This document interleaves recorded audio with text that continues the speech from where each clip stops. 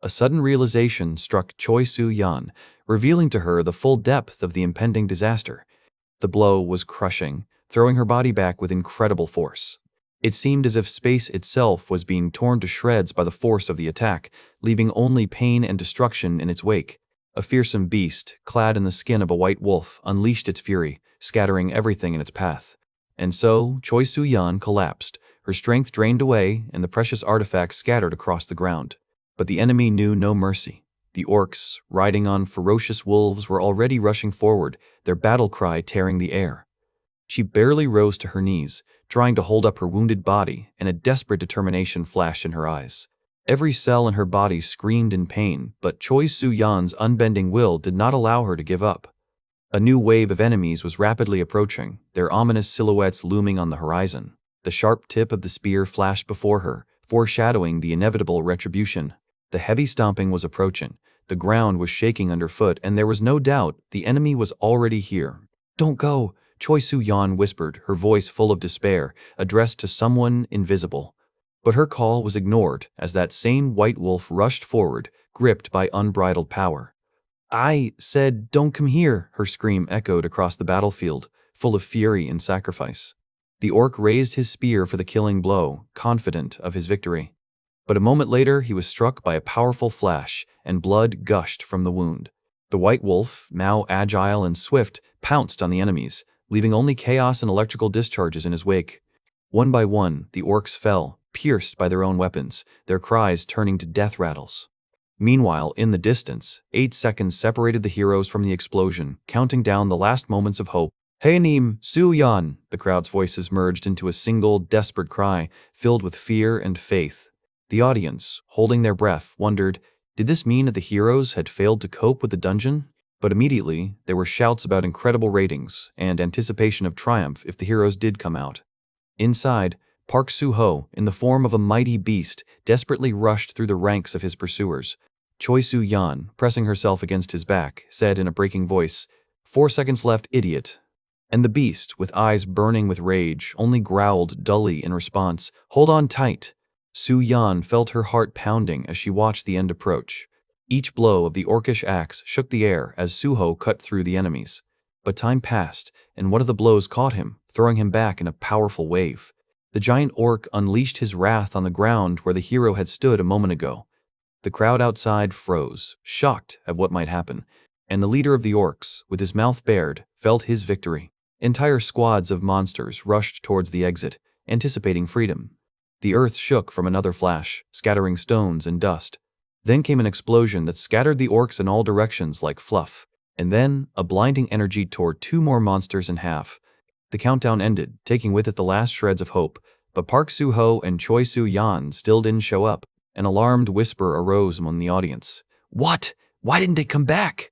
And then, through the growing roar, a strange, piercing sound was heard. From the depths of the dungeon, shrouded in a crimson glow, another beast appeared, its eyes glowing with an ominous fire. Could it be that the portal had opened for no heroes?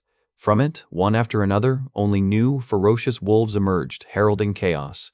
The wolves poured out in a stream, blinded by the sudden light overhead, their instincts leading them to freedom. The crowd, frozen in stupor, watched this eerie spectacle, unable to tear their eyes away. But suddenly, something rushed through this gap, rapidly falling down, leaving behind a shining trail. A powerful blow shook the earth, raising clouds of dust and debris, as if something crushing had fallen from the sky. Frightened people wondered what it was, a sudden appearance or someone's saving return. Without wasting a second, a group of daredevils rushed to the crash site to find out the truth. Figures appeared from the haze, and it became clear that they were people, alive, but seemingly barely able to stand on their feet. Among the survivors, Park Suho was instantly recognized, holding the unconscious body of Choi Soo-yeon in his arms. The crowd, filled with jubilation, shouted that both had returned alive, and this meant only one thing: the mission had been successful. Meanwhile, somewhere in the distance, animals howled at the full moon, their howls echoing through the empty streets. Ambulance sirens blared across the city, signaling a true miracle. The people who had disappeared underground had returned after almost 5 days. The camera captured them in their moment of triumph. Exhausted but alive, they lay on the ground like heroes descended from heaven. Sometime later, at a closed meeting, the details of their return were discussed, and even the position in which they were found raised questions. Someone present noted with a grin that reporters, as always, never miss a chance to provoke, trying to stir up a scandal. The woman confirmed with annoyance that all this fuss was the result of a single leak of information, but praised her colleagues for the work they had done. The senior official called on everyone to get back to work, reminding them that their job was to resolve the situation, not to look for someone to blame. Meanwhile, news about Park Suho quickly spread throughout the world, and foreign intelligence agents began arriving in the country. The man muttered a curse indignantly, realizing how serious the consequences of this fuss were. Among those arriving was Viktor Dob, a cold-blooded Russian KGB agent whose arrival foreshadowed new intrigues, and Eli Gorenstein, the shrewd Israeli Mossad official whose presence meant the stakes were at their highest. A new player is introduced, the vice president of the Tokyo Awakened Federation, Nakamura Koji, whose appearance has caused obvious tension. His name itself seemed to ignite sparks of anger, causing outright indignation. Choi Soo-yeon confirmed that it was Nakamura who kidnapped Lee Sun-yu, but she named the mysterious Americans as the real threat. An atmosphere of hidden intrigue reigned in the meeting room, with everyone trying to grasp the elusive thread of influence. Myung-jin, with his characteristic insight, is convinced that the hero will not leave Korea as long as his family is here. The thought of family raised a new wave of questions, and even bewilderment, among those present. After all, Park Suho, a child of the wild, spent years in the company of only loyal wolves, learning the harsh laws of survival. His connection with the wolves with whom he shared his exile was so deep that it remained incomprehensible to many. But Myung-jin saw deeper, for Park Suho, family is a sacred value, which makes his essence strikingly simple. Myung-jin's strategy was clear, to provide Park Suho and his family with an untouchable refuge to avoid open confrontation. One of those present, having agreed with the plan, immediately asked an important question: how to protect it from the influence of foreign agents. The screen shows a secluded corner where, apparently, their new refuge was to be built. But someone in the room still did not grasp the fullness of the plan, demanding further clarification. It was proposed not only to restore the buildings, but also to use Choi Soo-yeon as a link, a bridge to maintain contact. The woman, whose abilities were irreplaceable, was ideally suited for this delicate mission, but the question of her condition remained open. The very question of her awakening caused slight confusion on the lady's face. Myung-jin asked with a grin if she was taking a break after reporting on Park Suho, hinting at something more. And then Choi Soo-yeon uttered a description that left a silence in the air: "Dog man."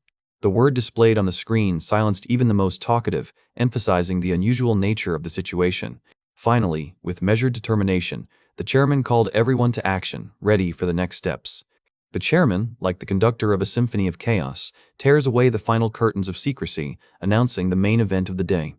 The arena erupts in a frantic roar. Every living soul is gripped by the anticipation of a grand spectacle. Waves of shouts and applause roll through the stands, rising like a tide, flooding every corner of the stadium. The spotlight pierces the darkness, highlighting the figure of the presenter, who, with a jubilant cry, introduces the winner to the audience. A mysterious silhouette appears on the giant screen as the presenter's voice proclaims him, the current #1 in the world rankings. A legendary man whose title has been confirmed 21 times, whose victories in 45 matches of the cheap ESS have become the talk of the town. The strongest in the history of the planet, the last hope of humanity in these turbulent times. An SS rank irregular, a powerful swordsman, a weapon created and honed by Japan. A sudden blinding light bursts through the opening, and a dark, majestic figure emerges from it, causing the crowd to freeze. This is Hiro, his silhouette shrouded in a mysterious black aura that sways around him like a living flame. At that moment, the stadium explodes again, drowning out all other sounds with the rapturous screams of thousands of fans. Hiro takes a step, and dark energy crackles as it gathers around his hand, where a blade already appears. Even those who usually keep a straight face can't help but let out a quiet sigh of admiration when they see Hiro. With astonishing grace and speed, he leaves the ground, rushing upward like a black phoenix. A cloud of dark, destructive energy accompanies his flight before he crashes into the arena, creating a crater in the ground. A mixed chorus of amazement and jubilation echoes across the stadium. Phoenix, sword aura, Zorbas, the words fly like sparks. Hiro stands in the center of the ruined ring, 2 blades in hand, announcing his arrival not with words but with actions. His gaze glides over the stands, calm and commanding, as if he is alone with this whole world. Champion Hiro made a spectacular entrance to the ring, leaving behind his signature Lightning Phoenix signature move. And here is the climax. The presenter points to an empty space where his opponent should appear. A name flashes on the screen: Mikhail Zorbas, S-rank human weapon, rising star, winner of 13 battles. His fearsome title has been announced: the Mad Russian Beer. The presenter, at the height of drama, drawls out the name of his next hero, as if calling upon the elements. And so, from a dizzying height, contrary to all laws of gravity, he falls into the ring. A loud thud. Zorbas crashes into the arena, shaking it to its foundations. Having barely touched the ground, he rushes forward without hesitation, not giving the enemy time to recover. And Hero just stands there calmly, the ground beneath his feet cracking from an invisible force. "Your time is over here, Hero," Zorbas growls, his face contorted with rage. The fatal blow flies straight to the target, and it seems that Hero is trapped. But the champion only glances at him, his long hair flying to the side.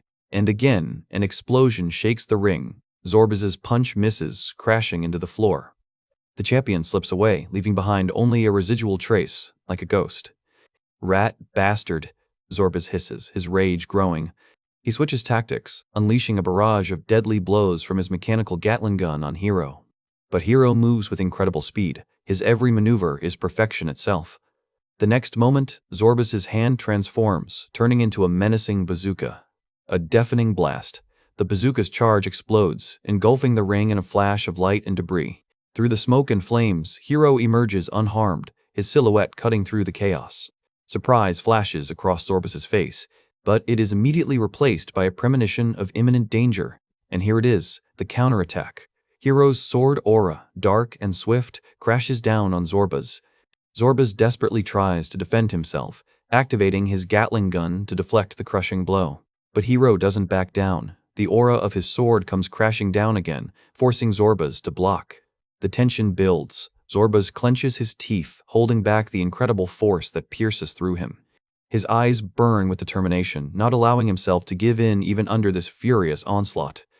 Incredible speed, Hero moves like a shadow, and now several dart blades are aimed at Zorbas. In response, Zorbas's Gatling gun flashes a bright blue light, gathering energy for the next shot. A powerful beam erupts from the weapon, sending Hero, who is floating in the air, flying far back. But Hero only lands elegantly, barely touching the ground, his movements full of unearthly grace. With a slight turn of his head, he assesses the situation, as if this fight was just a dance for him. However, Hero's attack was just a diversionary tactic, and now Zorbas is thrown, surrounded by dark streams. Suddenly, Hero finds himself bound in steel chains, but his gaze remains calm, almost mocking. The chains bind him, but there is no panic in his eyes, only predatory anticipation. Zorbas, on the other hand, breaks into a malicious grin. "Finally got me. I'm going to give it my all and crush you," he roars, his voice full of fury and determination. Hero only grins mysteriously in response, his calm even more ominous. And then Zorbas's anticipatory triumph is replaced by shock. Blood sprays from his mouth, his attack has failed. He collapses, wounded and shaken, the chains falling from Hero, scattering around him. The crowd freezes as they watch this brutal battle, their faces distorted with horror and disbelief. Hero's final, crushing blow knocks Zorbas out cold, and he collapses to the ground. The presenter announces to the shocked crowd, "Ah, what happened there?" Zorbas fell.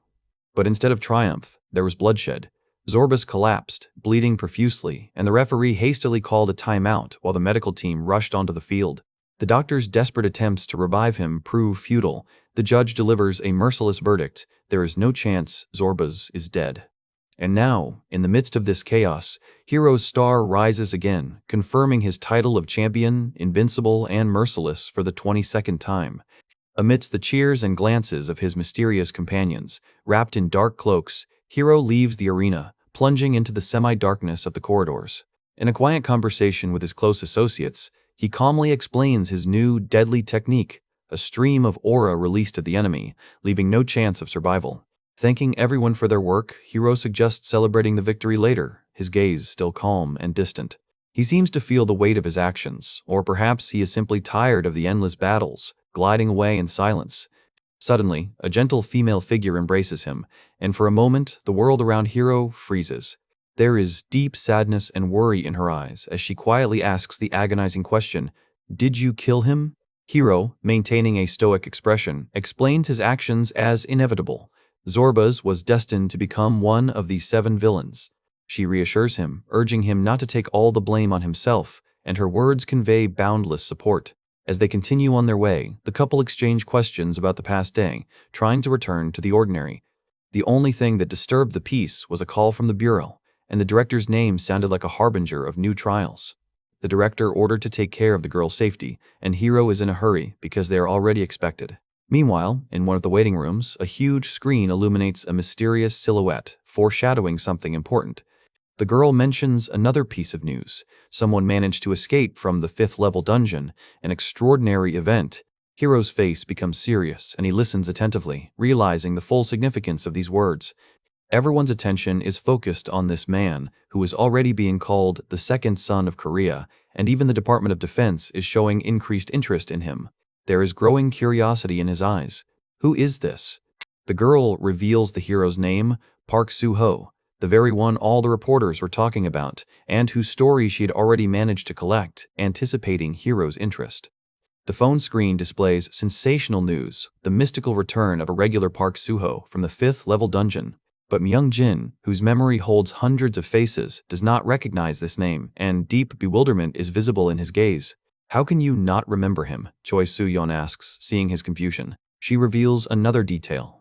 Park Suho awakened as the swordsman, which is incredible in itself, since his awakening was only supposed to happen in a year. Moreover, there are rumors that he is a druid, and his appearance may be a sign of the inextricable connection between the Earth and the mysterious 4th planet. The 4th planet? The words echo in Myungjin's head, causing deep anxiety. Choi Soo-yeon, confused by his reaction, continues, "He's only an F rank, but isn't that cool? I thought you knew everything about him." In response, Myungjin only firmly says, "That can't be." After all, he survived 25 rollbacks, 500 years, during which events repeated themselves again and again, and he remembers everyone who awakened. In his endless memory, the name Park Suho never appeared among those who were supposed to become an important figure. Choi Soo-yeon, seeing his confusion, suggests a pragmatic solution. Wouldn't it be better to lure this Park Suho over to our side? What do you think? Myung-jin remains silent, deep in thought. His answer, full of uncharacteristic uncertainty, sounds almost like a whisper. I don't know. Choi Soo-yeon is shocked by his condition, because he, the most famous person in Korea, seems so confused for the first time. But his mind is already wandering through nightmares of the past, where blood and destruction were only harbingers. He sees terrifying creatures that have come from the unknown to devour this world. Hundreds of lives disappeared into the bottomless jaws of monsters, sowing chaos and despair. And then the heavens opened up and fiery dragons descended, harbingers of final collapse. Fire devoured cities, screams of horror merged with the roar of monsters, and the world fell apart. Perhaps this was one of those peaceful moments before the storm, or just a false calm after another setback, giving false hope? A sharp blow, and one of many whose life hung in the balance, falls rapidly into darkness, his fate unknown. Meanwhile, somewhere in another corner of this crumbling world, a figure in white crashes down on the monster, its force like a wave hitting rocks. And once again we move, this time to the shores of distant Japan, where a new chapter of this saga unfolds. Among the dark silhouettes, like phantoms, he appears, a mysterious leader with long hair whose shadow foreshadows both hope and danger. The waves cut through the speedboats, full of terrified people, their path leading through the choppy waters towards the unknown. On the rocky shore, salvation awaits them, or a new stage of intrigue. Lee San-woo, surrounded by his faithful, causes a wave of confusion and jubilation. His appearance is a sign of change, because for many, Lee Seon-woo has become a symbol of unwavering strength, a name that whispers hope for salvation. His name echoes among the saved, each letter of which strengthens their faith in their new patron. But behind the scenes of this drama, in quiet offices, other networks are being woven, where a woman coldly states, "All this is just a clever farce." The secret agents discuss their plans, claiming that this guy is a key figure needed by their security bureau. And even Lee San-woo himself, with a slight grin, confirms their calculated approach. If the object survives the end of the world, they will take it into their own hands. Amid global upheaval, ordinary cities continue to live their measured lives, raising steel hospital towers that hold many secrets. In one of these rooms, an exhausted Choi Soo-young, whose legs are wrapped in bandages, looks up at the woman who entered, anticipating a new turn of events. A simple yet poignant phrase about pain opens a dialogue between them, confirming the harsh reality of the consequences. The woman sits down next to him, and their conversation takes on an intimate character, making him forget about the outside world.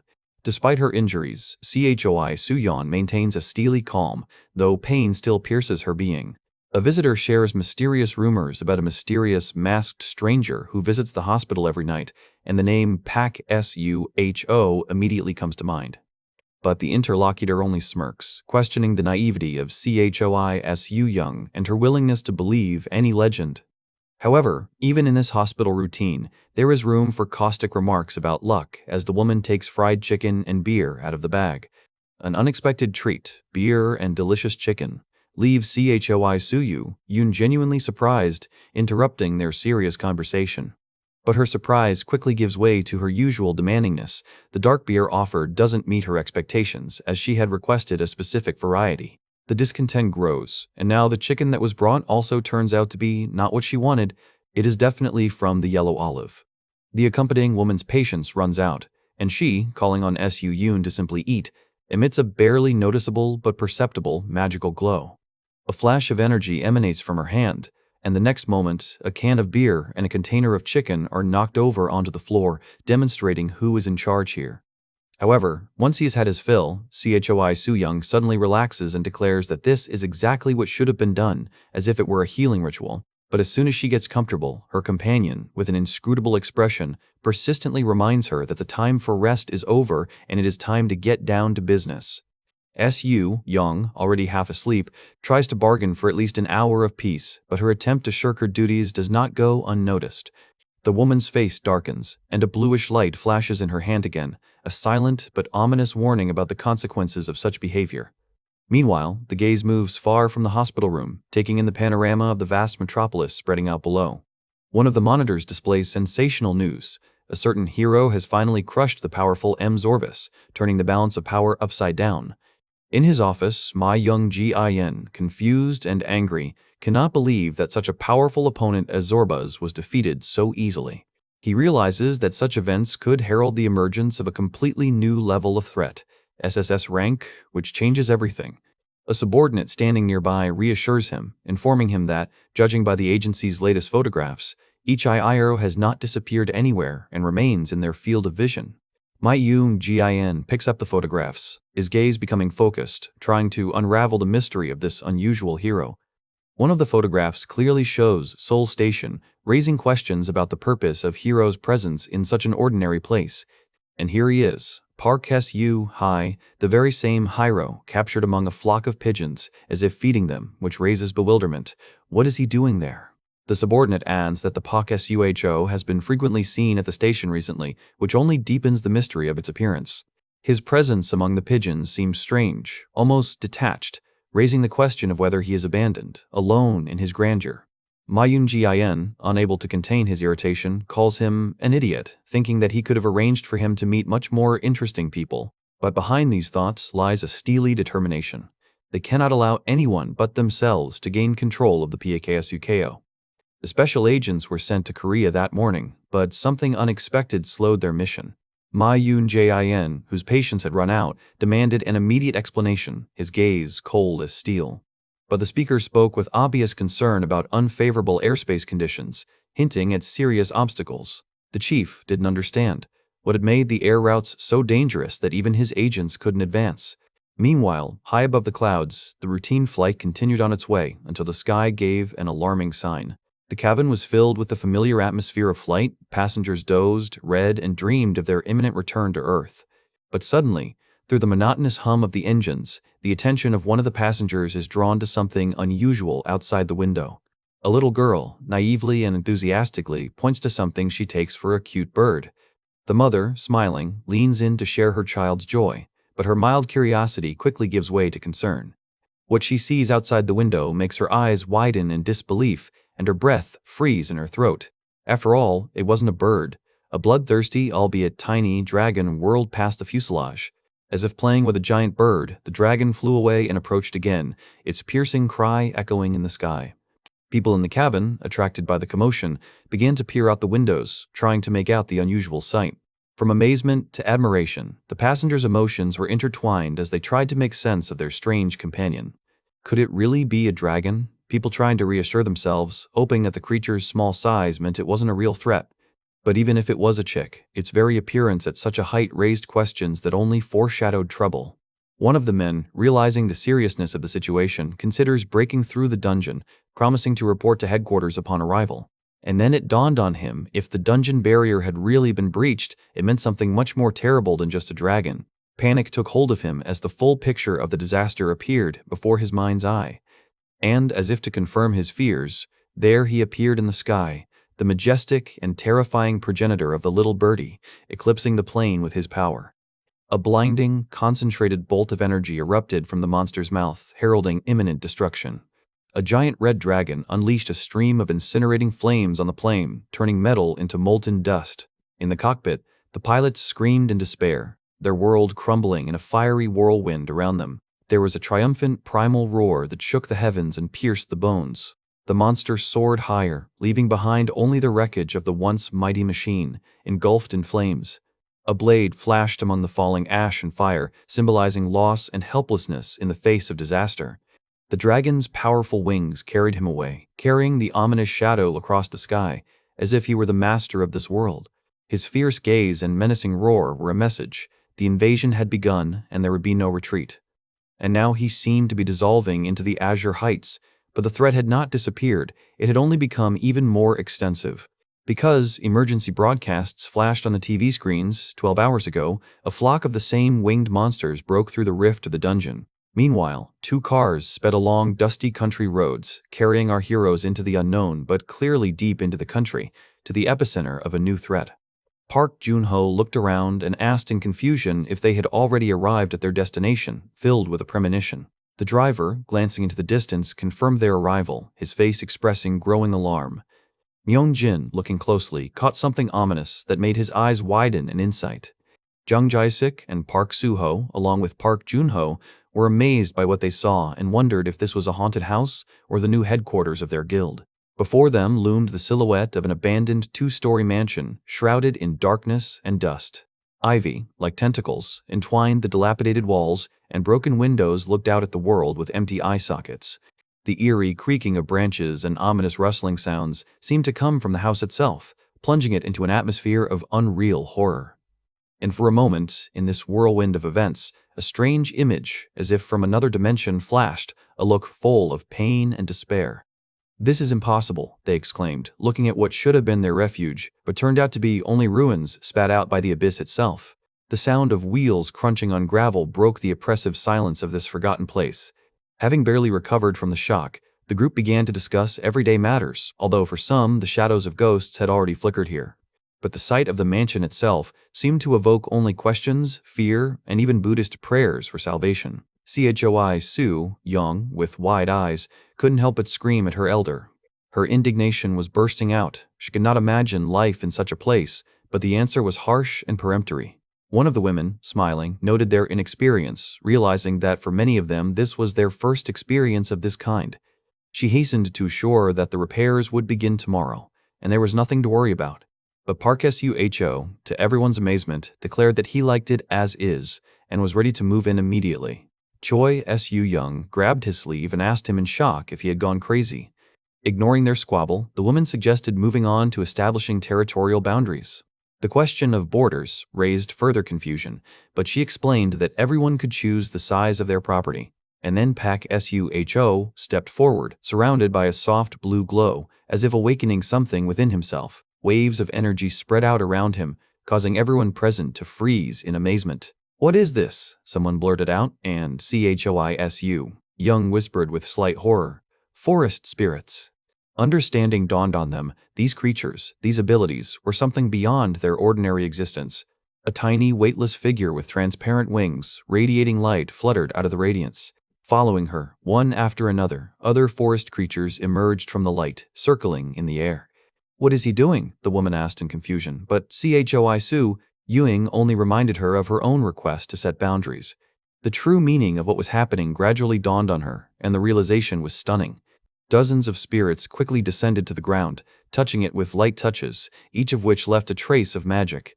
Magic sparks, barely touching the soil, caused tender shoots to sprout. In the blink of an eye, These shoots were transformed into young trees, reaching towards the sky. In a matter of seconds, the forest was reborn, enveloped in the glow of thousands of spirits.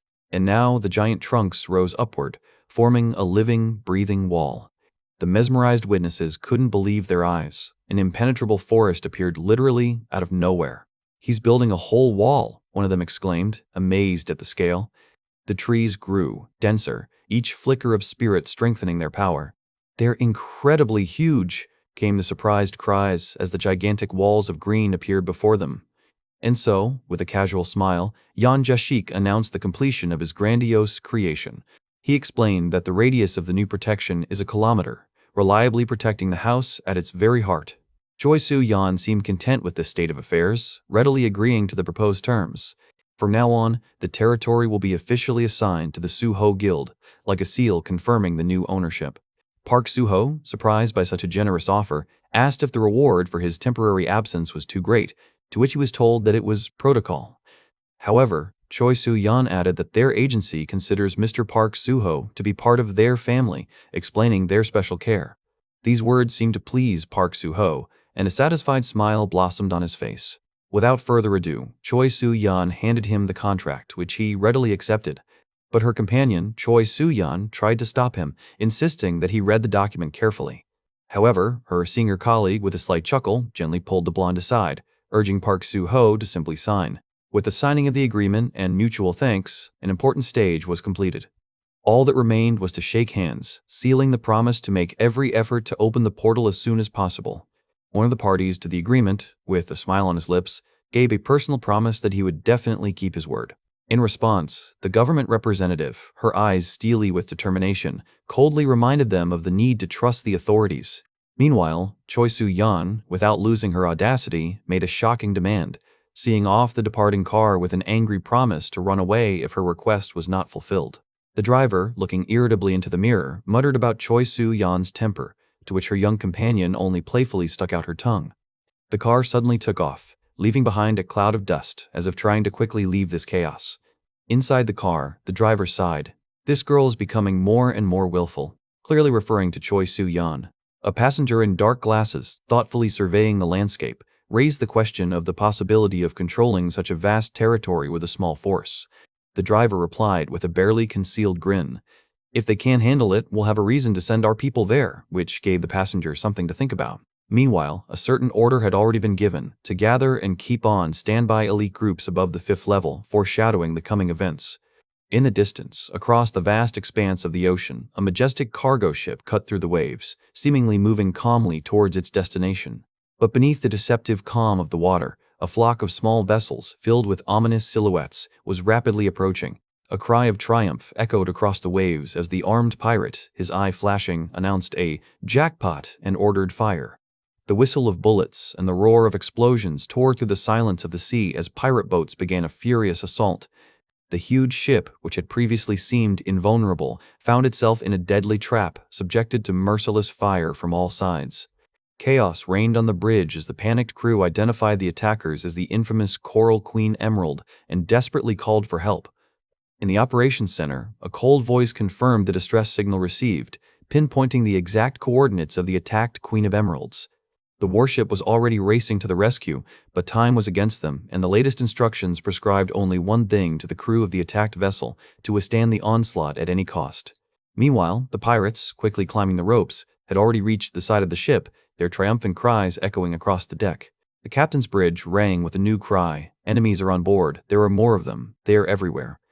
In a last desperate effort, the crew received orders to shut down the engine, shut down all systems, and gather in the engine room, preparing for a last line of defense. But before they could carry out the order, a concussive blow shook the entire ship, and a terrible grinding sound was heard, echoing in every compartment. What was that? Confusion and pure horror distorted the faces of those who, just a second ago, had been ready to defend themselves. From behind the portholes, through the distorted light, new, blood-curdling sounds and screams of horror began to be heard. Could this really be impossible? One of the officers looked up, his eyes wide with disbelief. At that very moment, the decks turned into complete chaos. The ship began to fall onto its side, throwing everything and everyone into the abyss of the sea depths. These were not enemies that had infiltrated the ship, but something far more ancient and powerful than any human fleet. Enormous purple tentacles emerged from the abyss and wrapped themselves around the ship like a toy, crushing its hull into unimaginable mince. The crash of metal and glass mingled with cries of despair as the steel colossus began to crumble under their merciless grip. The crew members, caught off guard, did not even have time to understand what was happening as they fell down along with the debris. Their only consolation was a quick, albeit terrible, death. But the abyss turned out to be even more cruel. One of the sailors was floundering in the cold waves, gasping for breath, but his gaze was fixed on what was emerging from the darkness. A giant, toothy mouth, adorned with dozens of dead eyes, opened right below him, ready to devour him. And so, his fate was sealed. With a deafening snap of jaws, the darkness swallowed up another victim. But this was only the beginning of the nightmare, because the underwater world turned out to be inhabited by creatures that man had never dared to imagine. Near the wreckage of the sinking ship, not only tentacles but also other no less monstrous predators were seething. Their flocks, like ghosts, glided through the water column, smelling the scent of blood and fresh meat. Their eyes burned with greed, and their razor-sharp teeth foreshadowed a quick end for anyone who dared to fall into this abyss. Meanwhile, far in the sky, reinforcements were rushing to the scene of the disaster, unaware of the catastrophe that had occurred here. But upon arriving at the coordinates indicated by the Coral Queen, the rescuers found only emptiness, not a single trace that a ship had recently been there. But before disappearing without a trace, this ship was swallowed up by an abyss inhabited by unknown creatures. Giant tentacles rose from the dark depths, wrapping around the ship's hull. At the same time, far from the chilling depths, another world was awakening, filled with light and harmony. Tiny forest spirits, like living sparks, fluttered in the rays of the rising sun. They circled around the ancient tree of life, which gives all living things its inexhaustible energy. The morning music, light and serene, filled the cozy estate.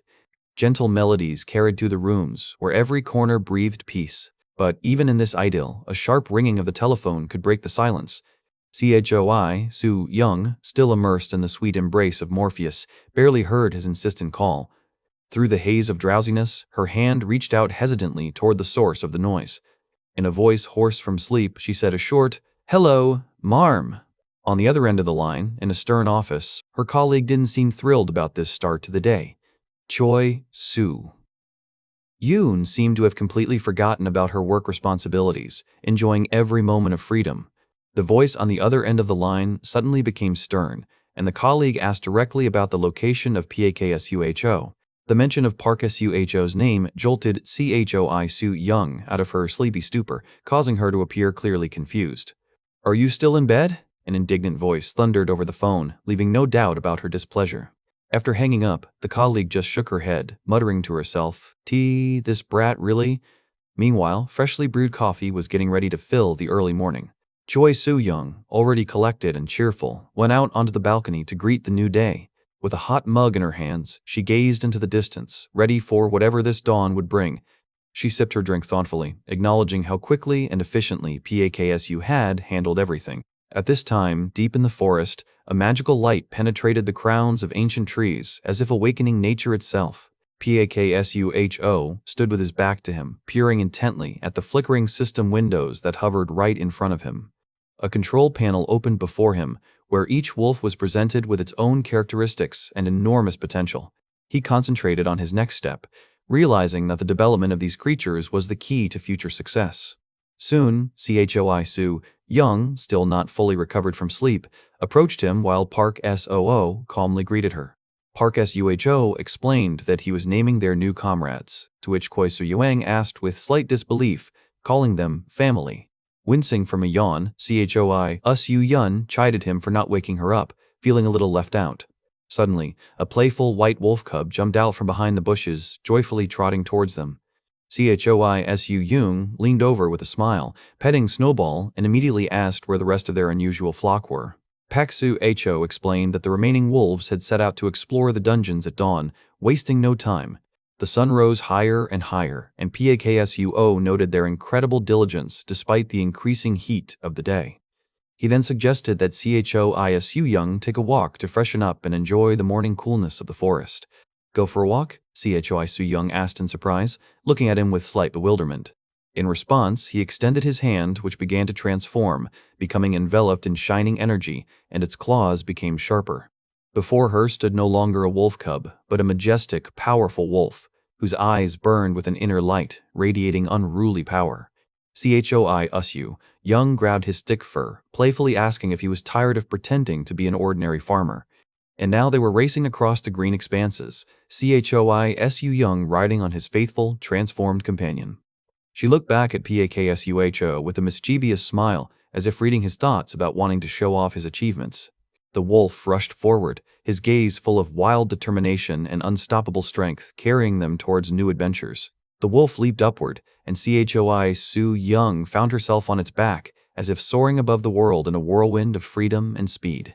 An unexpected jolt, and her face contorted in pure surprise, foreshadowing something unexpected. She held on tightly, trying to control her unruly companion as the pack raced around them. The wild running of the wolves blurred the contours of the landscape, leaving behind only a stormy trail of unstoppable elements. To the side, beyond the edge of this madness, there was a temporary camp where people waited, not knowing what for. Sighs of discontent could be heard among them. It was too hot, too boring, nothing was happening. 2 months of waiting, 2 months of silence from within, although management demanded that any news, even the most insignificant, be reported. A question rang out from the crowd, full of hope and apprehension. Had anyone managed to break through the invisible barrier? But the answer was obvious in the flickering camera lenses, like hundreds of eyes watching every movement in this forest. Here, near the mysterious portal, the military was stationed to ensure that no outsiders, neither reporters nor spies, could penetrate the restricted area. Suddenly, the silence of the forest was broken by the roar of an engine, and a car flew out from around the corner like a ghost of speed. Instant recognition. It's the Suho clan. But where is Paksu himself? Why isn't he here? The car sped past the observers, rapidly moving away, leaving behind only clouds of dust and growing tension. From above, it seemed like just a tiny dot cutting through the green mass of the forest, rushing towards the unknown. Meanwhile, inside another car, 2 people were watching the live broadcast, discussing the new celebrity phenomenon. The comments on the screen were full of opinions. Some compared him to the traitor Leesu Wenjiwu, others were skeptical about his rank. Suddenly, one of them screamed. His eyes widened in shock, and the driver looked at him questioningly. But the shock was too great to express in words, and he only squeezed out an awkward nothing, trying to hide what he saw. However, the sweat on his temple and his tense gaze gave him away, making one wonder about the hypocrisy hidden behind it. His gaze was riveted on the numbers on the screen, shocking in their scale, more than 4 borders, or something even more global. Jane Jeshik reflects on the suspicious donations coming from foreign intelligence agencies and wonders whether it is worth informing Paksu about this. Suddenly, as he ponders these thoughts, the scene changes. Choi Su Young, riding a white wolf, rushes through the forest, surrounded by a retinue of equally ferocious creatures. Their speed is astonishing, every predatory muscle is tense, and determination is visible in Choi Su Young's eyes. The wind whistles in her ears, her disheveled hair dances behind her as she deftly holds on to the powerful beast's back. Meanwhile, in the car, Jang Jaa Shik exclaims in amazement upon seeing Choi Su-young, and Park Jun-ho behind the wheel asks in bewilderment about the daughter-in-law. But Choi Su-yoon is in no mood for jokes. Her gaze is focused, her fist is clenched, and every gesture betrays her readiness for a fight. Jan Jeshik, however, continues to tease, explaining his nickname for the girl with funny details about their life together. Jang Jaa Shik then expresses jealous displeasure, comparing the way Park Suho gives Choi Su-yoon rides and lamenting that he never gave them rides like that. The race escalates as the car and the pack of wolves race side by side, trying to overtake each other. JJASIK encourages Park Jon-ho, demanding that he step on the gas because they cannot lose in this strange competition. The car picks up speed, leaving a trail of dust behind it, but the wolves and Choi Su-young still desperately cling to it. Suddenly, a powerful impulse comes from Choi Su-young, and she mentally urges Park Suho to run, strengthening his powers. Her concentrated face, her outstretched hand, everything indicates that she is transmitting her energy, her will. The wolf beneath her glows, the ground beneath her paws cracks, and a reciprocal yes is felt, confirming the connection. Choi Suyu's eyes flash a bright blue light as she scans the spatial rifts within a 200-meter radius. We move to the hospital, where Park Soo silently stares out the night window while Choo Young sleeps, weakened, on a hospital bed. Waking up, Choi Su-young asks him a question that sounds both like concern and like a search for an explanation. What planet were you on, Suho? Park Suho just turns his head, his profile illuminated by the soft light, and he is ready to tell. Choi Soo-young listens attentively, her eyes showing deep interest in his story, which seems interrupted. And so Park Suho, with a slight smile, begins his story, his gaze sliding over Choi Soo-young, waiting for his words. Pei Suho immerses her in a history of a world where the ruthless struggle for survival is the only law, and the status of a leader is determined by strength and U rank. Choi Soo-young understands that the story of the bridge portal between worlds means that ordinary reality can become a battlefield for monstrous creatures. These creatures, oozing energy and exuding primal fury, are capable of tearing apart the boundaries between realities, bringing chaos. Meanwhile, somewhere in another corner of the city, business people are discussing the cold logic of the new world. The higher the risk, the sweeter the reward. The man, peering into the bottom of his glass, ponders these words, his face reflecting anxiety and, perhaps, anticipation of coming changes. Suddenly, the shot cuts to Choi Soo-young, who is riding on the back of a huge white wolf, leaving a trail of turbulence and speed in her wake. She speaks furiously to the wolf, reminding him of his past power, of the king he once was, demanding an explanation. The wolf, with eyes full of ancient wisdom and sadness, answers her that time has changed him and that the past can no longer be returned. Choi Soo-young, although frustrated, cannot argue with his persuasive words, feeling their undeniable truth. Away from the city comes the wolf's command, and they rush forward towards the northeastern fields, pursued by an invisible threat. Their flight is swift, almost vertical. They dive through the foliage, as if trying to escape from the very ground. And behind them, in their wake, a dark SUV is racing, the driver of which is resolutely shouting, "Follow them! Where are they going?" The car immediately imitates the desperate maneuver of the wolf and Choi Soo-young, rushing down the slope to keep up. Suddenly, the space around them begins to distort, as if the air is shaking and breaking, foreshadowing something incredible. The wolf freezes, his pupil dilating in surprise or anticipation, sensing the growing spatial anomalies. At that moment, her colleague in the office picked up the phone and asked anxiously, "Oh, Young, what happened?" A greenish glow envelops Choi Young, and the wolf, the portal, the door between worlds, is finally beginning to materialize. "What?" exclaims a colleague, her face contorted in shock upon hearing the news of what is happening. Meanwhile, somewhere at a military camp, rocket launchers rise into the air, aimed at the sky, ready for battle.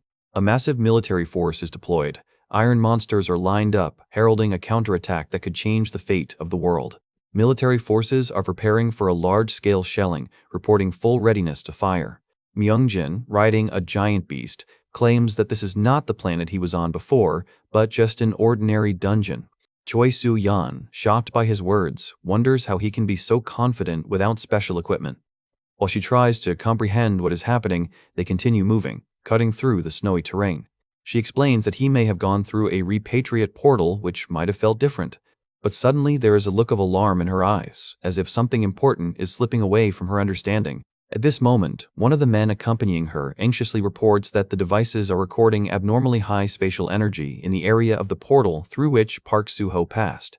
Choi Soo-young agrees. Her intuition also tells her that this is the wrong dimension, and by all accounts they have ended up in an ordinary dungeon. Meanwhile, other groups monitoring spatial anomalies are wondering whether these faults are a sign of something more serious. Silver SUVs speed down a forest road, creating a whirlwind of leaves and dust. It's the Bureau's detection team, and their faces express genuine surprise. An armada of military helicopters flies above them, cutting through the clouds, adding an epic touch to the moment. One of them, amazed, whispers that the portal has indeed opened, and wonders if this is a new planet.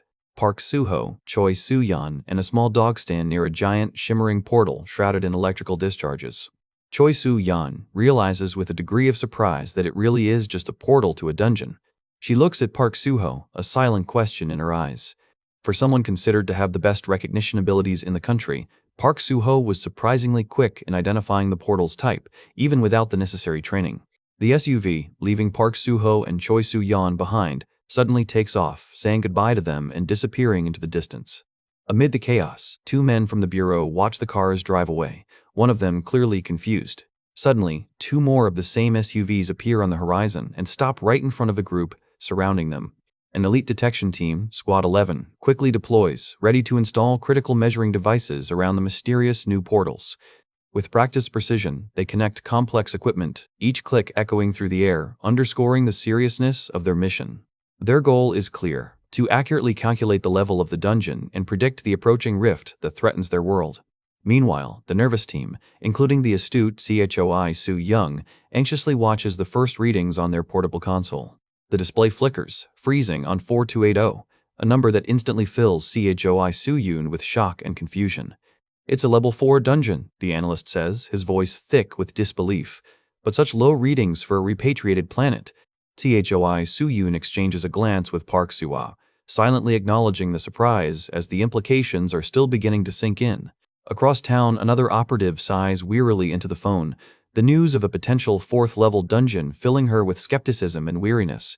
The unwavering Choi Su Young, whose energy sparkles around her, prepares for a personal investigation, calling her team into action. The news of the 4th-level dungeon sends shockwaves through the Bureau's command center. The director's voice turns into a cry of disbelief. Calmly, the operative explains the situation, offering to send a specialist from Squad 11 with video memory skills to confirm whether this is indeed a repatriated PAKSUHO world. "This is madness," the director exclaims in rage, lamenting the huge investments made in their previous ventures. "I just said we're not sure yet," she retorts, emphasizing that the capabilities demonstrated by the PAKSUHO far exceed the average level 4 threshold. He reminds her of the fundamental rule. If the first portal of the PAKSUHO was a dungeon, then only dungeon portals will follow, and then demands to know who dares to challenge their investors. "They invested in probability, not certainty," she counters, defending the inherent value of the PAKSUHO even if it turns out to be an anomaly. "Whether it's a possibility or not," he warns, "if the public finds out that PAKSUHO is just a returnee from the dungeon, all this talk about a new planet will be empty talk." A frustrated sigh escapes her lips as she considers the political and financial risks. "And find a way," he growls, his voice thick with menace, "because if we lose our investors, we're all screwed." Back at his place, PAKSUHO calmly watches the console, declaring, "It all comes together here." The analyst turns to PAKSUHO and looks at him with bewilderment, clearly missing something vital in the unfolding mystery. The chief, or perhaps already a mentor, voices the harsh realities of their mission, raising legitimate questions from the PAKSUHO about the unit's readiness. A moment of confusion crosses the analyst's face before he reluctantly agrees with PAKSUHO's concerns. PAKUHO, distracted by the device, notes its impressive appearance, and in response to his question about the price, the analyst clarifies which specific device is being discussed. The analyst explains that such equipment is commonplace among guilds, but the latest model in front of them is the pinnacle of technological advancement, and its price is shocking. The colossal sum evokes only a laconic, expensive from PAKSUHO, while the analyst seems ready to reveal the true value of this device. But suddenly, the analyst declares that this ultra-expensive device is merely a gift for signing the contract, offering PAKSUHO to sign. A puzzled PAKSUHO cannot believe the generosity of the offer, wondering about the hidden motives behind such a fabulous courtesy. The analyst's smile seems to conceal something more than just politeness, adding intrigue to this strange transaction. The analyst is quick to dispel PAKSUHO's doubts, explaining that the Bureau values it as a unique resource coveted by many countries. Park SUHO is astonished by these revelations, and the analyst, with a broad smile, emphasizes that the Korean Bureau considers him as part of its family. "You are our country's treasure," the analyst declares, delivering the official message as the surrounding environment, including the watching dog, becomes increasingly bizarre.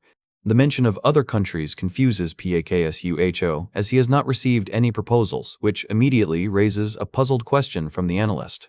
Park Jung-hao's sudden appearance breaks the tense atmosphere, and his interested gaze slides between Park SOO and the analyst. It turns out that all the gifts from other countries that the analyst spoke about were addressed to PAKSUHO, but since he does not use the internet, they went directly to PAKJUNHO. PAKSUHO's interest in the scale of these donations immediately increases. Park Jin-ho, himself amazed by the amount, names an incredible number, more than 5 billion won. Park SUHO places his hand on Park Jae-yu's shoulder as if trying to convey something more important than just words. He wisely notes that no amount of money is worth becoming its slave, and that true value lies in the people close to you. Touched by these words, Park Jung-ho promises to remember his senior comrade's lesson and be imbued with his wisdom. However, Park Jun-ho still insists on passing on some of the proposals he received, demonstrating with his fingers that there will be at least 3 of them. Paksuo looked questioningly at his comrade, not understanding his actions. With a nervous laugh, Park Jae-yoon expressed his fears. Wouldn't they be pursued by mercenaries if he didn't hand over anything? Park Su calmly suggested simply ignoring the messages, to which Park Junho responded enthusiastically, seemingly having found a solution. Instantly brightening, Park Jung-ho clenched his fists, illuminated by the brilliant simplicity of this thought. Paksuo decided to keep only a small portion of the funds received for himself, sending the rest to the guild treasury, to which Pakjunh meekly agreed. With his back to the light, Pak Suo stood surrounded by vague shadows, foreshadowing something important. Meanwhile, Park Jun-ho, blushing, whispered to himself that such a leader was his ideal, and with him money would flow like a river. Suddenly, overcome with euphoria, he threw up his hands, realizing that he had just earned billions of won. With his hand glowing with a mystical blue light, Paksuho asked his team if everyone was ready for the upcoming test. At that moment, the Bureau's messengers appeared, excitedly calling for their battle group to wait so they could all enter together. However, Pak Suho categorically refused, taking the invaders by surprise. He specified that he would only allow 2 Bureau members to join for the contract investigation, but they were strictly prohibited from participating in the hunt itself. Young, with a determined expression on her face, gave the command to enter, and the entire group moved forward. One of the Bureau's new recruits, addressing the commander, expressed doubt about the adequacy of their group for the 4th-level dungeon, to which he received orders only to record what was happening. Suddenly, a small white puppy jumped out of the darkness, barking happily. It turned out that it was Paksuho's faithful companion, and he even offered to join him in leveling up. With blazing eyes, Paksuho gave the command, filling the air with determination. Energy coursed around his legs, heralding a fast start. The entire group entered the dungeon, surrounded by a mystical blue glow, and Paksuho looked around carefully. Inside, they were met by a dark, tangled labyrinth of roots, and Paksuho looked questioningly at his companions. Paksuho admitted that he still does not fully understand what is happening in these depths. At that moment, Choi Soo-young felt something. Her eyes lit up and tension showed on her face. As the group conversed, they felt a familiar yet unsettling sense of foreboding, as if the walls themselves were whispering something. The bespectacled comrade, alarmed by their reckless walk, wondered why they were not more vigilant. But his fears were quickly dismissed. Pak Su is with us, just follow him, a confident voice said. The bespectacled comrade merely sighed, resigned to the decision he had made, although his anxiety remained. Suddenly, Choi Soo-yoon stopped abruptly, shouting, "Stop!" her shining eyes fixed on something ahead. The companions behind her froze in shock, realizing that danger was near. With icy calm, Choi Soo-yoon pointed ahead. "There's someone 70 meters away from us, 3 monsters." Immediately, the group members drew their swords, preparing for the inevitable battle. "Will that be enough?" asked the bespectacled comrade, but the other only grinned, knowing the power of his weapon. In response to their readiness, the roots of the labyrinth seemed to stir, foreshadowing an imminent battle. A blue light flashed as Paksuho activated his power, his sword sparking with energy. But what was this? Park Su was making strange sounds, his body was twitching, and he was moving like a puppet. His bespectacled comrade looked at him in horror. "Why is he suddenly behaving like this?" he exclaimed. Suddenly, Han Don-soo, with a mad grin and a glint in his eyes, stepped forward, raising his sword. But Jan Jeshik was faster. His punch landed right on Han Don-soo's face. The shocked Han Don-soo collapsed to the ground and his sword flew off, leaving the group in confusion. Jang Jeshik, ignoring his fallen comrade, walked forward with a determined look while Park Jun-jo looked at him. "Wake up Han Dong-gu and give him some sedatives," Jang Jeshik calmly ordered, and Park Jun-ho nodded, ready to carry out the order. Choi Soo-young, worried about his inexplicable behavior, received a brief but disturbing explanation from Ma Young-jin. An illness drives him crazy whenever he picks up a sword. Meanwhile, Park Jun-ho carefully lifted the head of the unconscious Han Don-soo, trying to inject him with a sedative. At this moment, Park Suho, slowly coming to his senses, opened his eyes, his gaze filled with uncertainty. He rose abruptly, the sword in his hand seeming like an extension of his will, and his voice carried an authoritative command, "Stay behind." The next moment, a monstrous mouth burst out of the darkness of the abyss, bearing hundreds of razor-sharp teeth. Vile, lizard-like creatures with menacing weapons in their paws rushed forward, ready to tear apart anyone who stood in their way. Screams of terror pierced the air as people realized the mortal threat, while Choi Young and the other fighter were already shouting to defend their territories. But Paksuho, as if oblivious to the danger, rushed forward, his body a whirlwind of speed and determination. Ma Yuen Jin, whose eyes glowed red, activated the system, preparing to record every movement. He gracefully rose into the air, dodging a hail of spears as several monsters surrounded him from all sides. With lightning speed, his sword pierced the flesh of the first enemy, blood gushed out, coloring the air. The next moment, he fell on his back like a dancer, dodging another blow, but his clothes were already stained with enemy blood. And then, turning over, he met the monster looming over him, blocking its attack with his sword at the last moment. Then, jumping back, he took up a fighting stance, his sword flashing in the dim light, foreshadowing the inevitable. Another monster fell dead, and at that very moment, a system message appeared over the battlefield. "YOU have been awarded 84 achievement points." The team gathered together again, each of them, Jang Jeshik, Choi Soo-young, Ma Young-jen, and Park Suho, with their weapons at the ready, their faithful wolf cub standing by their side. Once again, Paksuho found himself in the spotlight, surrounded by monsters that were slowly converging, anticipating the battle. Myung-ji, watching Park Suho's incredible reaction speed, couldn't help but be surprised. This reaction speed, is it really possible? Park Suho, turning to his comrades, shouted, "Don Su, Jun O, don't forget about the loot." Jang Jeshik and Han Dong-soo, both with wide grins, nodded vigorously, confirming their readiness for battle and to collect the trophies. The fight continued, and Park Jung-ho, having lost control of himself, tormented the monster with a mad laugh, drenching everything around with blood, which irritated even Ma-young-jin. Ma-young-jin looked at Jung-ho in bewilderment, who seemed to have completely transformed with the weapon in his hands, but Choi Soo-young just waved him off, telling him to keep up.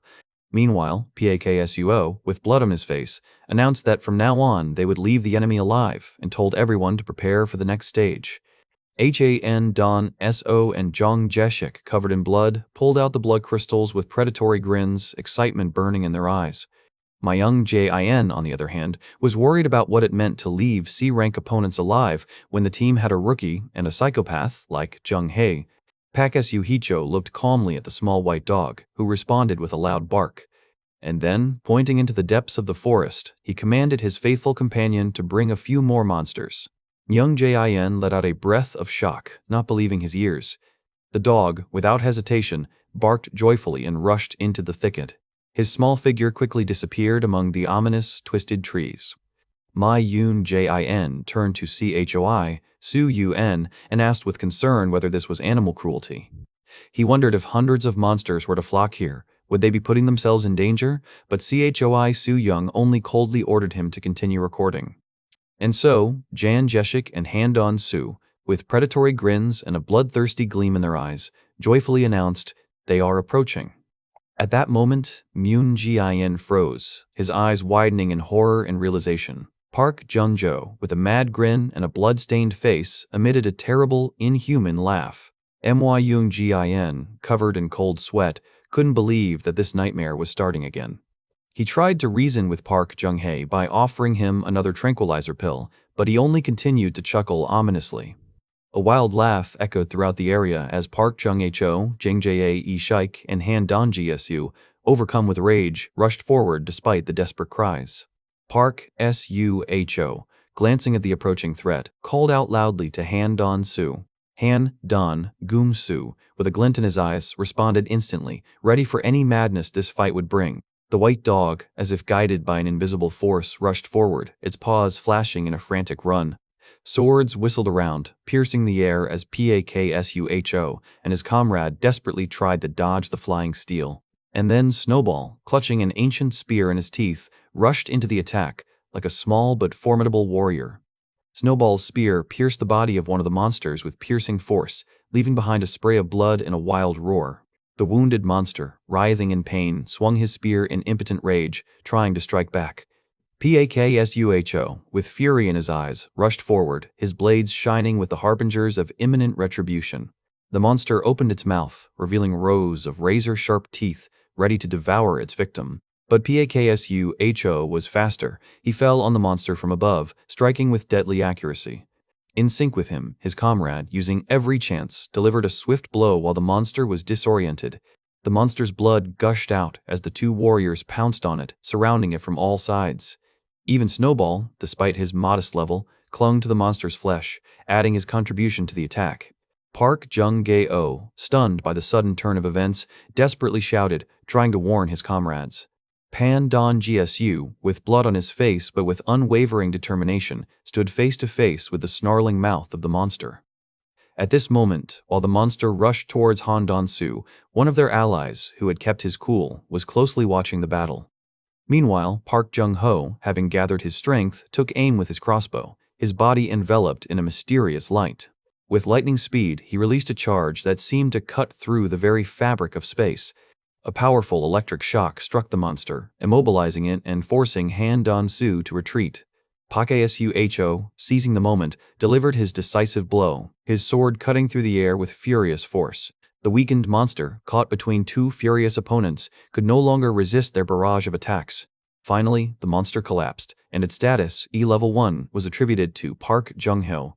Bloody foam surrounded the fallen creature, foreshadowing its imminent disintegration, while a satisfied grin spread across Han Don-su's face. Han Don-Going-su triumphs, announcing the achievement of the 9th level, a reward for bravery and spilled blood. But not everyone is happy with this victory. In some eyes, a new vague premonition can already be seen. Choi Su-young, reading the surrounding signs, rethinks the complexity of the dungeon, her gaze piercing and intense. In the distance, among the trees, the hunters continue their work. The fresh blood of the monster sprinkles the ground, but the air is already full of an invisible threat. With tension mounting, Choi Su-young calls for focus, demanding his men be fully prepared. Suddenly, the faithful companion, the white wolf, lets out a low growl, his instincts sensing danger hidden in the depths of the forest. This is an alarm signal, a call to Paksuho. Enemies are approaching from all sides, surrounding the detachment. Jan Jeshik, sensing a sharp shift in the atmosphere, freezes, his gaze full of bewilderment and a premonition of battle. A monstrous silhouette emerges from the greenery, its mouth gaping wide, revealing rows of razor-sharp fangs. The monster lunges forward, its long, vile tongue flicking through the air and its eyes glowing with a predatory fire. But Jan Jeshik reacts with lightning speed, dodging the deadly grip, barely avoiding falling into the abyss of the monstrous throat. And then the most terrifying thing becomes clear. This monster is not just a wild animal, it wields a spear, using it with frightening dexterity. In the blink of an eye, Jan Jeshik draws his blade, glowing with a dim light, preparing for a fight to the death. Meanwhile, far from this danger, a whole camp, full of people and expectations, had set up at the entrance to the portal. A young man greets the department head in his car with an obsequious smile, but there is more behind this politeness. A woman's sharp shout from the car cuts through the silence, expressing extreme displeasure, but the defiant young man only smirks. He offers information in exchange for freedom of the road, but his insolence is met with only stinging insults. Then, with a victorious air, he drops his bomb. Commander Lee Min-soo's squad has just entered the portal. Although she tries to hide it behind an angry remark, the expression on her boss's face gives her away. This news took her by surprise. Since it's Lee Min-soo's squad, does that mean we're talking about difficulty level 4? One of the employees asks incredulously, realizing the scale of what's happening.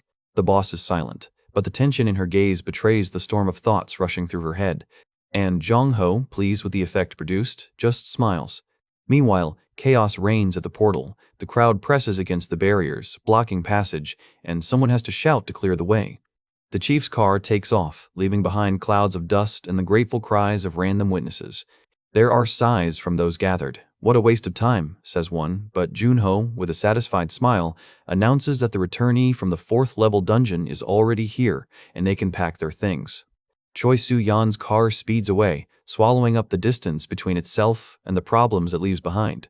Inside the car, the driver, Myung-jin, asks his boss with concern, "Isn't this classified information? What will you do if—" His voice is filled with worry. But Choi Su-yeon cuts him off abruptly, challenging him with a hard glint in her eyes. "Who do you think is more important, a rich man throwing money around, or Park Suho?" "Park Suho," Myung-jin repeats, confused. Exactly, puppy, she mutters through clenched teeth, leaving no doubt about her choice. She glances at her smartwatch, and the determination in her features becomes even clearer. Time plays a key role in her mysterious plans. Myung-jin, sensing the growing danger, tries to speak again. "Are you going to be okay?" the director said, but his words go unanswered.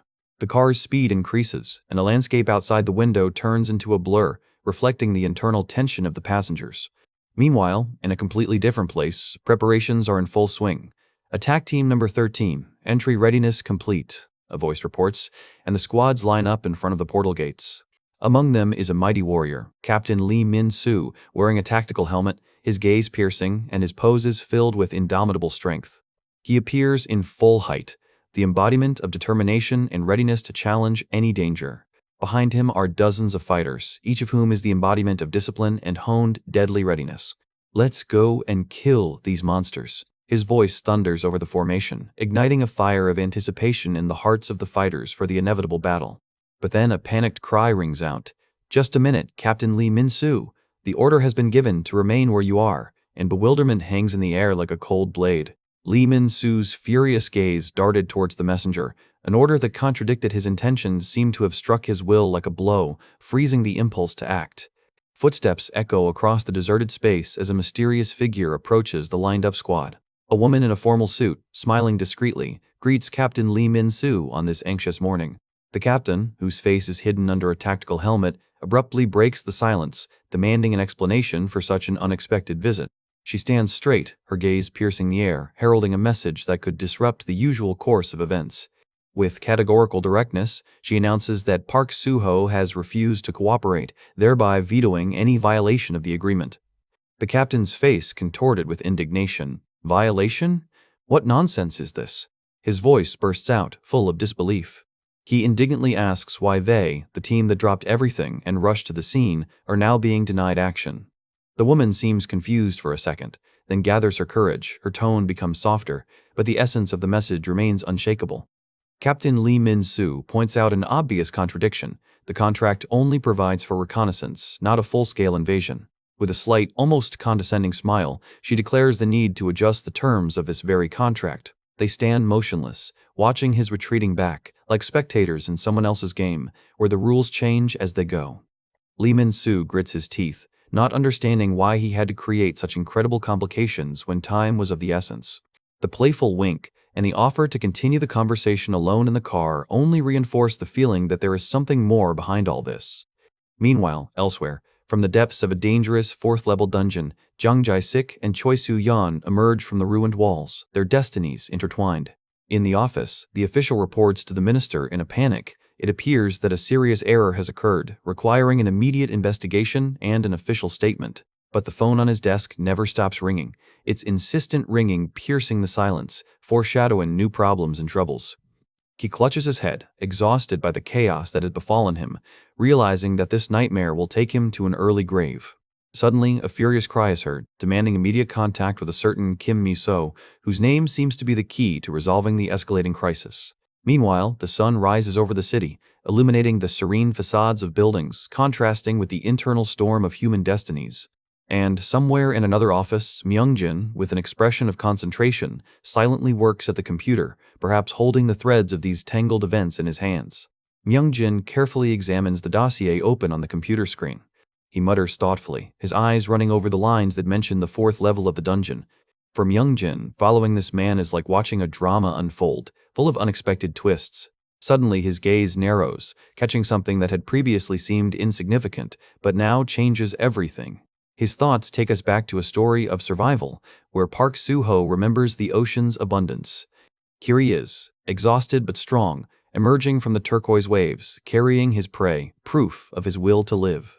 Every drop of seawater on his body reflects the severity of the struggle, but a defiant fire burns in his eyes. But the ocean that had given him food immediately turned into a nightmare, revealing a giant monster rushing towards him. Myung-jin realizes with a grin that all these fragments add up to something much grander than it seemed. The world we knew turned out to be just a fragile shell, capable of cracking under the onslaught of the unknown. That's how, according to the new theory, the planet is torn apart, turning into deadly dungeons. Suddenly, the scene changes. Another man, filled with despair, begs Myung-jin to help him find his missing brother. Myung-jin listens to him with a slight, almost understanding smile, as if he knows more than he says. Deep anxiety can be seen in the eyes of the petitioner, who does not understand the true scale of what is happening.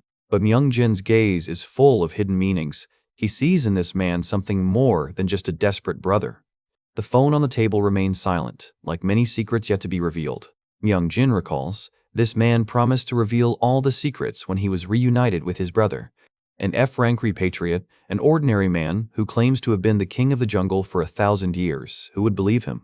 Myung-jin regrets that his hasty judgments could have deprived him of a much more compelling story. After all, this ordinary man, Park Suho, is able to survive and fight hordes of monsters, proving that he is something more. Park Suho, shrouded in a blue glow, pierces the darkness with a blade, his gaze calm amidst the bloody chaos. All his power is directed towards one thing, destruction, and the monsters fly into pieces, unable to withstand the onslaught. The deadly dance ends with a crushing blow, leaving behind only cracked earth and bloody splashes. The hunters standing nearby, accustomed to monsters, froze in stupor, whispering about the impossibility of what they saw. And Park Suho, barely scratched, as if nothing special had happened, calls on them to wake up and collect the loot. Suddenly the world around them changes, enveloping the heroes in bright colors, but someone's ominous laughter breaks the idyllic silence. A different landscape stretched out before them, mountains, waterfalls, trees whose branches reach towards the sky like dead fingers. The beauty of this place is striking, but Choi Soo-yeon notices a disturbing detail, the shining stones amid a dark aura foreshadowing trouble. Park Suho, looking into the new world, feels a strange sense of déjà vu, as if this place is already familiar to him. When an inscription in Hangul is discovered on a huge boulder, surprise turns into complete confusion. Choi Soo-yeon looks at her suspiciously, hinting at another joke, and Park Jun-ho awkwardly tries to reason with her.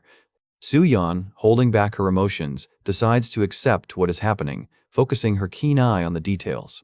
One of the hunters confirms that he recorded this inexplicable phenomenon, carefully recording all the data.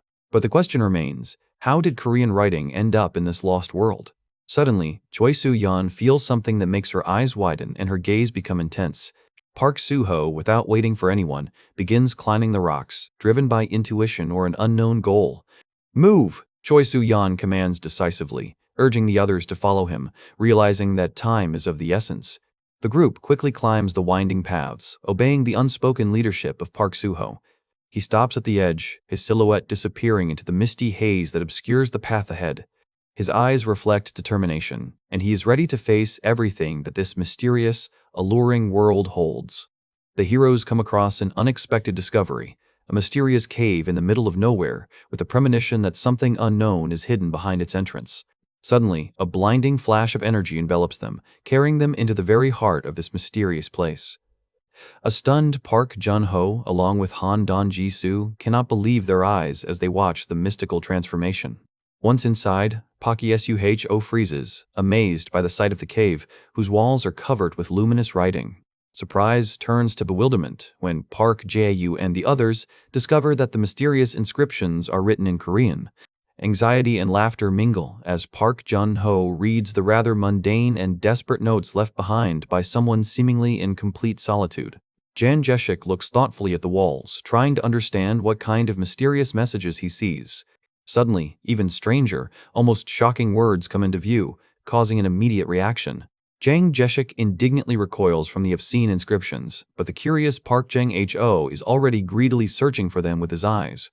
Laughter and disapproving exclamations ring out as Myun Jin and Park Jung-sho read the frank and naive desires of the one who was there. Park Jun-ho cheerfully points to the children's drawings, and Jang Jae-shik can't help but smile when he sees the strange burning mushrooms. However, the jokes are cut short when Park Jung-ho is horrified to recognize a familiar name scratched on the wall. Han Don-ji-soo freezes, his gaze catching on the sign Park Suho, realizing that they are following in someone's footsteps. A tense silence hangs in the air, and the faces of Jan Jeshik and Park Jun-ho show undisguised anxiety. Choi Soo, young, her face clouded with seriousness, ponders this frightening discovery, sensing something is wrong. In the light of a myriad of floating lights, Choi-soo Young and Pak Soo Hae stand among ancient walls that hold someone else's history. Zhang Jae, Shik, and Ma Young-jin continue to investigate these strange messages, trying to piece together the fragments of someone's past. Choi Soo Yoon turns to Park Suho, her question sounding like an attempt to connect what she saw with his own past. In response, Paksuo only stares ahead, his scarred face expressing deep concentration and readiness for battle.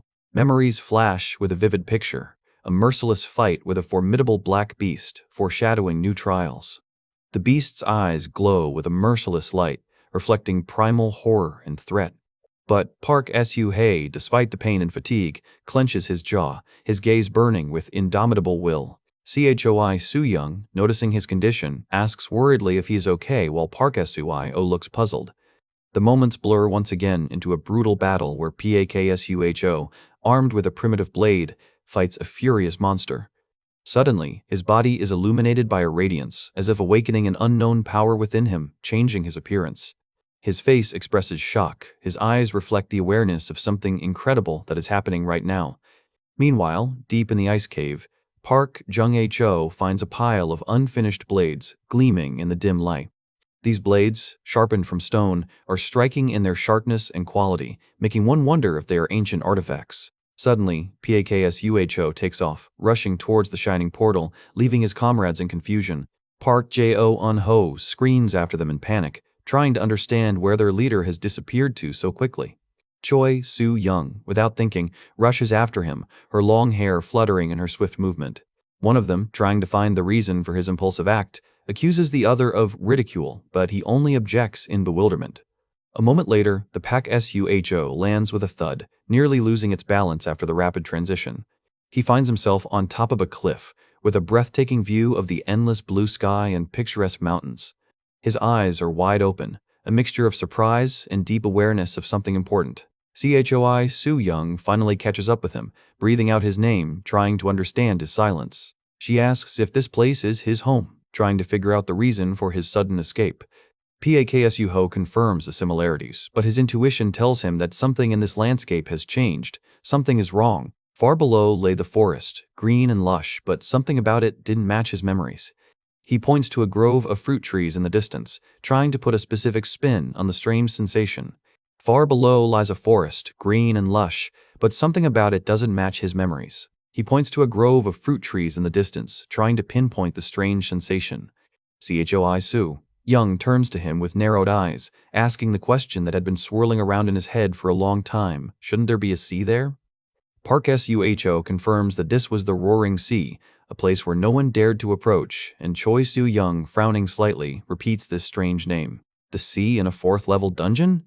Her blue eyes widen in disbelief. This information just doesn't fit. Then, Choi Soo-young moves on to the next question, asking whose handiwork is behind those strange writings on the walls, and Park Suho openly admits his involvement. He explains that these were attempts to maintain sanity, not to forget the world of civilization, which began in the days when he hid in caves from wild animals. Choi Soo-young, still trying to comprehend, asks if lizards have always been a part of this place, and Paksuho firmly denies it. And then a new question. A slight worry can be heard in her voice. What happened to the animals that were once with him?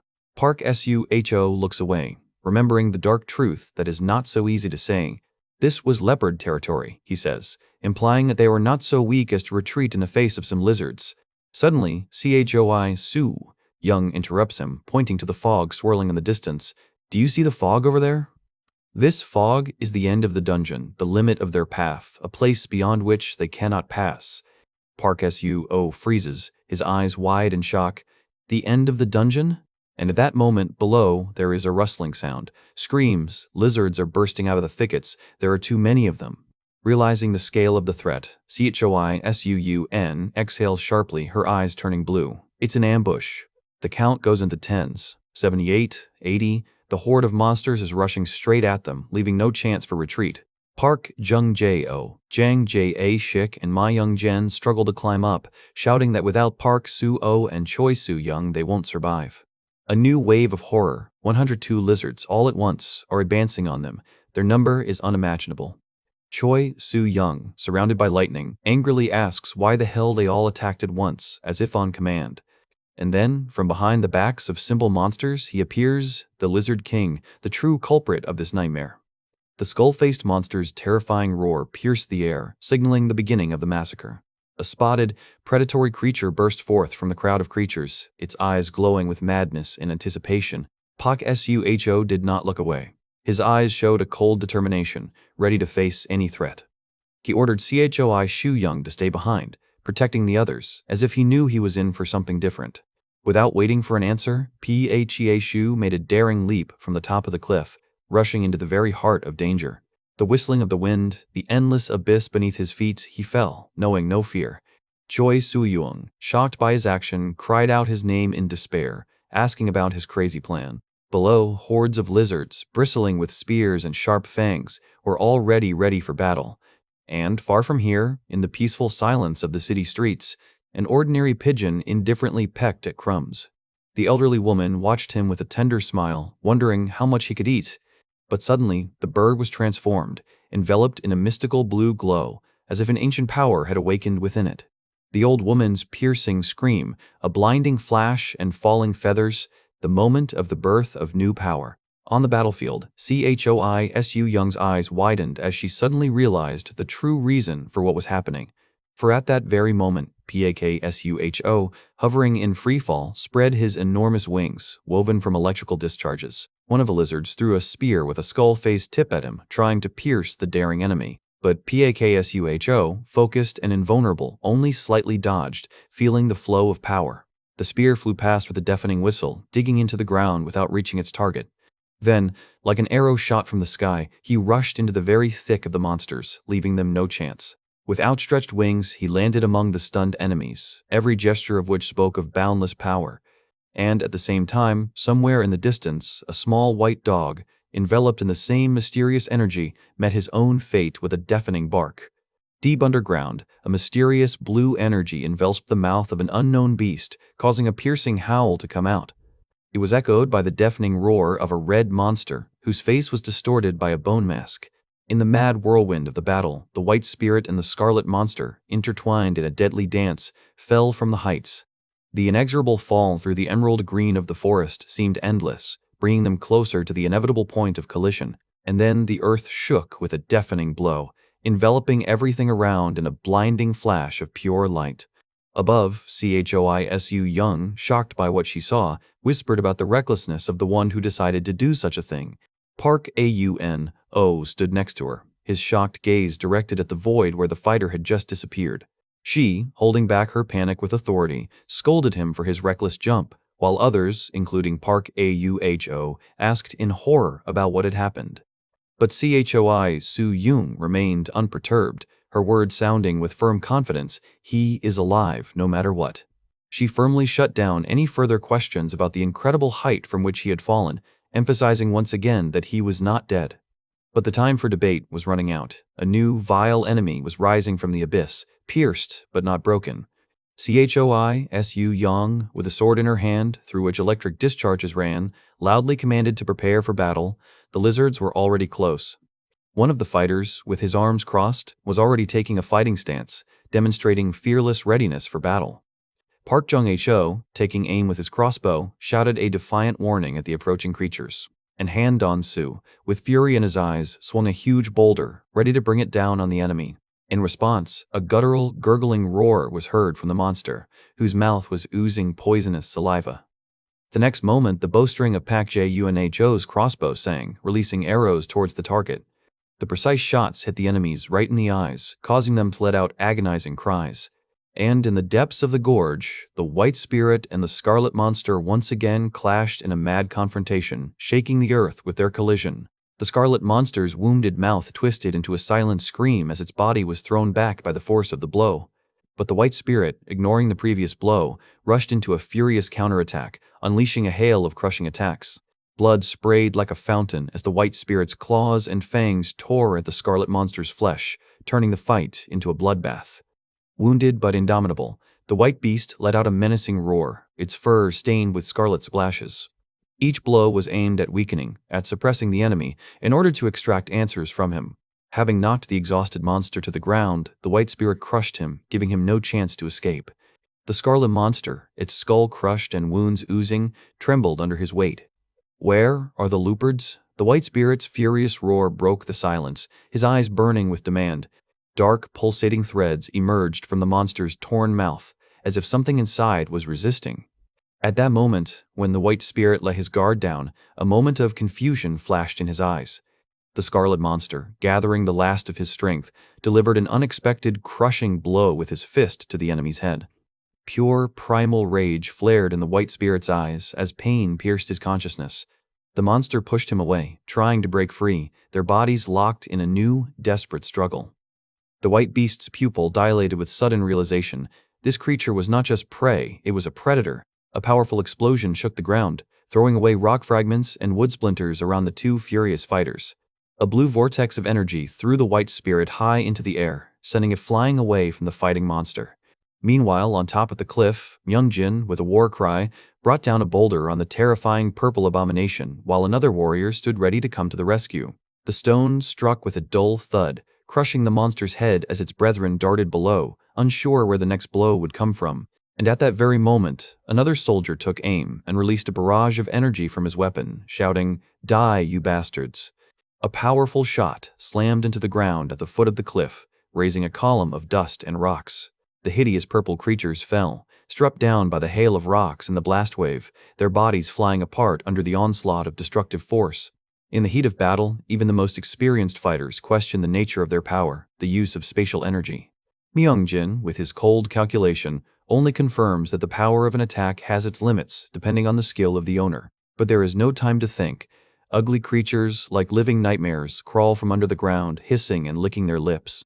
Choi Su-yan, clutching her blades tightly, sees them approaching, and her command to concentrate sounds like a harbinger of a new wave of battle.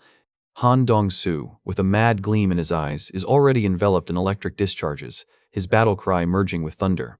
Myung-jin, shocked, holds the massive rock, his cry of despair directed at the one who did the unimaginable, jumped. Park Jun-ho froze, his gaze full of questioning shock as he realized the scale of what had happened.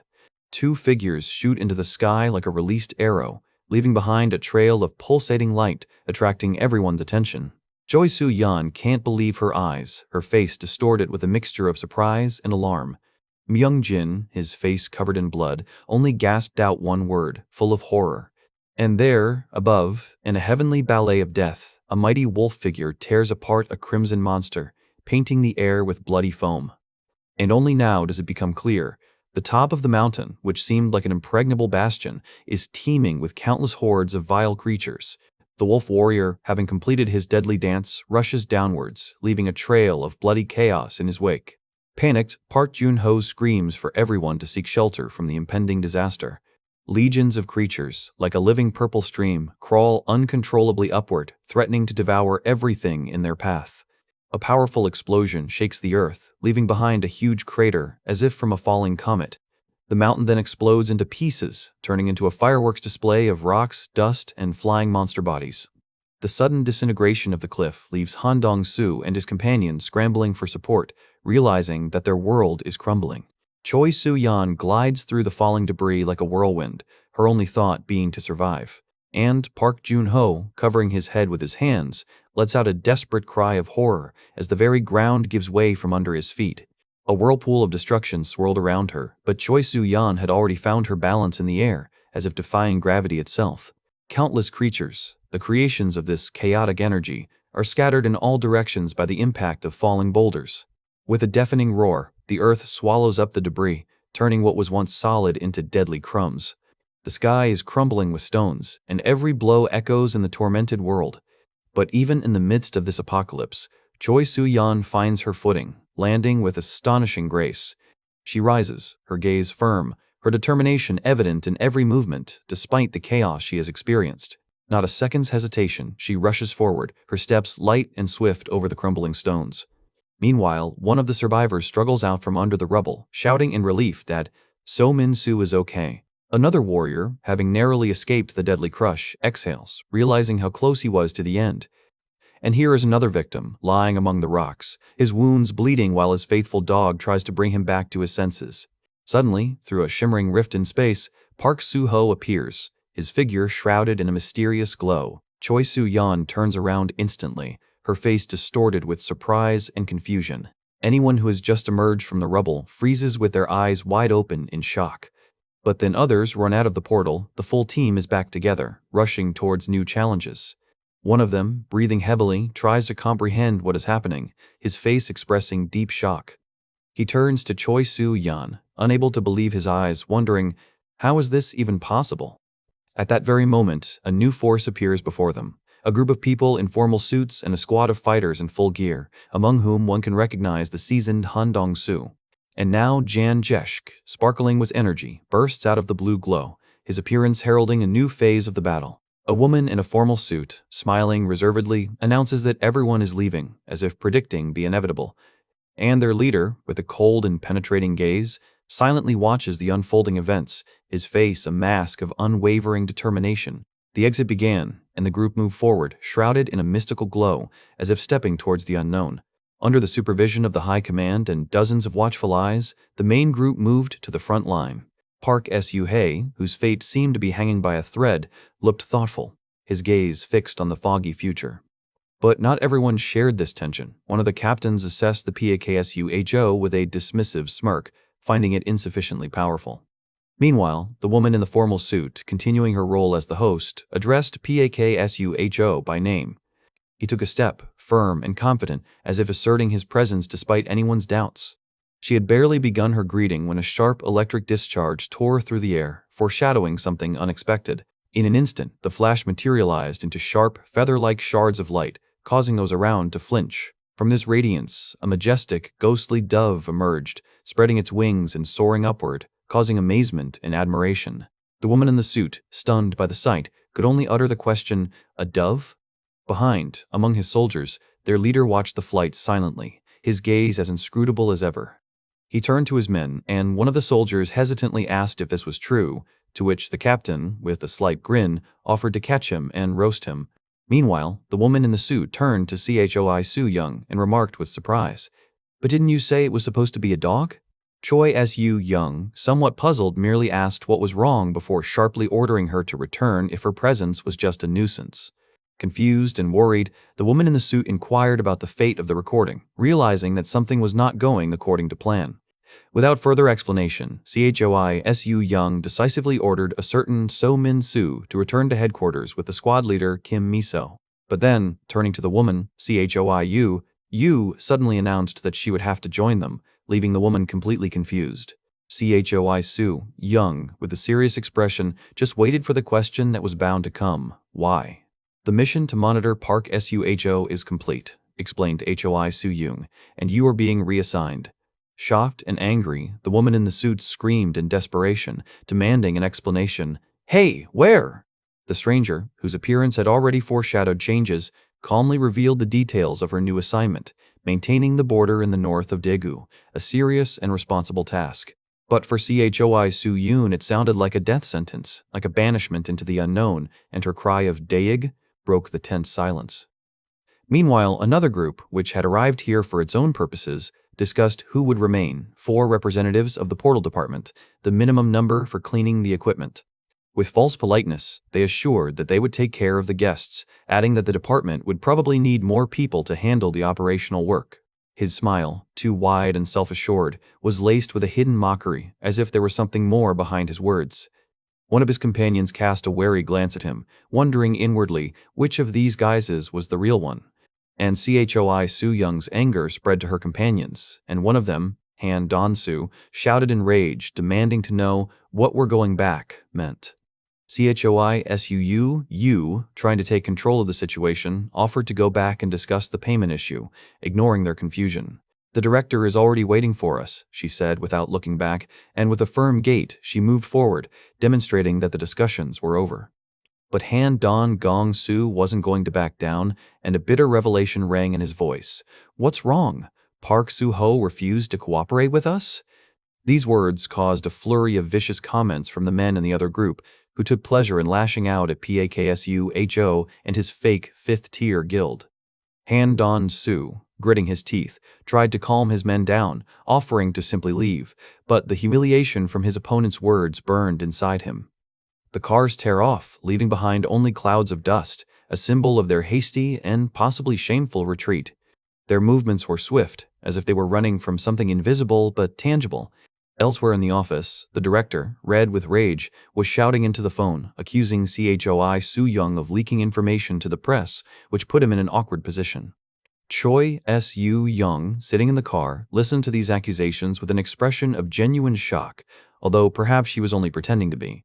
"What?" the director exclaimed, his anger only growing stronger at her answers, or, more likely, lack thereof.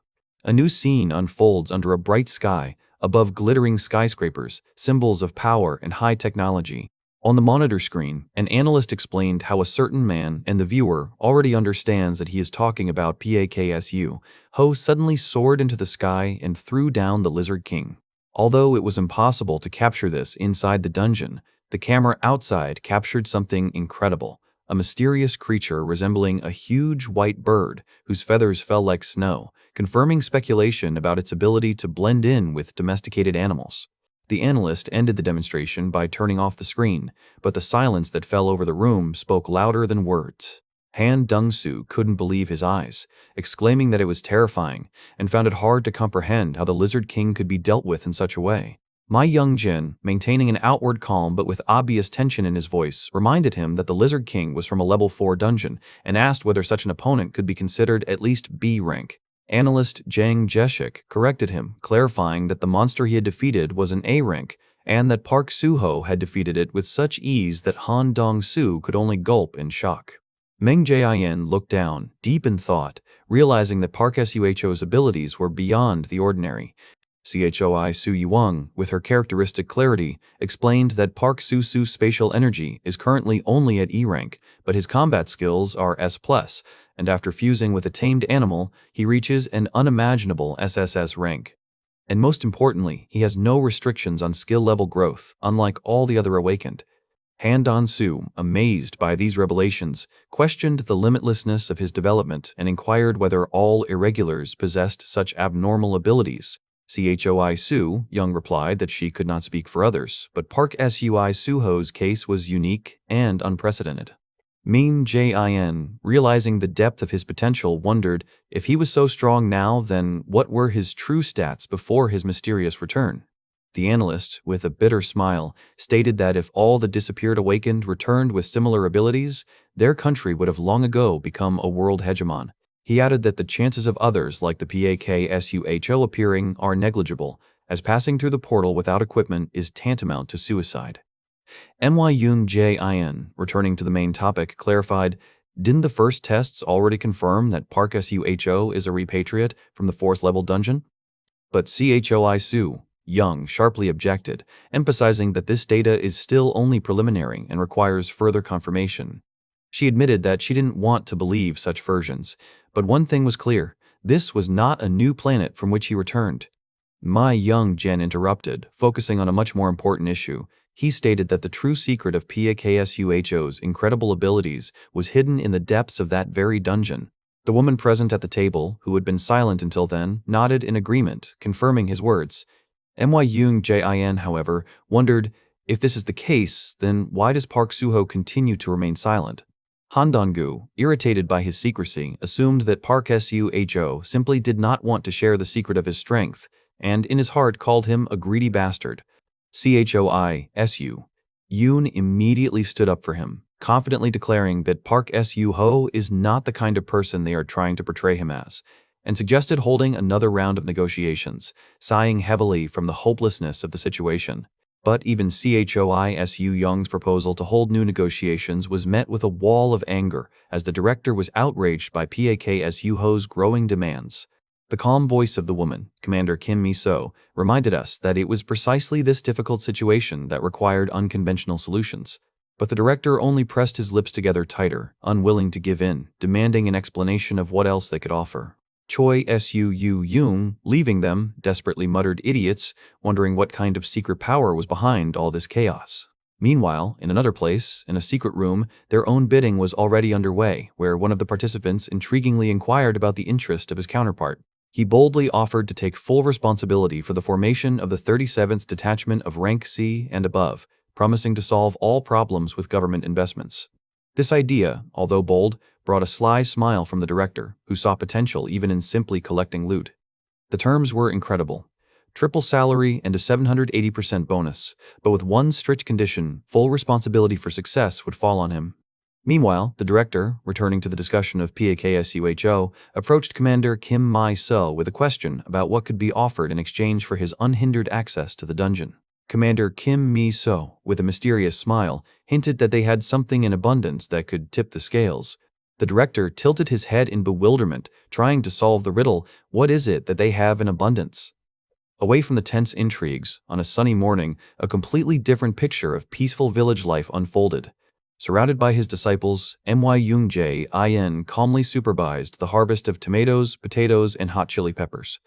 With a barely noticeable smile on his face, My-young-jae-in listened to their animated arguments about who planted what and how much they would harvest.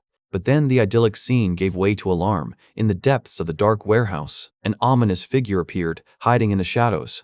The unsuspecting novices, anticipating a delicious lunch, continued to discuss the cherry tomato harvest and Sister Jun-un's signature potatoes. From inside the warehouse, where tools and bags rested on shelves, a short but decisive "okay" was heard.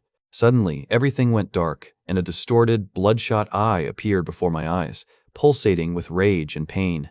The scene changed abruptly. The military armored vehicles were standing at full combat readiness, with only 10 minutes left before the detachment was dispatched.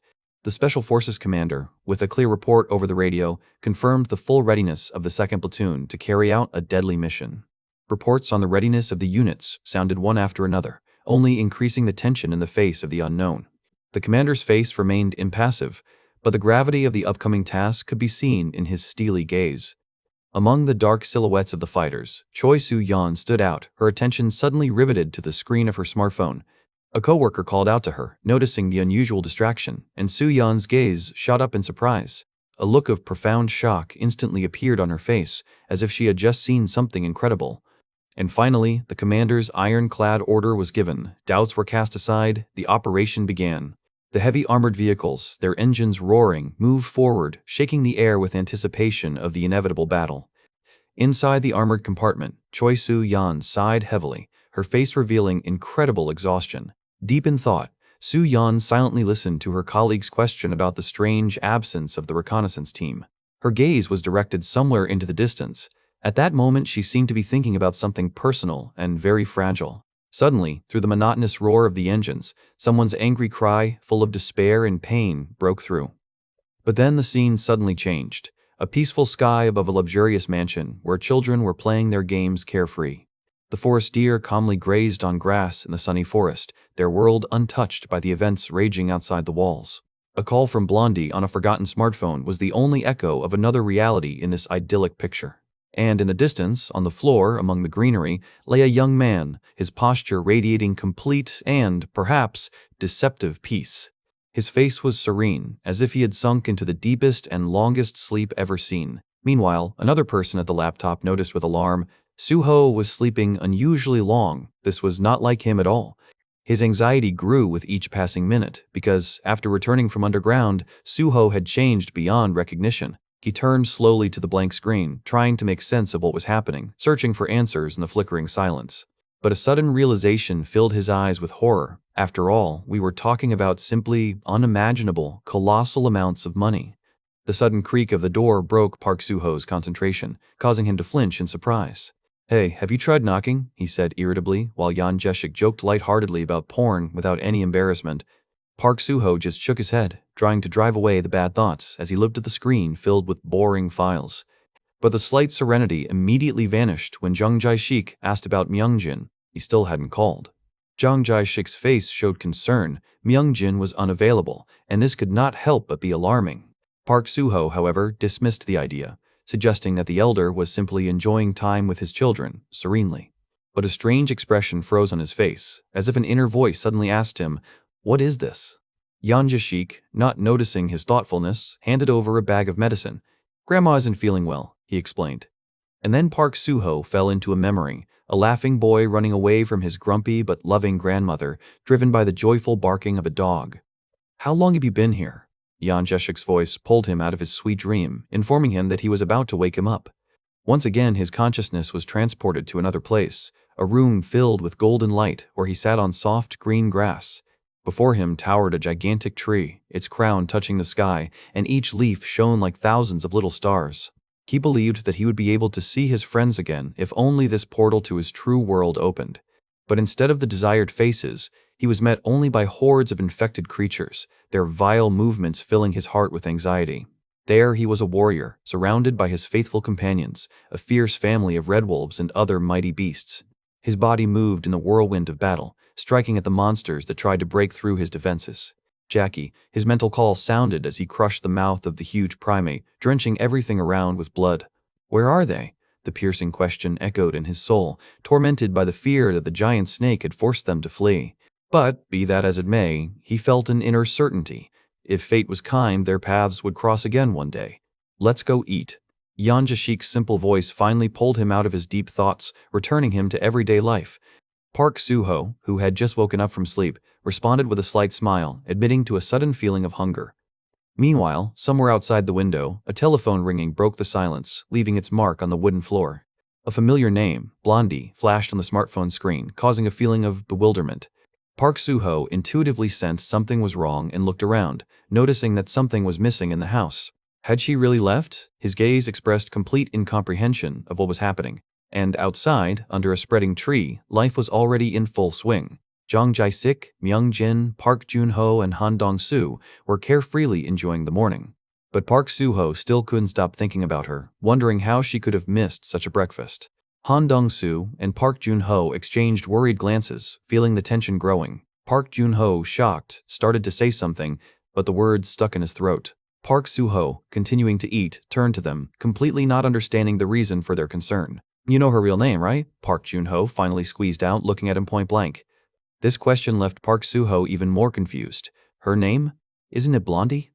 The look on Park Jun-ho's face was priceless, a mixture of shock and despair, his eyes wide with disbelief. What's wrong with you? Park Suho asked calmly, not understanding why they were reacting like that. Is he serious? Park Jun-ho whispered, realizing the depth of his naivety, and exclaimed, Her name is Choi Soo-yeon. Soo-yeon? Park Suho asked again, and then, as if struck by inspiration, added, Didn't you meet? Dated? To have children? His question was so absurd that it left everyone present stunned. Park Jun-ho took a deep breath, unable to believe that Park Suho's mind was only filled with thoughts of hunting and procreation. Han Dong-soo, engrossed in his meal, calmly said that Choi Soo-yeon had gone on a mission to another region. To the region? Park Suho asked in surprise, and a glimmer of understanding finally flashed in his eyes. Dong-soo explained that, in addition to this, they urgently needed to find a new member for the guild. Park Suho asked again, wondering what had forced them to take such a drastic step. Through the sparkle of mystical energy, Dong-soo explained that this was a prerequisite for survival. Dong-soo, do you have anyone in mind? Park Suho asked, looking around at his friends. Park Jun-ho muttered thoughtfully about old boxing acquaintances, or even his followers. And you? Park Suho turned to him, realizing that Jun-ho himself had only recently joined their affairs. Park Suho, chewing lobster, suddenly remembered those who were always by his side. Dong-soo, seeing his thoughtfulness, clarified, He doesn't answer you either? They took the children from the orphanage and should be in Seoul, right? Park Jun-ho, clutching his phone, shook his head anxiously, saying that this was not at all like him.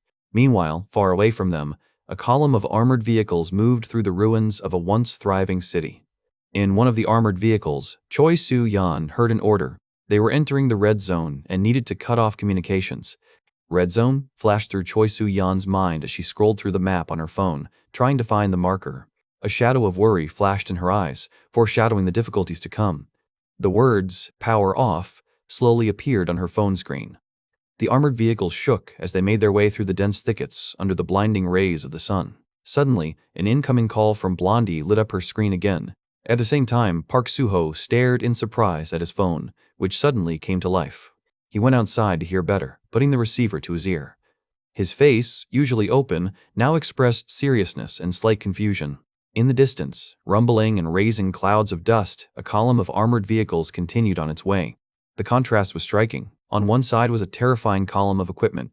On the other were vile creatures, like shadows come to life in the forest thicket. The wheels of these armored giants mercilessly pounded the earth, rushing forward through dust and uncertainty. Somewhere in the distance, in horror and despair, someone's eye opened wide, full of fear and a premonition of disaster. While Park Suho, in the comfort of his home, was trying to call someone, his face darkened with worry. But on the other end of the line, there was only a silent beep, and the phone itself, it was broken and covered in blood. "Not answering," he says, his voice growing alarmed. At this moment, with a screech of brakes, an unusual car, similar to an ambulance, drives up to the luxurious mansion. A man with gray hair and a serious woman come out of it, and a question about Park Suho comes out of their mouths. But the man's gaze suddenly catches something strange, and he exclaims in bewilderment, "A dog man." The woman holding the phone only raised an eyebrow questioningly, trying to understand his words. And now Park Suho is sitting in the shade of a mighty tree, lost in his thoughts, enjoying a rare moment of peace. However, this calm does not last long, because the visitors have arrived with a serious conversation about research. Park Suho listens attentively, realizing the importance of what is happening. The woman, barely smiling, explains, "They came to uncover the secret of his power, which is hidden in these very studies." Park Suho doesn't understand why they turn to him, feeling growing uneasy. The man, with a stern expression on his face, begins to explain the depth of the crisis that has engulfed the world. "Crisis?" echoes Park Suho's question as he begins to realize the scale of the threat. Level 6 dungeons are multiplying, the time to explore them is decreasing, and the number of infected in outbreak areas is growing exponentially. The pressure on the cities is increasing. There is a severe shortage of food and labor, and in this chaos there is only one way out, to train strong individuals like Park Suho. "What kind of infected?" he asks, his gaze daring to confront the unknown threat. The virus that changed the world began its journey in the fields, turning people into something terrible. They are not called bloodlines, but the painful transformations caused them to scream in agony. The country's map glows with red-hot spots, marking the territories that have fallen under the onslaught of the plague. "It's believed to be a foreign virus," Choi Soo-yeon says, her voice filled with concern yet determination. Park Suho only gives a short chuckle, as if accepting the challenge. Choi Soo-yeon continues, explaining the strategy. "First, they need to raise the guild to level 5.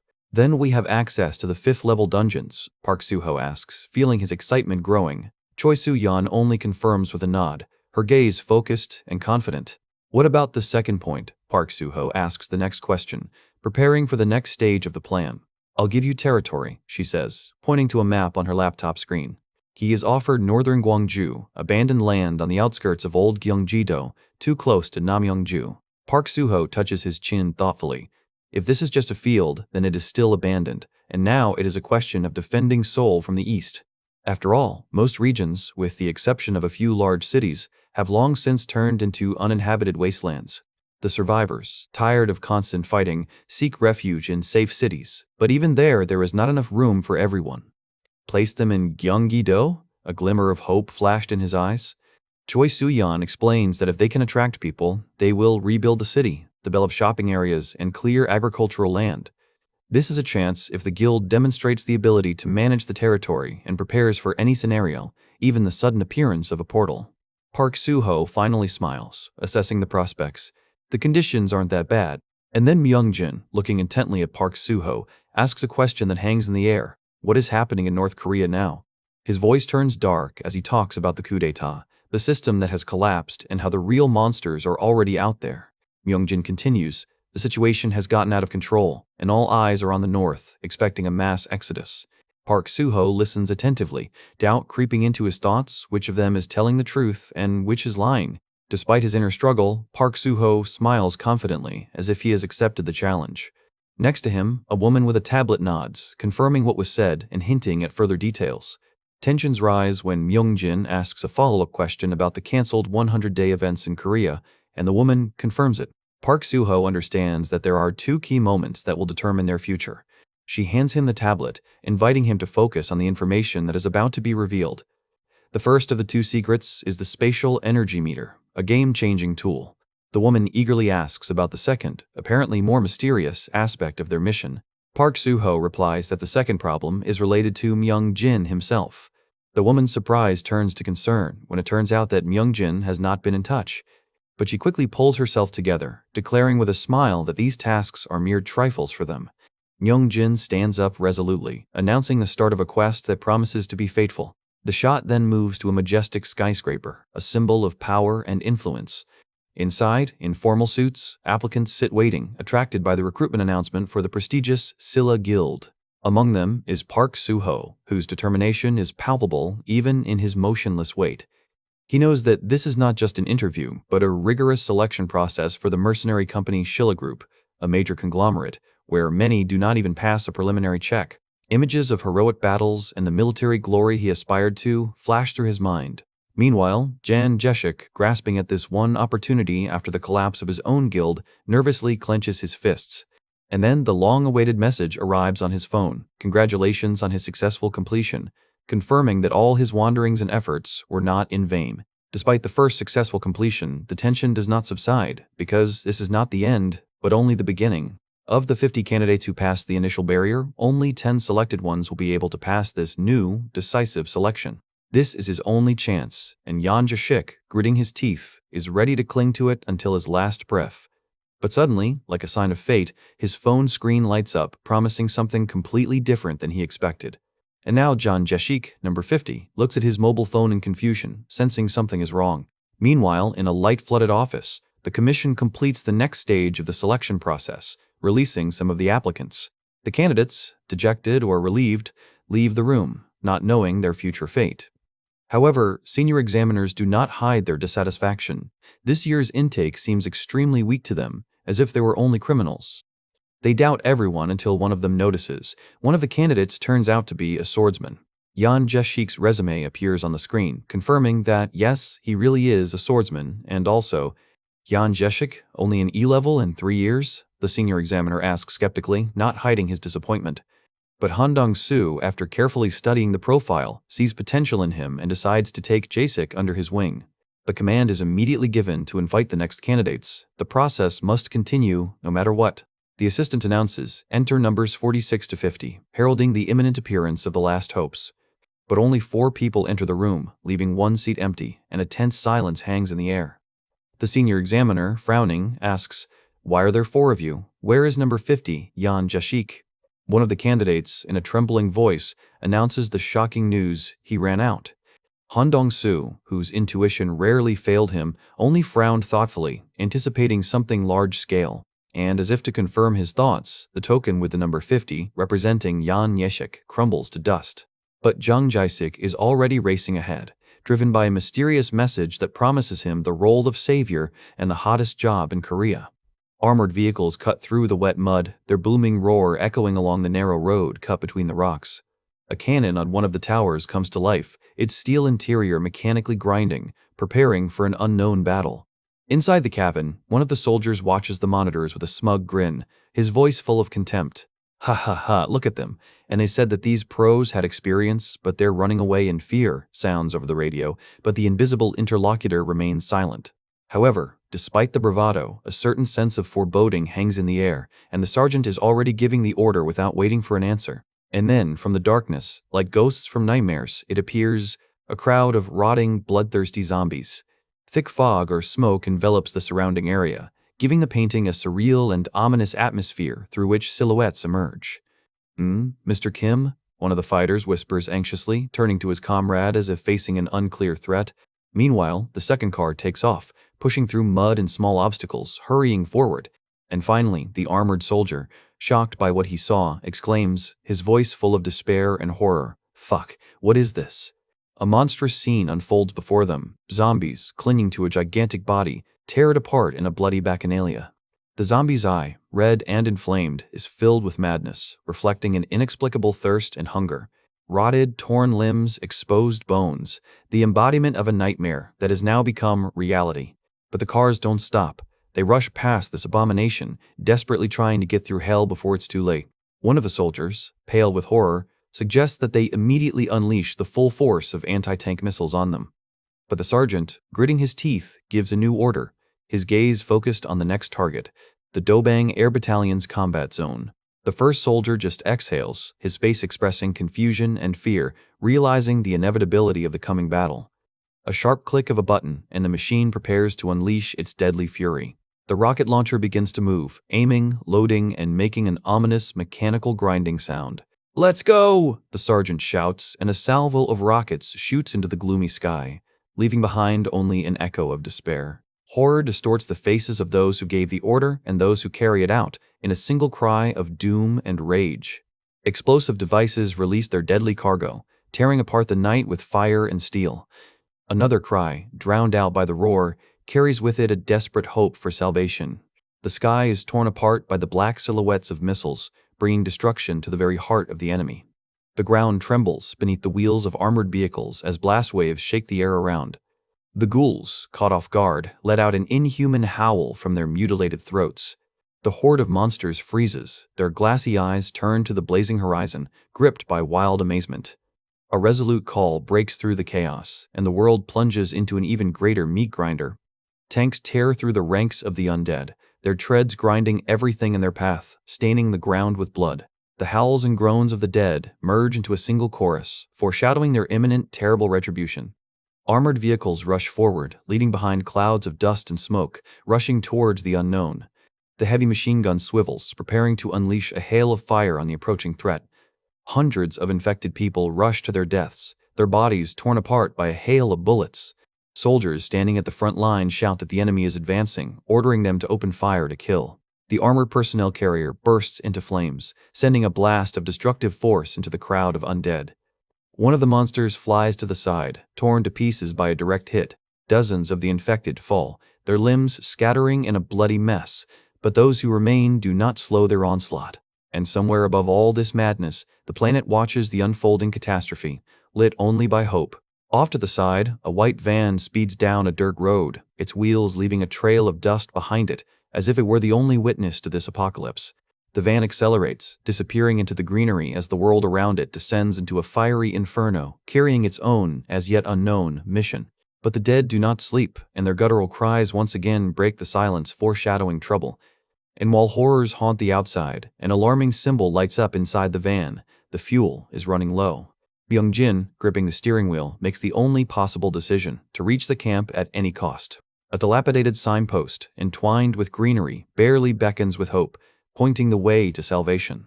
From a bird's-eye view, the van can be seen winding along a forest road, and behind it, like a shadow, a new wave of nightmare moves.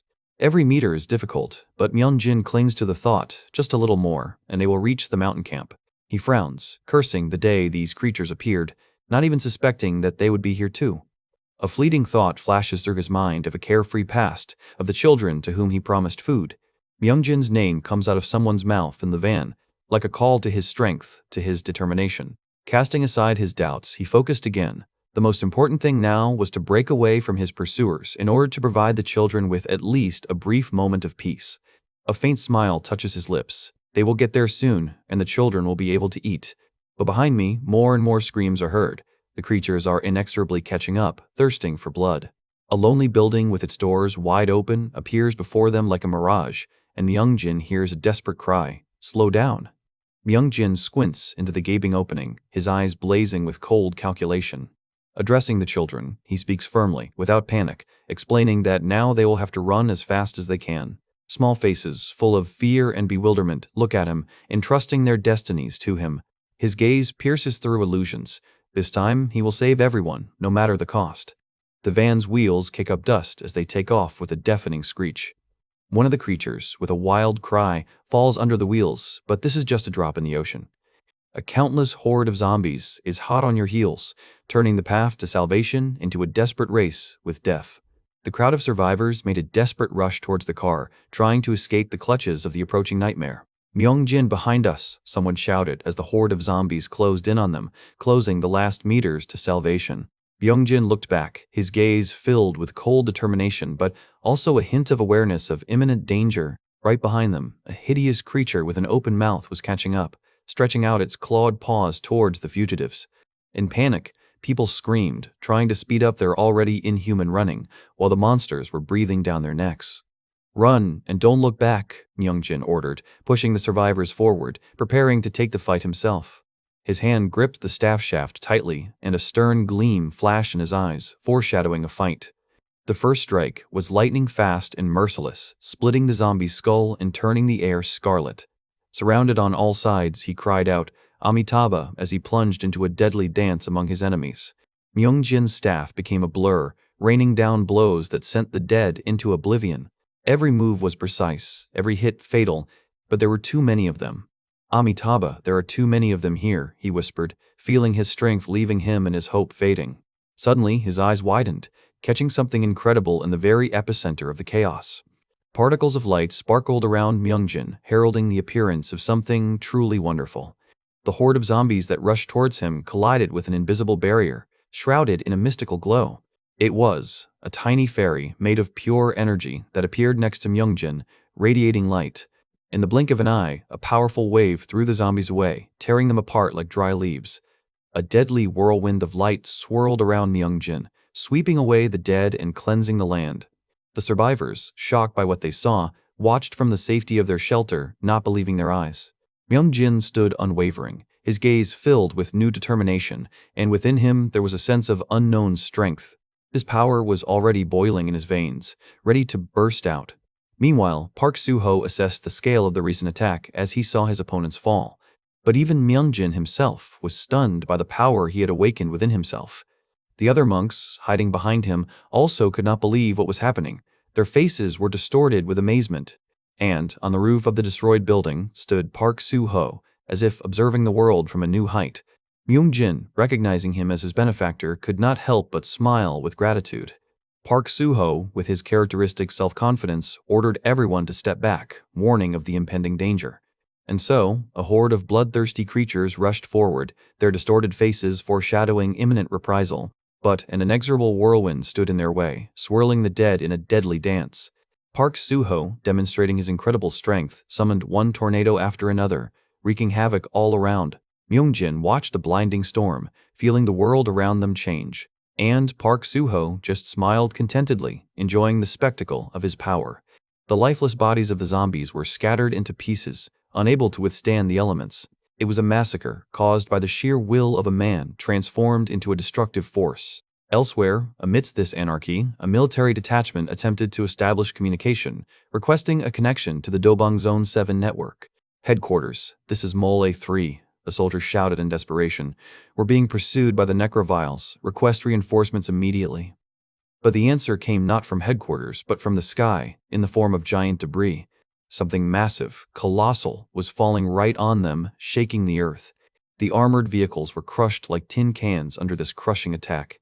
The soldier's face twisted in horror as he realized their end was near. A deafening screech of metal and the roar of impending disaster echoed throughout the gorge.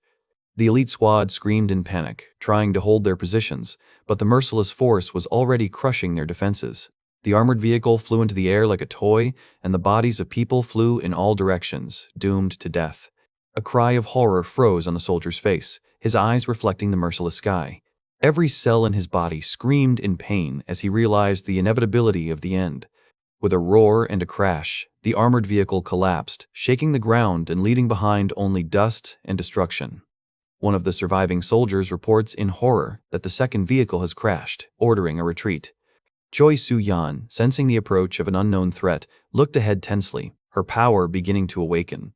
The exhausted soldiers in the armored personnel carrier clutched their weapons, each of them realizing that the situation was out of control. The nervous tremor in one of the soldiers' voice betrayed his awareness of the full depth of the disaster. A torn-up pile of metal and debris, among which lifeless bodies lay frozen, appeared before them. With a determined expression on her face, Choi Soo-yan activated the system, preparing for the next stage of the battle. And at that moment, from the shadows, a disgusting gaze, full of hunger and madness, stared at them. Her gaze, full of horror and steely determination, met this nightmare face to face. The dead, like tidal waves, rolled onto the remaining armored vehicles, stretching out their clawed paws. Choi Soo-yan, without losing her composure, demanded that the door be opened, while one of the soldiers muttered darkly about his bad feelings. The soldier stuttered as he confirmed that the back door would open, knowing it would be the last thing many would see. A finger rested on the button, activating a mechanism that could become either salvation or a death sentence. "Everyone back!" Choi Soo-yan ordered, but it was too late. From the opening poured the withered hands of the dead, thirsting for flesh and blood. The guards recoiled in horror. Only one of them muttered through his teeth, "Damn, disgusting." But Choi Soo-yeon did not lose her composure. Her sharp order, go straight towards the Group 7 car. The horde of undead, driven mad by hunger, rolled forward with a heart-rending cry, foreshadowing imminent reprisal. Then Choi Soo-yeon, gathering her will into a fist, exclaimed, "Get away!" And the blinding radiance flashed around her. The blast wave of energy threw the nearest undead back, creating a moment of respite. With a roar and a crash, the impact force of her power swept away bodies, breaking through the living wall. A clear passage opened up before them, and the guards, amazed, exclaimed in admiration, "Wow, holy shit, Captain, you're amazing, now the way is clear." However, the respite was short-lived. Choi Soo-yeon turned around and ordered, "Quickly, get out," but immediately a warning rang out, "They're coming again." Dark silhouettes, emitting hoarse groans, once again stretched out from the darkness. Their number seemed endless. One of the zombies rushed forward with a terrifying roar, and a new order was heard, "Driver, you get out too." Choi Soo-yeon made a difficult decision. "We're leaving the car here," realizing that the value of life is higher than transportation. With cold determination, she drew her katana, her movements precise and deadly. The blade in her hands flashed, ready to strike at anyone who stood in her way. With lightning speed, she cut through one of the dead men, and dark blood sprayed into the air. Her foot landed firmly on the ground, strewn with the remains of the fallen, and bloody shreds flew around. But a sudden hoarse scream made her turn around. "Damn!" flashed through Choi Soo-yeon's mind when she saw the new attack. The ugly face of a zombie with burning eyes rushed straight at her, leaving no time to think. "I said, GT, away!" she screamed, and a new wave of power erupted from her, throwing the undead away. Pain shot through her body, and Choi Soo-yeon clutched her side, gasping, "Arg! Kiaya!" her face contorted with tension. At that moment, one of the guards opened fire, bullets whistling, covering the retreat, while Choi Soo-yeon regained her strength. In the midst of the chaos of the battle, amidst the incessant roar of gunfire, a desperate order is heard, "Surround the vehicle." Before the soldiers had time to catch their breath, the infected began pouring out of the vehicle, but the squad held their ground, calling each other to attack. "Forward! Forward!" The soldiers quickly assessed the situation. The driver and front seat passenger were dead, meaning the escape route was blocked. Through the smoke and thunder, distorted, bleeding figures rushed forward, emitting inhuman, agonizing cries. The door is jammed, and in the midst of this hell, a desperate cry is heard, "Bring the burner, quickly." "Team 7, we're breaking down the door," came from somewhere as the rest of the soldiers covered them, pushing the infected away from the back of the transport. Every soldier fought at the limit of their strength, their faces contorted with tension as they unleashed a barrage of fire. But the battle is not without losses. One of them falls, wounded, his breath caught in unbearable pain. A moment later, the infected pounces, clawing at the flesh, and a scream of terror echoes across the battlefield. "Captain," comes a desperate cry, "we are being crushed, we won't hold out for long." An admission of helplessness before the inexorable horde. But even in this moment of despair, the leader holds on, ordering them to keep their cool and hold on just a little longer. The bullets continue to find their targets, tearing through flesh and causing the infected to fall. But these creatures seem endless, their guttural howls shaking the air as they continue to advance. In the distance, fighters in reinforced suits, their eyes glowing blue, quickly close the distance, reporting the approach of the enemy. From above, it seems that the whole world has turned into a chaotic whirlwind of bullets, blood, and bodies, where survival is the only law. Prepare to engage them at close range. The order echoes as the soldiers reload their weapons, preparing for hand-to-hand combat. The horde is unstoppable. Their faces distorted by madness, they rush forward, knowing no fear or pain. Suddenly, confusion flashes in the eyes of one of the soldiers, then pure horror. The sky above the battlefield is torn apart by something unimaginable. A gigantic fragment of some matter crumbles into a myriad of shining fragments. These are not just fragments. They are parts of a once living, but now stone, creature, falling from the sky, heralding a new, incomprehensible threat. Myriads of fragments, like stardust, rain down on the ground, wreaking havoc on the battlefield. The terrified soldiers, taking cover from falling debris, ask in horror, "What is this unimaginable disaster?" One of them, his face distorted with fear, screams in despair, pointing to the heavenly abyss. But it's not only death that the sky brings. From there, fighters from the elite SOF 707A unit also descend, bringing hope. One of the soldiers, with a grim satisfaction, mutters, "About time, bastards," as another fighter in futuristic armor lands nearby. Shock and confusion are reflected on the faces of ordinary soldiers who witnessed such an unusual arrival. The elite squad's warriors instantly enter the battle, sweeping through the enemy ranks like a deadly wave. And so, with unbridled fury, Choi Su-young pierces one of the monsters, painting the air with bloody splashes. Her blade cuts through dead flesh, but the creatures continue to press forward, their thirst for blood insatiable. At the center of the battlefield, Choi Su-young is the embodiment of grace and deadly force, leaving only a trail of blood in her wake. Her gaze is steel, her determination is unwavering, every movement is a precise strike that never misses. But suddenly, her blade is stopped by someone's strong hand, and confusion flashes in Choi Su-young's eyes. Surprise and a moment of confusion cross her face, interrupting her furious outburst. But this warrior, as if struck, cries out, as if recognizing someone else in her, someone named Seo Jin-woo. "I'll take care of the rest. Let's begin," he exclaims, his body enveloped in an ominous red glow of mana. Then, as if giving her unspoken permission, he touches her head, and there is a moment of awkward silence. "Mana charge network." His command booms out, filled with new power.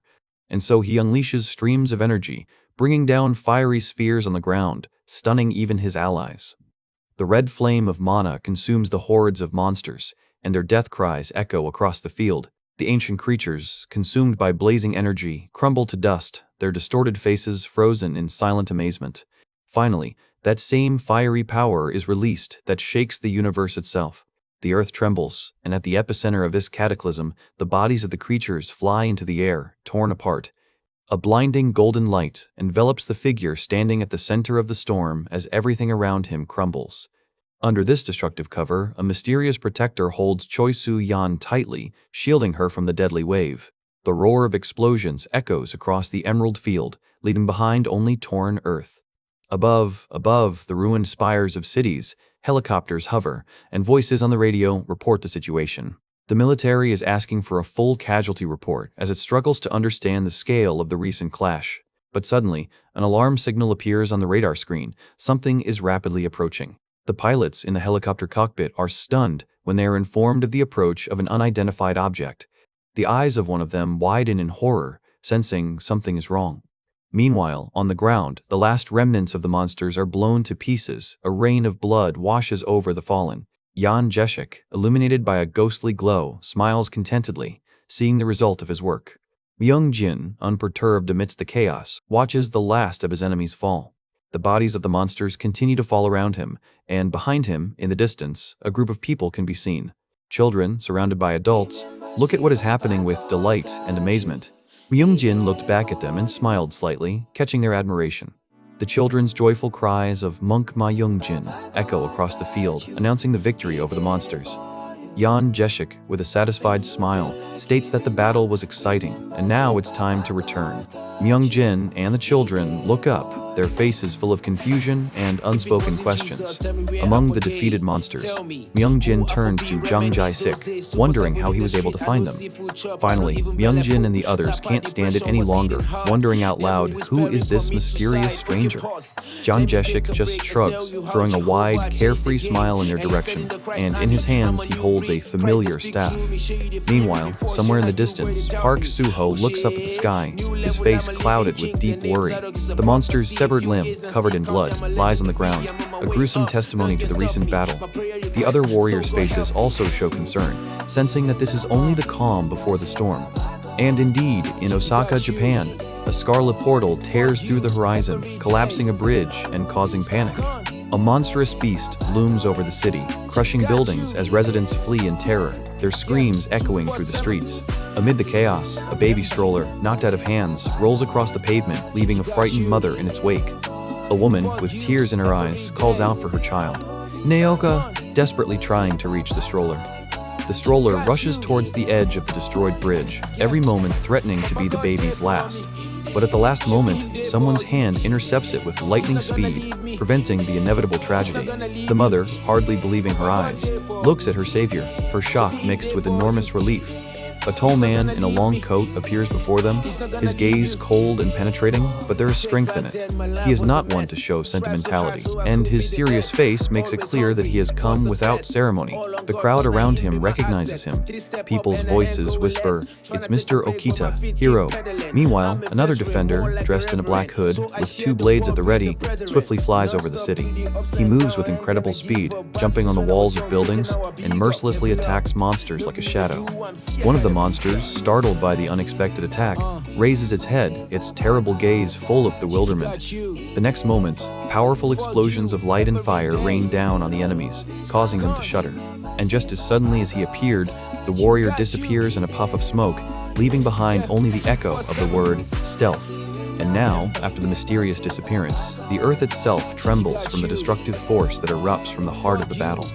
The monster's furious howl is drowned out by the roar of secondary explosions that echo throughout the city, crashing down on collapsing buildings. Then, as if by magic, shimmering spheres appear all around, and a voice out of nowhere announces the arrival of clones. A multitude of ghostly figures, outlined in a glow, rush to attack, each of them only a shadow of a true warrior, but no less deadly. The monster, stunned and wounded, opens its terrifying mouth, letting out a desperate dying cry, realizing its fate. In a bloody whirlwind, among the torn bodies of monsters, he appears, a true warrior, his blade cutting through the air with ruthless precision. His gaze is cold and sharp. Every drop of blood that sprinkles him only emphasizes the inevitability of victory in this cruel dance of death. With a swift dash, he pierces another enemy, leaving behind only flashes of energy in the shadow of an invisible blade. While the clones distract the remaining creatures, the hero, like a ghost, finishes what he started, his blows fast and flawless. The last giant monster falls, its massive body shattering into pieces, and the remains of its defeated enemies scatter across the battlefield. People emerge from their shelters, their faces lit up with jubilation. They greet their saviors, chanting the hero's name. The team members walk through the crowd, and one of them, reserved and confident, confirms that they are the legendary Team Hero. The hero turns away from the grateful crowd, leaving behind only peace and destruction, while the rescued citizens repeat his name again in admiration. A booming hero echoes through the streets, a reminder of newfound peace and hope. Reinforcements soon arrive on the scene, military trucks and ambulances to consolidate the victory and provide assistance. Meanwhile, breaking news reports of a monster emerging from a portal, but emphasizes that no casualties were sustained thanks to the intervention of Team Hero and the Bureau Commissioner. Inside a luxury car, two people, a man with long hair and his companion, are discussing what happened, and a thoughtful glimmer flickers in the man's eyes.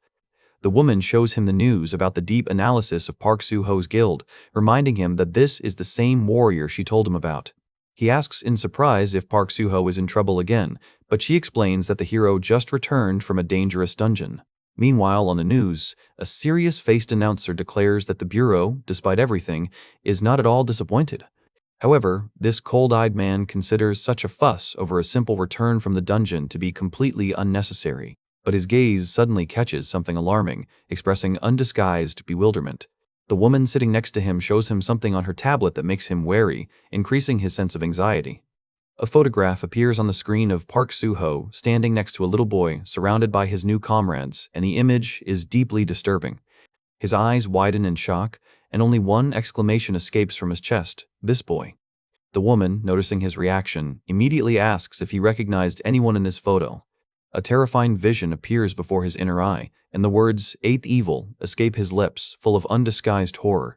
The man confirms that it is indeed the boy, despite his young age, and recalls that he was supposed to. That is why he planned to destroy it last, realizing the full depth of its potential. A terrifying villain from Korea, the eighth evil, the man wonders how he ended up here and what's happening now. This discovery shakes him to the depths of his soul, leaving him completely stunned by the realization. But the shock is replaced by a new one when Jana Jessica, a mercenary warrior announced as the newest member of Suho's guild, appears on the screen. His fist clenches, reminiscent of Jane Jessica's nickname, Hell, which emphasizes his formidable strength. Then the gaze falls on Myungjin, an immortal monk destroyer who also ended up in the ranks of Suho's guild.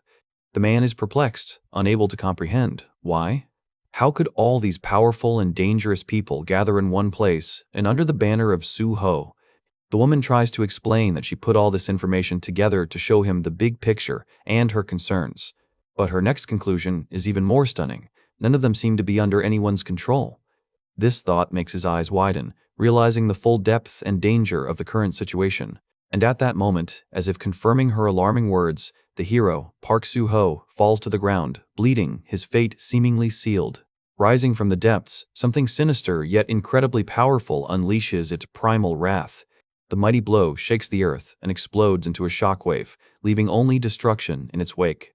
Myungjin, who had been watching this on his tablet, froze, his gaze filled with growing horror and incomprehension. Next to him, Choi Soo-yeon shares his shock, her eyes wide at what she sees.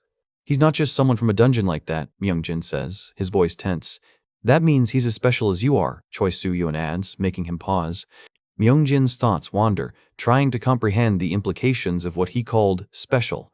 Far away from them, Yan Jashik is stunned. Could it be that he is also a regressor like me? He is tormented by the question, why would someone with such knowledge unite all the famous villains? Myungjin's eye twitches sharply, a piercing glint in it betraying a sudden, chilling realization. Myungjin's face distorted with rage and horror. Does this bastard also want to change the future with their help, just like me? Then my perfect plan that I had for traveling to the past will be destroyed. His voice breaks with despair, and cold drops run down his face. Choi Soo-yeon looks at him silently, her own concerns beginning to grow. The tension in the air grows as Choi Soo-yeon shifts her gaze, trying to understand his silence. Myungjin laughs softly, a bitter laugh, then says, "I wanted to go there already." "Yes?" Choi Soo-yeon is perplexed, looking at him with concern. Myungjin's gaze becomes hard and determined. "To Korea?" Choi Soo-yeon exclaims in surprise, feeling the situation escalate. "I must speak with this druid," Myungjin says with unwavering determination. Choi Soo-yeon protests that it's impossible, but her words are drowned out by Myungjin's sharp, shocked cry. "What?" Meanwhile, in another world, a majestic tree appears, shrouded in shimmering dust, guarding its ancient secrets. But at that moment, as if awakening from shock, another, shining reality unfolds before my eyes, where deer and wild boars rush among the ancient trees, and a giant elephant majestically steps across the enchanted grass. Here, surrounded by shining particles, a group of children and adults, including Myungjin, rejoice, amazed by the abundance and beauty of the newfound world. They walk along the path, amazed at how the earth itself gives its fruits. Zucchini, eggplant, potatoes, and even peppers grow here in unimaginable abundance. Children scream with delight when they see apple trees bent under the weight of rosy fruit, not believing that they can just pick it all up and eat it. Even practical adults, appreciating the magical fertility, discuss new plans for arranging their modest corner, while others admire the abundance of fruits and lotus flowers. The incredible abundance captivates everyone, and children, ahead of each other, rush with joyful squeals for fresh bananas and grapes. And somewhere beyond this green paradise, in a world built from containers but still illuminated by a magical glow, another life is bubbling. From the depths of one of them comes a businesslike confirmation. "Yes, Captain," as if responding to an invisible command. In the control room, operators immersed in work record the passage of time. 28 hours have passed since entry. But suddenly, on the other end of the line, a female voice asks incredulously, hearing the report of the incredibly short 8th raid. 11 minutes? What? Confusion is reflected on her face, quickly giving way to annoyance and the realization of something unpleasant. Clutching her head, she exclaims in despair that they shouldn't have agreed so easily and that they should have put forward a condition regarding the number of raids. Meanwhile, deep in that same shining forest, bright rays break through the treetops, and a surprised cry is heard, "Wow!" Park Suho reverently holds the magnificent blade that emits a mystical glow, and his comrades, Myungjin and Han Dong-soo, are amazed by such a hellish weapon. Yan Jashik, with a slight smile, confirms that this is a welcome gift, a sign of great things to come. Park Suho, without hiding his delight, accepts the gift, admitting that his old sword had long since become dull, and such a powerful blade is simply a find. Myungjin explains that this is not just a sword, but a blade whose full power can only be unleashed by B-rank warriors, and until Park Suho reaches that level, he will not be able to use it to its full potential. Full of determination, Park Suho smiles and declares that he will do his best to achieve the required rank as soon as possible, and thanks him for such a valuable gift. However, it is not only Park Suho who longs for power. Myungjin, while addressing Jang Jae-shik with a respectful request, also asks for something that can change his fate. Yan Jae-shik, with a slight curiosity and a calm smile, bows his head, asking, "What is it?" Myung-jin voices his wish without hesitation, a weapon capable of dealing devastating critical hits. A confused whisper runs through the crew. Is this serious warrior really a monk, or perhaps something else hiding behind his stern appearance? Park Suho, feeling the growing tension, turns his gaze to Jang Jae-shik, demanding specifics. What, for example, does he want? All eyes are on Yan Jae-shik, who seems ready to reveal something extraordinary to the world, uttering only one but promising word. Winged.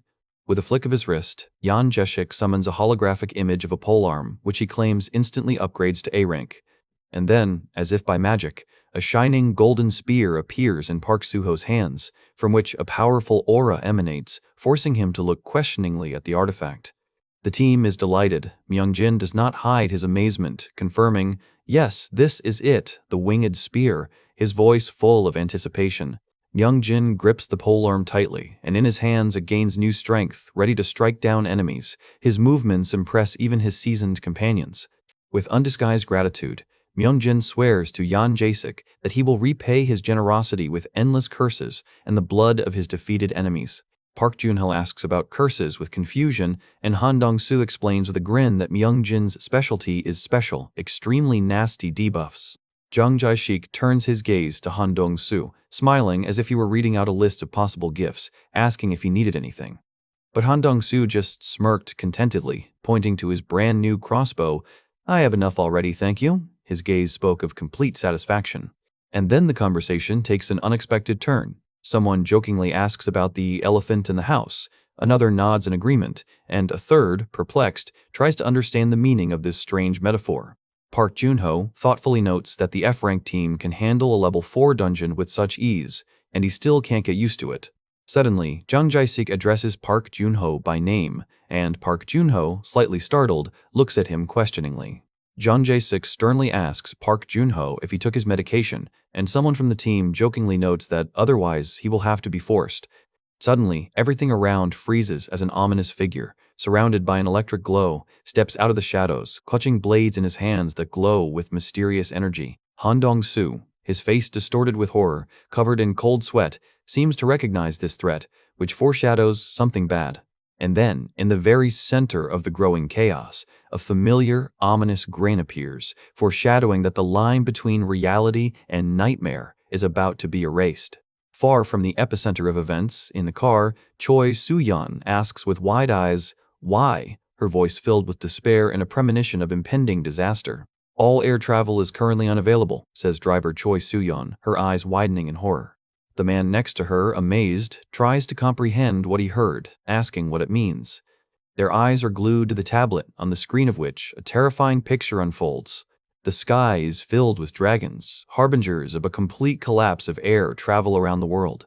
A passenger plane has been shot down, and this is just a small part of the endless attacks by monsters that are sowing panic. The man's face contorts into a grimace of horror as he realizes the scale of the disaster. Choi Soo-yeon reveals another alarming piece of news. Sea routes have also been blocked. Cold sweat breaks out on his face as the world collapses before his eyes, cutting off all paths to salvation. In the silence of the cabin, broken only by the sounds of an alarm, he picks up the phone to make an urgent call. "Okita-san," he says into the phone, his voice full of tension. "This is an extremely important matter." He listens to the answer on the other end of the line, his gaze becoming even more focused and gloomy. Urgent order, his group is to leave for Hokkaido immediately. Shocked by this sudden turn of events, he realizes that something unthinkable has happened. "How is this possible?" Choi Soo-yeon exclaims, recalling his predictions about the 7th-tier dungeons that were supposed to appear only in 5 months. The man looks down at his phone thoughtfully, trying to find an explanation. The world is plunging into fiery chaos, engulfed in a global crisis that is rapidly changing reality. His face expresses deep suffering and the realization that something has interfered with the usual course of events, distorting the future. "This bastard definitely came back from the future," flashes through his thoughts, pointing to the unknown culprit of all the changes. "I thought there was only one time stone," he muses, looking at the image of Park Suho, who also seems to have traveled 20 years back in time. Now he understands that to survive, they will have to face this threat that has changed everything. Park Suho is overcome with anxiety. What if this second-time traveler's goals diverge from his own? Somewhere far away, like an echo, the name Akiko is pronounced, something important hidden from view. And the young woman, with a slight smile, agrees to continue collecting information about Park Suho, as if he were a target in someone's game. At that moment, the roar of an approaching threat drowns out all thoughts. A huge car rushes forward, foreshadowing trouble. Park Suho, surrounded by a group of his comrades, screams in despair, calling for Myung-jin's help. And here he is, Myung-jin, with a mysterious blindfold and a fighting staff, ready to fight back. Park Jun-ho seems nervous and encourages Myung-jin, asking him to not just pray but to act more decisively. Another fighter stands nearby, his eyes cold with determination, clutching the hilt of his sword tightly. "They're getting close," one of the fighters shouts, his eyes glowing green with the anticipation of battle. And Yan Jashik only grins slyly, his blade pulsating with ominous energy. Park Suho, tense to the limit, warns, "The enemies are already 30 meters away. The time for thinking is over." And here they are, disgusting creatures, a whole army of winged monsters, furiously rushing into battle. 125 lizardmen straight ahead, Park Junho exclaims, trying to aim, his voice full of anxiety. But Park Suho does not lose his composure. He extends his hand, calling on the spirits of light for help. Thousands of tiny creatures of light, like sparks, soar into the sky, raining down upon the enemy. Energy spreads across the battlefield, creating a glowing shroud that envelops the monsters. Park Suho concentrates and directs the flow of energy, his hands radiating power. And then he creates a colossal tornado of pure energy that sucks the lizardmen into its destructive vortex. The screams of the creatures are drowned out by the roar of the wind as their bodies are mercilessly torn apart. This isn't just a battle, it's total annihilation, where every attack pierces the enemy through and through. One of the hunters, excitedly counting his points, continues to methodically destroy the creatures. Torn to shreds, the monsters fall to the ground in a bloody rain, leaving no trace of their threat. Their distorted faces freeze in agony as countless blades pierce their flesh. But even amidst this chaos, Yan Jeshik notices that the hordes of undead are only growing, and their numbers are becoming alarming. A furious dragon rush tears through the air, turning the carnage into a whirlwind of pure destruction. The creatures rain down from the sky, each one hitting the ground like a hammer on an anvil. The hunters rush forward, caught up in the wild ecstasy of battle, their battle cry echoing across the field. The cries of his comrades call on Yan Jeshik not to hesitate, not to linger, but to go on the attack. Meanwhile, Han Dong-soo watches the unfolding nightmare, his face contorted in horror. Endless hordes of creatures surround them, their glowing eyes greedily staring at their prey. Yan Jashik unleashes a torrent of destructive energy on his enemies, and one of the fighters nearby receives a fatal blow. Suddenly, a monstrous blade falls from above onto Yan Jeshik, threatening to pierce him. His gaze momentarily reflects despair as he realizes the gravity of the threat. But at the last moment, Park Suho appears, whose lightning-fast intervention deflects the blow and saves his comrade. A powerful blow tears off the creature's head, and its lifeless body falls to the ground. Yan Jashik thanks his savior with relief, admitting that his powers have not yet reached their peak. Meanwhile, Han Dong-soo, whose face is distorted by a scream of terror, finds himself under brutal attack. With his last strength, Han Dong-soo prepares to strike back, his blade flashing in the air. A furious swing, and the monster is cut to pieces, its blood staining the ground. Yan Jeshik watches the power of his blade in amazement, realizing that a true master stands before him, while Park Suho, himself covered in blood spatter, perfects every blow. He remembers his guild, where everything was different, where chaos and confusion reigned. But here, beneath his blade, the monster writhes, spewing streams of scarlet life. Each of his strikes is pure, honed power, splitting the monster's flesh. And Park Suho declares with confidence, in his guild, everything will be different. Here, order and strength will determine the future. With this power, he is ready to crush anyone who stands in his way. Now the Lizardman King appears before him, even more monstrous and menacing. This reptile lord seems invincible, his roar shaking the earth. But out of nowhere, Han Dong-soo appears, swiftly delivering his blow. His blade cuts through the giant's flesh, and the monster lets out a death cry. Park Suho watches this with undisguised shock, realizing that Han Dong-soo is no less dangerous. There is tension in the air. Everyone is ready to engage in mortal combat. Speed and fury collided in this bloody dance. Bloody splashes mingle with furious blows as Park Suho finishes off the monster.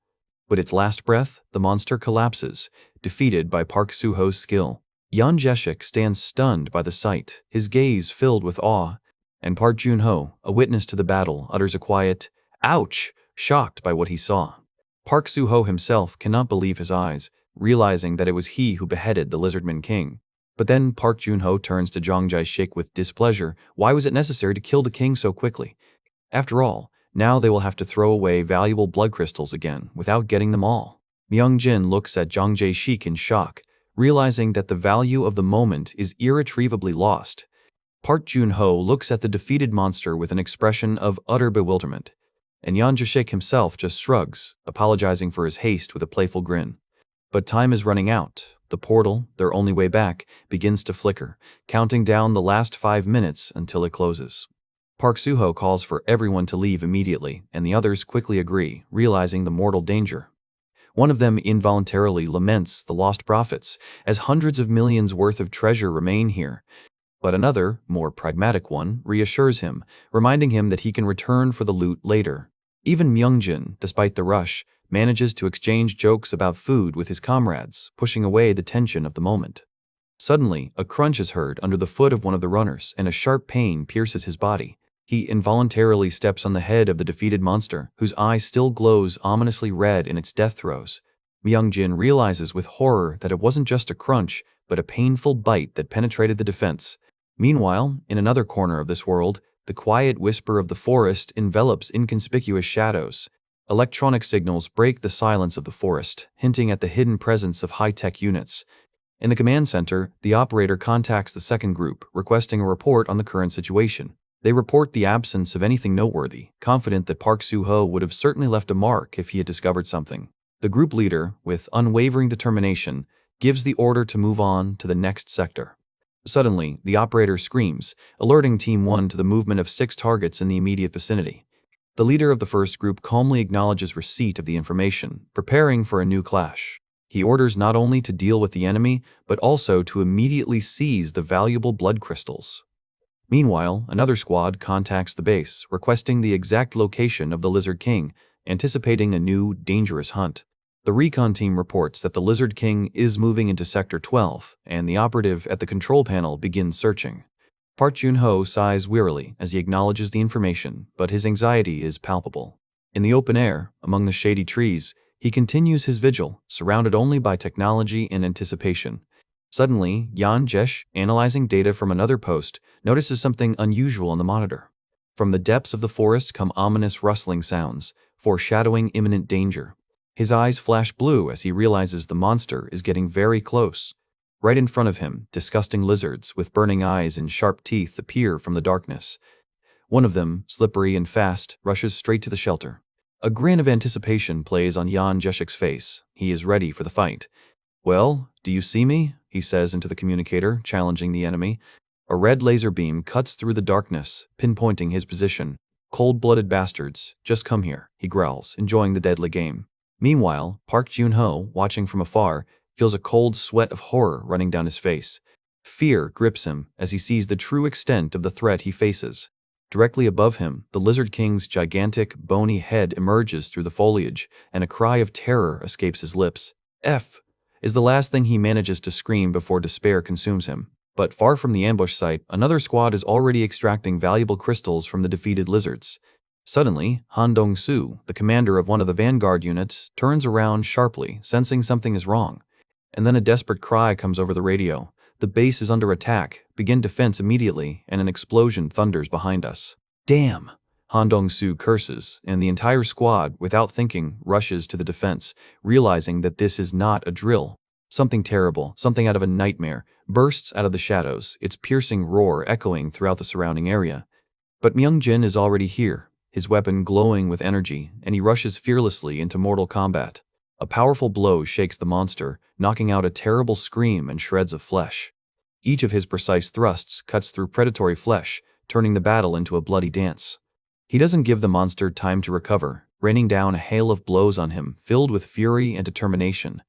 In his eyes burns the flame of a merciless struggle, a will that will not waver in the face of evil. Helicopters appear in the air, their rotors cutting through the sky, and machine guns are already opening fire. A leaden rain falls upon the forest, where unknown enemies are hiding, and the earth explodes in flames. Against an apocalyptic landscape, soldiers in uniforms silently watch the aftermath of this vicious attack. The retreating Necrovilles offer a chance, and the fighters coordinate the evacuation of the wounded and the gathering of intelligence while others hold the line. Every shot finds its target, and the commander gives the order not to let any of these monsters escape. Meanwhile, Park Suho and Choi Soo-yeon, who have arrived on the battlefield, realize the seriousness of what is happening, realizing that their appearance was just in time. The gravity of the moment is evident in her eyes, for the danger is much deeper than they could have imagined. Park Suho, listening to the sounds of battle, realizes that the situation is critical and requires immediate action. Suddenly, all eyes turn to the sky, where a fireball, like a comet, falls directly onto one of the helicopters. A huge explosion engulfs the car, and the fragments fly apart, leaving behind only clouds of smoke. But this is not an isolated incident. More fiery shells are flying in their wake, threatening to destroy the remaining forces. And then a colossal creature, the true culprit of the attack, appears on the hill, its triumphant roar shaking the earth. In the command center, the screen goes dark and the connection is cut off, leaving those waiting for news in complete uncertainty. The soldier reports this was the last recording sent by one of the 707A fighters with a special data transmission skill, emphasizing the tragedy of the loss. Tensions rise in the command center when Choi Soo-yeon demands an immediate report, but the report will arrive later, only when the cleaning of the territory is completed, which only increases her impatience. Her gaze flashes with fury. Why the hell did they even end up in this damn red zone? The soldier doesn't seem to know what to answer and just silently lowers his eyes, sensing the approaching storm. His attempt to justify it as a tactical error only adds fuel to the fire when Choi Soo-yeon explodes. Why the hell did they go into the Necrovile's red zone? Who gave the order?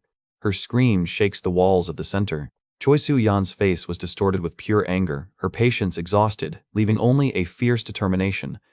The sound of her heels, beating in nervous rhythm across the floor, echoes throughout the deserted command post. She desperately tries to get through, but only hears the soulless voice of the answering machine. The subscriber is temporarily unavailable. The groan that escaped her, betrays her growing anxiety, a premonition of trouble. Her anxious gaze disappears into the distance, and only a desperate whisper escapes her lips. "Soo-yeon, what is it?" Meanwhile, elsewhere, the world is torn apart, awash in blood and debris. Screams of pain and the grinding sounds of destruction pierce the air as what was once whole is reduced to a bloody mess. The silhouette of a fighter, thrown back by a monstrous force, flashes through the air, losing control of his body. He falls to the ground, wounded, the scarlet liquid spreading across the withered grass, a hoarse groan escaping. And now, right above him, from a whirlwind of greenery, a hellish creature materializes, a predatory Necroville, ready to finish off its victim. His fangs flash, his claws tear, and from his mouth comes a deadly roar that makes the blood run cold. A final cry of horror echoes through the area before darkness consumes all that remains of the man. But then, through the chaos, Jan Jeshik appears, his face lit up by a sinister grin, and in his hand is a remote control with a single red button. And by his will, a bright light flashes among the riot of greenery, foreshadowing something completely new and unpredictable. And this light was not long in coming. A merciless blow to the creature that dared to stand in its way drowned out its dying cry. A blinding flash tore through the darkness, turning the monster into a myriad of flaming fragments, leaving no trace of its power. The blast wave rolled through the forest, sweeping away everything in its path and leaving behind only smoking ruins and scorched earth. All that remained of the monster were ashes, carried away by the wind, and horrible shreds of flesh disappearing in the acrid smoke. A group of fighters, led by a mysterious masked man, froze, contemplating what had happened. Was it not a victory, but rather something more? Beneath the mask, a look of bewilderment mixed with concern flashed across the leader's face. What kind of power had just been revealed? But as soon as one threat had died down, an alarming cry was heard. A new, frightening phenomenon had appeared in the skies. Right before them, in the shimmering haze, a portal opened, a gate to the unknown, counting down the last moments of its existence. And again, the leader's face, usually imperturbable, showed bitter disappointment, an awareness of his own vulnerability in the face of such unexpected power. Meanwhile, far from this battle, in the heart of the city's bustle, the futuristic bastions of the capital defense rose up. The black car, gliding along the perfectly smooth asphalt, moved towards its destination, breaking the silence with the light purr of its engine. Inside, Choi Soo-yeon adjusted her earpiece and calmly answered the call, her voice cold and businesslike. On the other end of the line, within the walls of the command center, an operator was transmitting an emergency message. But her calm quickly vanished, replaced by angry bewilderment, what led to so many losses. Even now, while the wounded soldiers were recovering in capsules, the team was preparing for a second invasion in just 2 hours.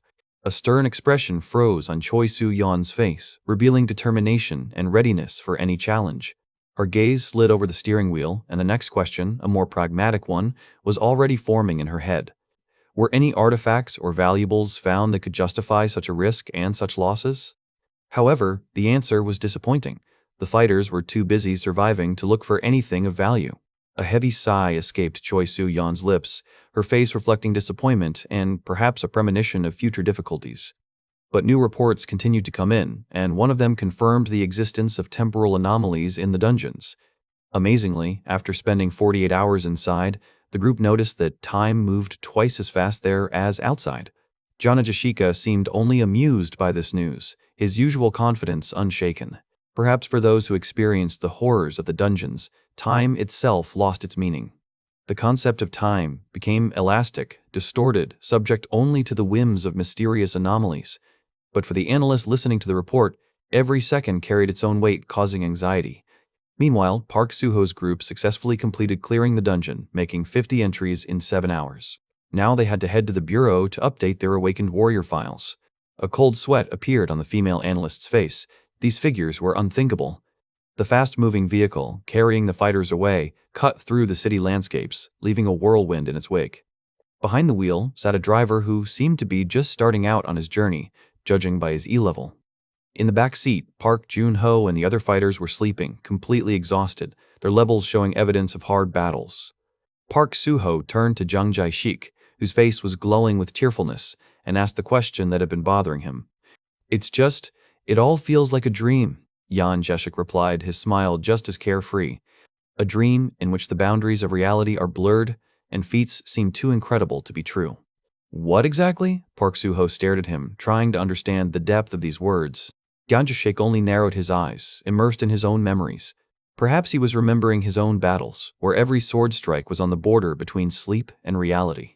After all, he, who had never set foot in a dungeon higher than the 3rd level, today conquered a dungeon of the 4th level 50 times in one day. The monsters that fell under his blade were as strong as lower-level bosses, and he slew them by the dozens. From E rank to D rank in one day, such a leap in strength seemed unbelievable. And even his old friend, Jan Jashik, upon hearing this, could not believe his ears. Isn't this a dream? With feigned concern, Jang Jae-sik offered to pinch him to check the reality of what was happening, but Park Suho just waved it off. Finally, their car pulled up to its destination, and a loud call rang out. "Wake up, people, we're here." Park Suho, full of impatience, urged everyone to hurry up, looking forward to a lobster dinner after finishing work. Their path lay in the mysterious energy calculation room. With his eyes closed and lost in thought, Park Suho listened to the inner voices that only grew louder. Meanwhile, Choi Soo-yeon was sharing important information over the phone. The device was created by Dr. Toddler, and she would contact him. Park Suho's eyes snapped open, realizing that he might have to go to England soon. A bright blue ball lit up, and an impressive number flashed on the display, 488. Its power far exceeded even C rank, leaving observers puzzled as to why the official data lagged so far behind. Dressed in a formal suit, Park Suho looked completely unperturbed, as if he was used to such shocks. Questions arose in his mind. Have they really only just now discovered my level? And why does it seem like only I can see other people's data? Looking at the people around him, Park Suho directly asked about the creator of the mysterious internal interface that was guiding everyone. One of the engineers responded with surprise that the interface is part of Awakening, and questions about its origin are just a myth. But then he revealed a secret. An artifact called the Godstone, found after the Great Calamity, had revolutionized spatial engineering. The name Godstone brought back a vague memory to Park Suho, as if he had heard of it somewhere before. The story continued. After the cataclysm, a huge stone covered with mystical writing appeared in northern Europe. For people, it became a divine message, carved in stone, carrying within itself covenants and hope for salvation. It was thanks to him that the Awakened gained the ability to interact with the interface that connected them to this new, dangerous world. But it turned out that one particle of this sacred stone is located at the very heart of the technology, the macroprocessor of the Bureau of Spatial Research. It is precisely this power that allows the Awakened to maintain their complex interface, and this information caused a wave of shock among those present, one of whom wondered, Is this a new gospel? Suho, focused and insightful, immediately demanded specifics. What exactly had been deciphered from the divine message? The answer revealed fundamental principles, the foundations of the dungeon's world, the methods of leveling up the awakened and using spatial energy, a breakthrough that changed everything. Park Suho thought deeply, trying to grasp the scale of what was happening. Was all this really part of a grand, divine plan? The question of meeting a deity, initially met with a grim joke about death, left the note of unresolved mystery in the air as they moved on. A mad proposal to try and create an awakened one using atomic energy during the raid was quickly dismissed, confirming that such abilities were only granted through special means. And only Jan Jeshik, with a wide smile, tried to defuse the situation, congratulating everyone on their level increase, although some still seemed stunned, as if after sleep. And then a new discovery was announced. Jan Jeshik himself was now at level 0, which caused genuine surprise among his comrades. The conversation quickly turned to plans. Jan Jeshik asked if they remembered the level 5 orc dungeon, hinting at new, bold expeditions. His confident smile foreshadowed only one thing. It was time to expand their family again, which sounded like a call to new challenges and replenishment of ranks. From now on, Jan Jeshik will go on raids with them, gaining experience under their supervision, as was told to the others. One of the companions warmly noted how pleasant it is to go on raids with the Suho, emphasizing their cohesion and comfort in combat.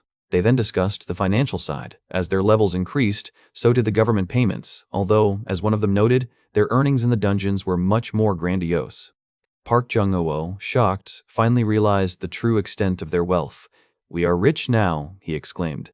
Myungjin confirmed that they had earned around 5 billion won that day, and with a slight sigh of relief and gratitude, he said, "Thank God."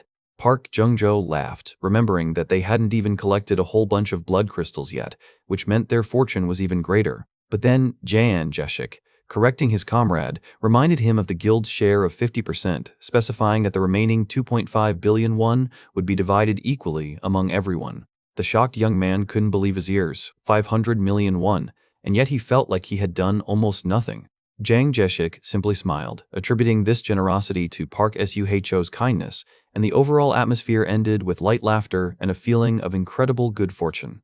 The joy of unexpected wealth quickly gave way to general euphoria, and Jan Jeshik, filled with enthusiasm, proposed celebrating the event with a royal dinner. However, Park Jung-ho's face was distorted with sudden horror, as if the entire weight of the world had fallen on him. The puzzled looks of those around him, including Park Suho, met his panic, asking about the reasons for such a violent reaction. Tears streamed down Park Jung-ho's face as he trembled, muttering that he felt the inevitable retribution approaching, as if a mortal threat were hanging over him. This alarming remark made everyone freeze in confusion, trying to comprehend the frightening words. Meanwhile, against the backdrop of a huge moon, a strange city ship stretched out, built from multicolored containers, pulsating with life and hiding its own secrets. Inside one of these containers, in front of a glowing laptop screen, Park Jung-ho exclaimed in shock, amazed by the enormous sums of money flowing in from all corners of the world. He hung his head in dismay, realizing the scale of the financial maelstrom that had brought him unheard-of wealth. Myungin, in a calm voice, explained that the source of this unprecedented interest was Park Suho's unique skill in controlling plants. This extraordinary gift, capable of ending the food crisis in any country, made Park Suho an object of desire and close attention from world powers. The realization of Park Suho's true value overwhelmed everyone, and Jan Jeshik respectfully acknowledged his importance, realizing that with such an ally, they would not be afraid of any upheaval. However, Park Suho, maintaining a serious expression, brought everyone back to the source of concern. Why does Park Jung-ho think that he will be killed? And then Park Jung-ho, again bursting into tears, revealed his secret. He was constantly receiving money, and with it demands for a meeting with Park Suho, who stubbornly ignored all invitations, condemning Park Jung-ho to certain death. But Park Suho was unwavering in his decision, confirming that he had no intention of making concessions, which only deepened Park Jung-ho's despair. Unable to withstand the pressure, Park Jung-ho admitted that he could no longer resist, and decided to take a desperate step by writing to those who were persecuting him. Park Suho, feeling the growing tension, demanded an explanation. What was required of him? At what price would Park Jung-ho's salvation be purchased? And then Park Aun Jang Ho, on the verge of hysteria, imploringly suggested that Park Suho simply record a short video message for sponsors. Otherwise, he would face kidnapping, death, or, even worse, the loss of all his funds. There was a silence filled with Park Suho's inner thoughts, while Park Aunho waited with bated breath for his answer. With a deep bow expressing his immense gratitude, Park Jung-heo vowed that all funds received would be used for the benefit of the guild if only Park Suho agreed. And, as the icing on the cake of his turbulent emotions, Park Jung-ho, with tears in his eyes, offered to forever immortalize the name of his savior by renaming the channel Suho Guild. Suho, tired of all this fuss, just wanted to get the formalities over with as quickly as possible. Everyone shared the desire to eat lobster, eagerly urging Park Jung-ho on. In the spotlight, under the camera's gaze, they began their live broadcast. Park Jung-ho ceremoniously introduced Park Suho, entrusting him with the mission of appealing to global sponsors.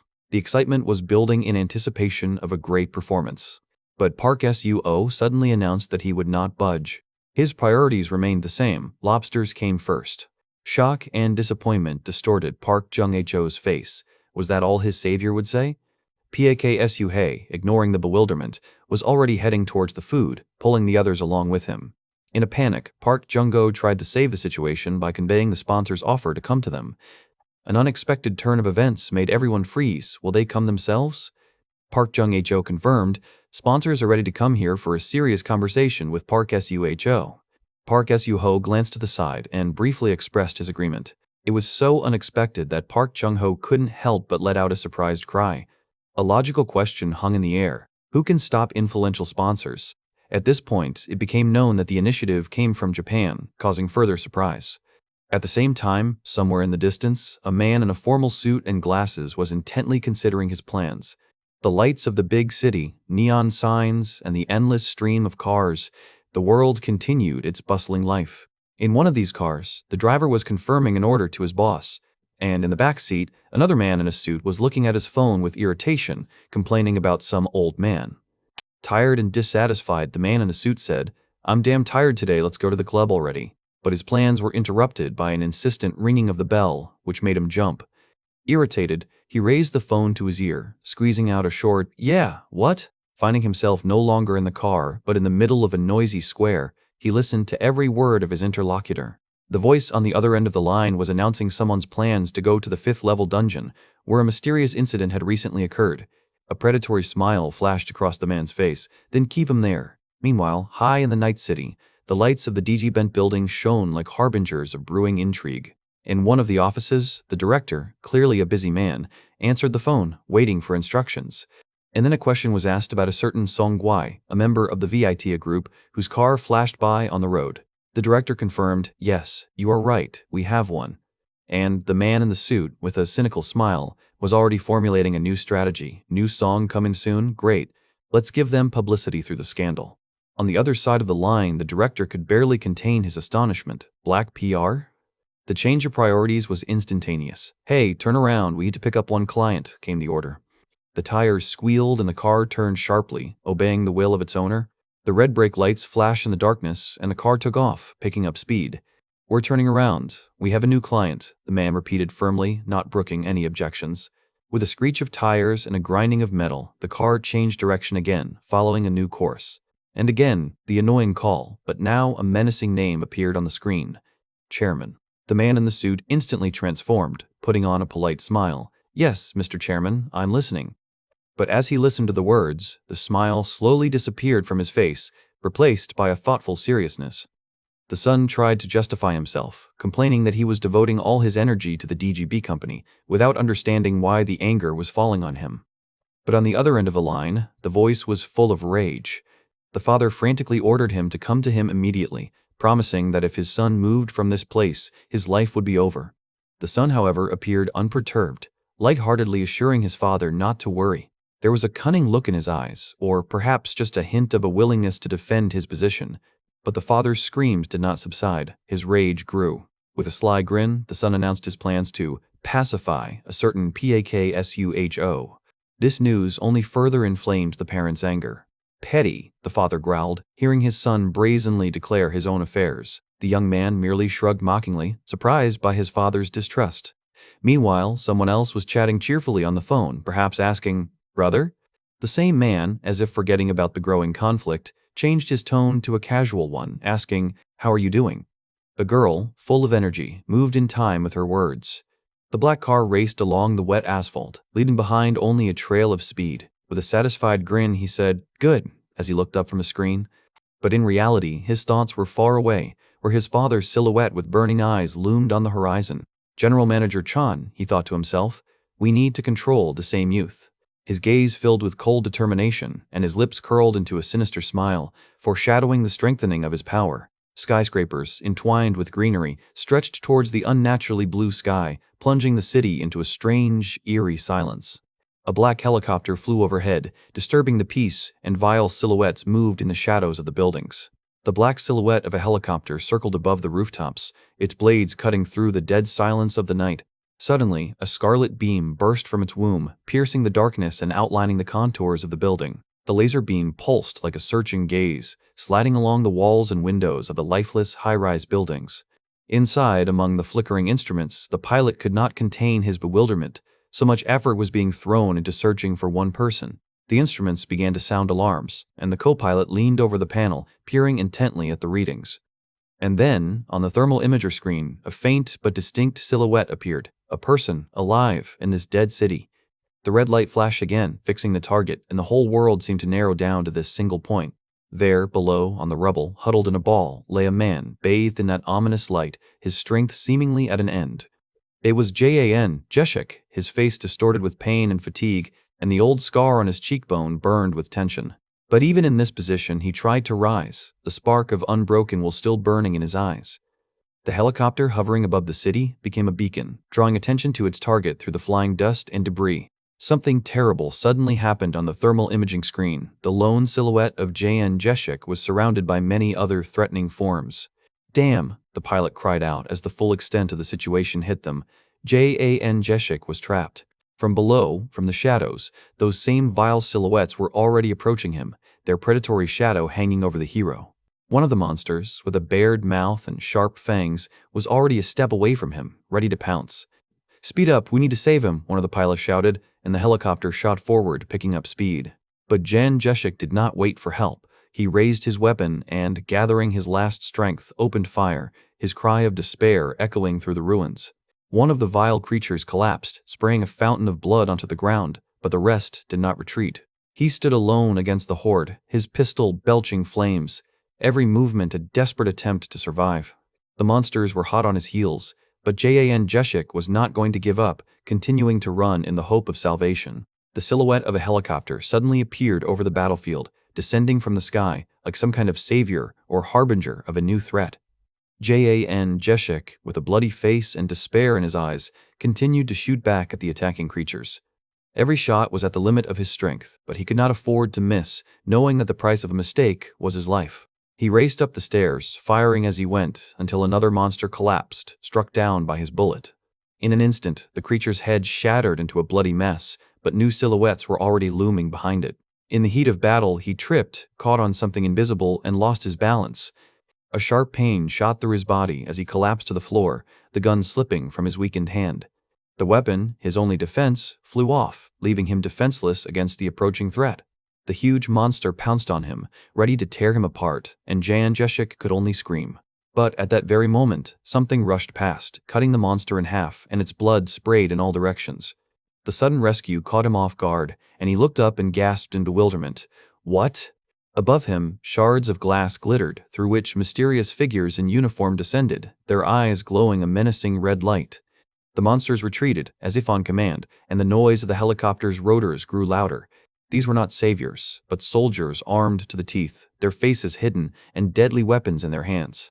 They surrounded him, their movements were quick and precise, and the command over the radio was dry and peremptory. "Surround him." Jan Jeshik realized that he had fallen from the frying pan into the fire, and his "damn" was drowned out by the death rattle of some creature slain nearby. Meanwhile, in another part of the city, a black car glided silently along the night streets. His movement was swift, like a shadow rushing on an invisible mission. Inside the car, two men in suits were receiving the report. "The capture team is in contact." The The target has been captured. The eldest of them nodded soberly and ordered coldly, "Good work. Send him to the storage location." The neon-lit container port became the backdrop for a new, dangerous game, where every sound echoed in the stillness of the night. But the calm was broken by harsh words when one of the men, shouting, demanded an explanation from his frightened colleague. His face was distorted with rage. The failure of the mission or an unexpected event had thrown him off balance. The one in glasses could only squeeze out vague excuses, anticipating the inevitable consequences of his oversight. And at that moment, as if from nowhere, Park Suho appeared, surrounded by electric discharges. His solitary figure stunned the observers. The agent, who had been trying to justify himself, now bowed respectfully before him, seemingly apologizing for his incompetence or something even more serious. Through a fake smile, he showed his ID, hoping the name DGB would make the desired impression. But the angry boss couldn't believe his eyes when he saw the power emanating from Park Suho. The agent in glasses, with a trembling voice, reported the incredible Park Suho went to the dungeon. The senior agent, unable to contain his irritation, only heard "sorry" again in response to his silent question. He demanded a report on the time it took Park Suho to clear the dungeon last time, trying to understand the extent of his current madness. Realizing that Park Suho had gone to such a dangerous place alone, the agent muttered about bad luck and calculated that it would take him about 8 days. Alone? A 5th-level dungeon? You're crazy, he exclaimed, realizing the gravity of the situation. Meanwhile, Choi Soo-yeon emerged from the luxury car, impatiently asking her brother when she would finally meet Park Suho. Her brother, clearly irritated, merely cursed under his breath, calling her a thorn whose whims only made an already difficult situation worse.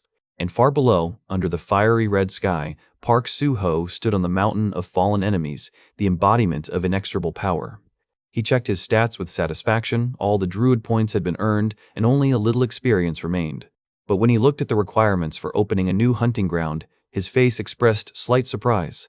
However, this fleeting pause quickly gave way to the usual grin. Park Suho knew what to do. And then, from under the pile of fallen, a new, final enemy rose up, emitting a threatening roar, ready for the decisive battle. Gathering the last of his strength, Park Suho rushed forward, leaving the deadly duel behind. With lightning speed, he rose into the air to deliver his final, decisive blow. The beast roared, meeting the implacable gaze of the hunter, whose shadow was already looming over him.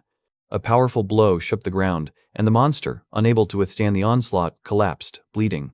Silence fell over the battlefield, and the tired warrior, looking at the defeated enemy, saw a well-deserved reward. A blood-red core pulsed in his hand, proof of his victory and a new source of power. The core's energy dissolved into his body, giving off a pleasant warmth and anticipation of new possibilities.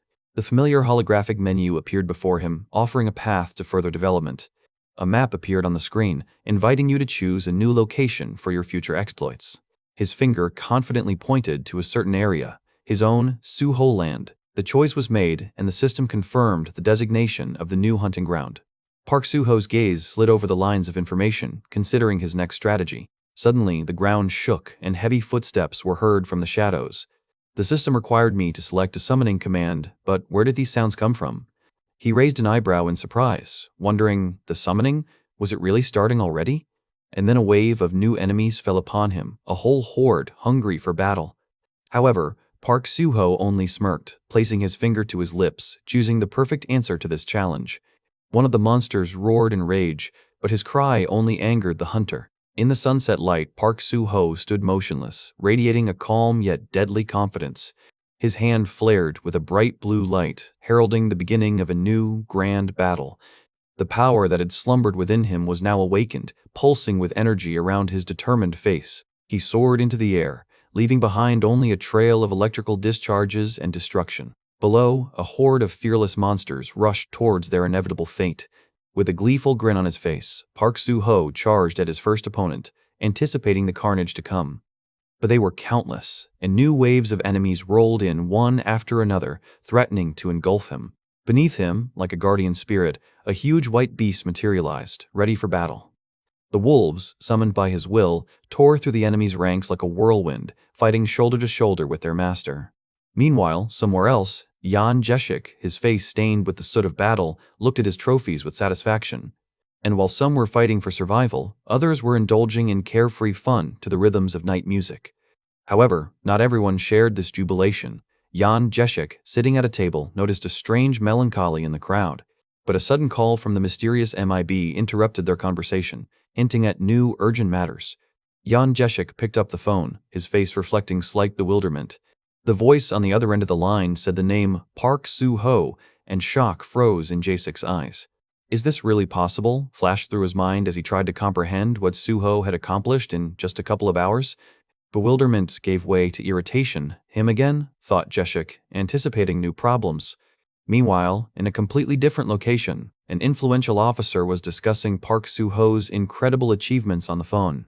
Only 2 hours to clear the dungeon? Jeshik couldn't believe his ears. This news was driving him crazy. Even Choi Soo-yeon, who was resting at home, was alarmed by the sudden flood of information reaching her. "Brother?" she muttered, hearing an urgent call that disturbed her peace and made her start.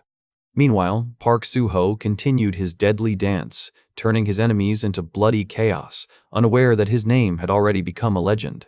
Bloody splashes mingled with the screams of the defeated creatures as Park Suho mowed down the ranks of the monsters in a mad whirlwind of his blade. A sudden roar made him look back for a moment, but the battle knew no mercy, and new hordes were already advancing.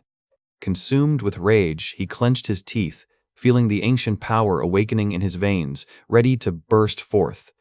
As if from nowhere, ghostly wolves materialized around him, their silhouettes glowing blue, foreshadowing the coming storm. A legion of summoned spirits descended upon the enemy, their invisible claws tearing flesh and their magical light blinding the survivors. A new wave of pain swept through the ranks of the monsters as a barrage of invisible arrows and spears pierced them, turning the advance into a panicked flight. At that very moment, Park Suho soared into the sky, his back adorned with snow-white wings, and every movement seemed unearthly. However, the enemy did not give up. Archers on the walls of the fortress fired thousands of deadly arrows, trying to knock him down from his heights. But he was faster, swifter than the wind, and each arrow only slid off his armor or crumbled into dust before reaching its target. Rising even higher, Park Suho looked at the besieged walls, his gaze full of determination, searching for the next target. A swift, diving flight, he fell like a stone, straight into the thick of the monsters, shedding feathers that themselves became projectiles. A predatory smile played across his face as energy concentrated in his open palm, ready to fall upon the enemy. A devastating explosion of blue light engulfed the surrounding area, tearing the monsters into myriads of shining particles, leaving no trace. When the smoke cleared, Park Suho stood there, calm and unwavering, his gaze burning with the cold fire of triumph. The high walls of the ancient fortress trembled, and the stone towers, unable to withstand the onslaught of his power, began to slowly crumble. And again he rushed forward, each step shaking the ground, leaving behind only dust and broken stone. Right before him, like a titan from ancient myths, a new enemy towered, a gigantic demon emitting an aura of pure hatred. The monster's red, flaming eyes and third eye on its forehead, its terrifying grin. Everything spoke of incredible power. Determination flashed in Park Suho's eyes. He was ready for this final, decisive battle. And next to him, like a faithful guard, another summoned wolf appeared, its aura shining, ready for the final blow.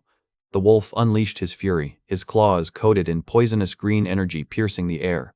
With a deafening roar, the summoned beast delivered a powerful blow, throwing the enemy away. The enemy's gigantic body flew away limply, crushing everything in its path, leaving a trail of destruction in its wake. The orc chieftain, his eyes burning with blood-red flame, roared in pain and rage, but his ancient curses remained powerless. The wolf showed no mercy, unleashing a hail of blows, each of which shook the mighty body of the orcish monster. Under the onslaught of the deadly tornado, the enemy staggered, his defenses collapsed, and blood sprayed in all directions.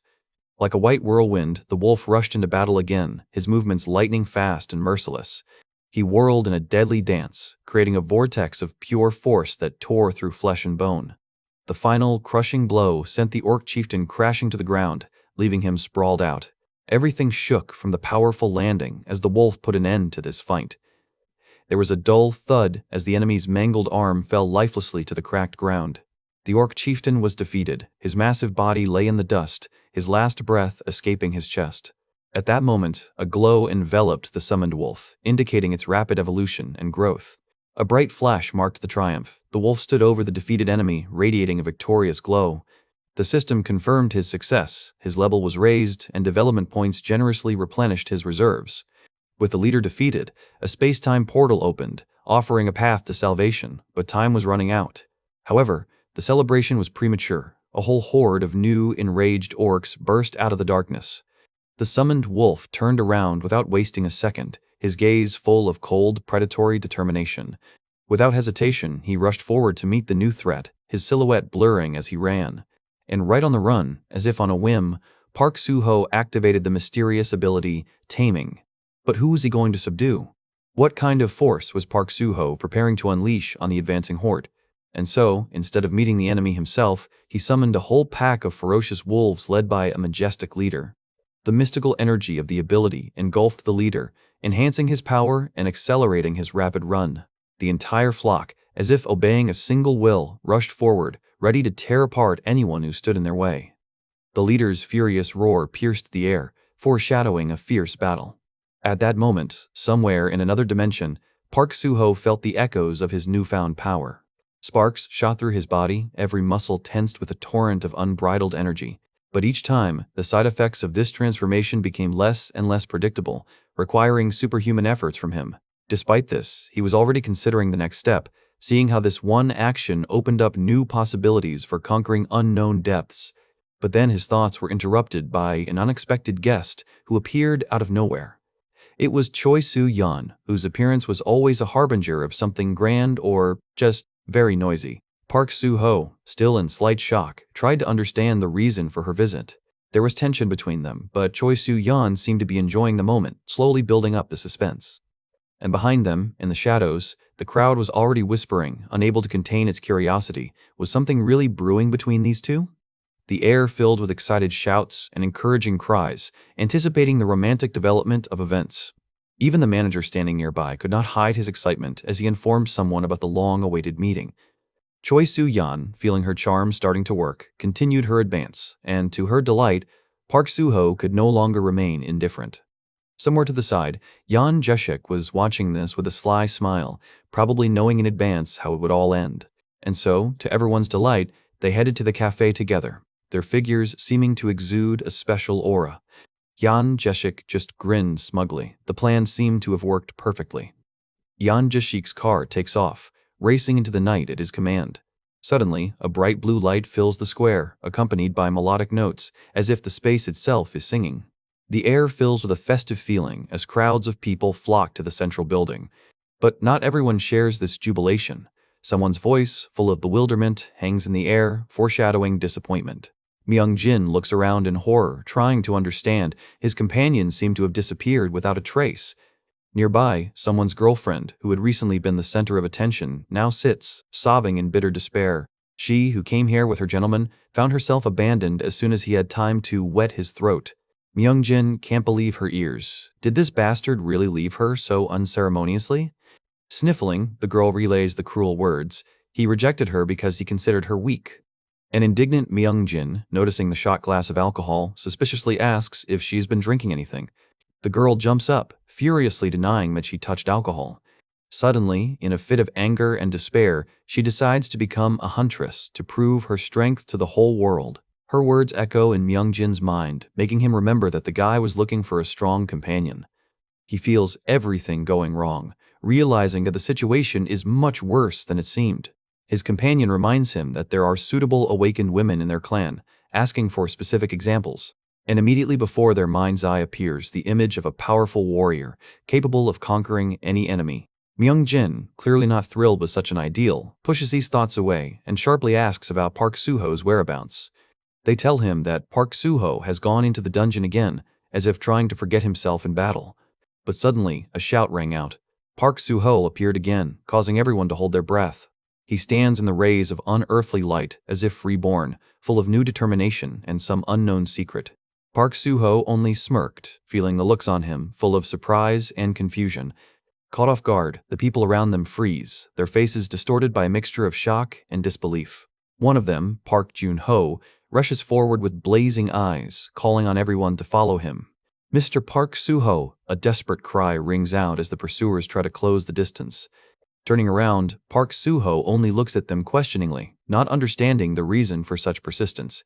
"What is it?" he asks as a breathless Park Jun-ho tries to compose himself for conversation. Taking a deep breath, Park Jun-ho seems to be trying to make small talk despite his obvious irritation. But suddenly, sparks flare up around Park Suho's feet, foreshadowing something unusual. Park Jun-ho's face contorts in shock as he realizes that he is simply being ignored. "Did he just ignore me?" he asks bitterly, and the assistant only confirms this with a reluctant nod. Park Jun-ho, seething with rage, hurls curses as his assistant tries in vain to reason with his enraged boss. "How dare he behave like this?" Park Jun-ho seethes, ignoring pleas to be quieter. He turns around in a rage, demanding the name of the one who dared to contradict him. At this point, a group of men in formal suits appears, led by an influential figure whose presence instantly changes the dynamic of the situation. Seeing them, Park Jun-ho instantly changes his tone, greeting Secretary Jung with respect mixed with fear. Secretary Chong, with a sly smile, suggests that they stop this performance, pointing to the many witnesses around. Meanwhile, whispers can be heard among the onlookers, discussing that it is none other than the son of the head of the DGHB and that his anger is caused by Park Suho. Jang Jae-shik and Han Dong-soo watch this with a mischievous smile, anticipating what new troubles this situation will bring them. Park Jun-ho grits his teeth, realizing the gravity of his situation. A public scandal could cost him dearly.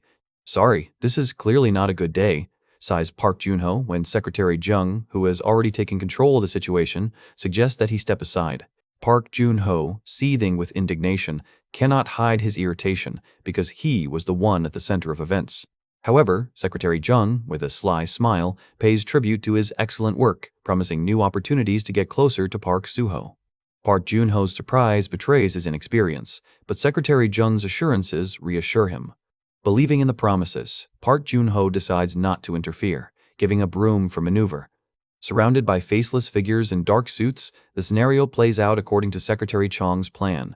But inside, Park Jun-ho is still seething with anger, cursing the fox monster and his annoying presence. Meanwhile, Secretary Chan is already giving new instructions over the phone, preparing to meet someone at the entrance to the dungeon. Somewhere in the office, a certain Chen Ho Chang seems to have made a noise again, causing someone's indignation. Minor issues aside, the focus shifts to the true player. Park Suho's dungeon-clearing abilities exceed all expectations, justifying the colossal investment. Suddenly, Park Suho's image flashes like lightning, demonstrating unprecedented power, causing the person on the phone to exclaim in surprise. Park Suho himself, exhausted but triumphant, counts his achievements, hundreds of tamed animals, ready for new exploits. Pausing for a moment, he realizes that hunger is taking its toll and it is time to rest. But a meeting with Secretary Chong beyond the dungeon's threshold interrupts his thoughts, foreshadowing new dialogues. Surrounded by security, Secretary Jung greets Park Suho cheerfully, his smile hiding more than just a greeting. "Wow, I'm in great demand today," Park Suho thinks, feeling the weight of everyone's attention. Introducing himself as Chung Dae-mun, Secretary of DGB Company, he begins the formal part of their meeting. Park Suho, in turn, clarifies whether this dungeon belongs to the DGB Guild. But the true purpose of the visit is revealed in Secretary Chong's apology for the recent incident. Park Suho's face expresses genuine surprise, his gaze frozen in anticipation of details. Secretary Jian explains that this is the same incident when Park Suho ended up in the 5th-level dungeon.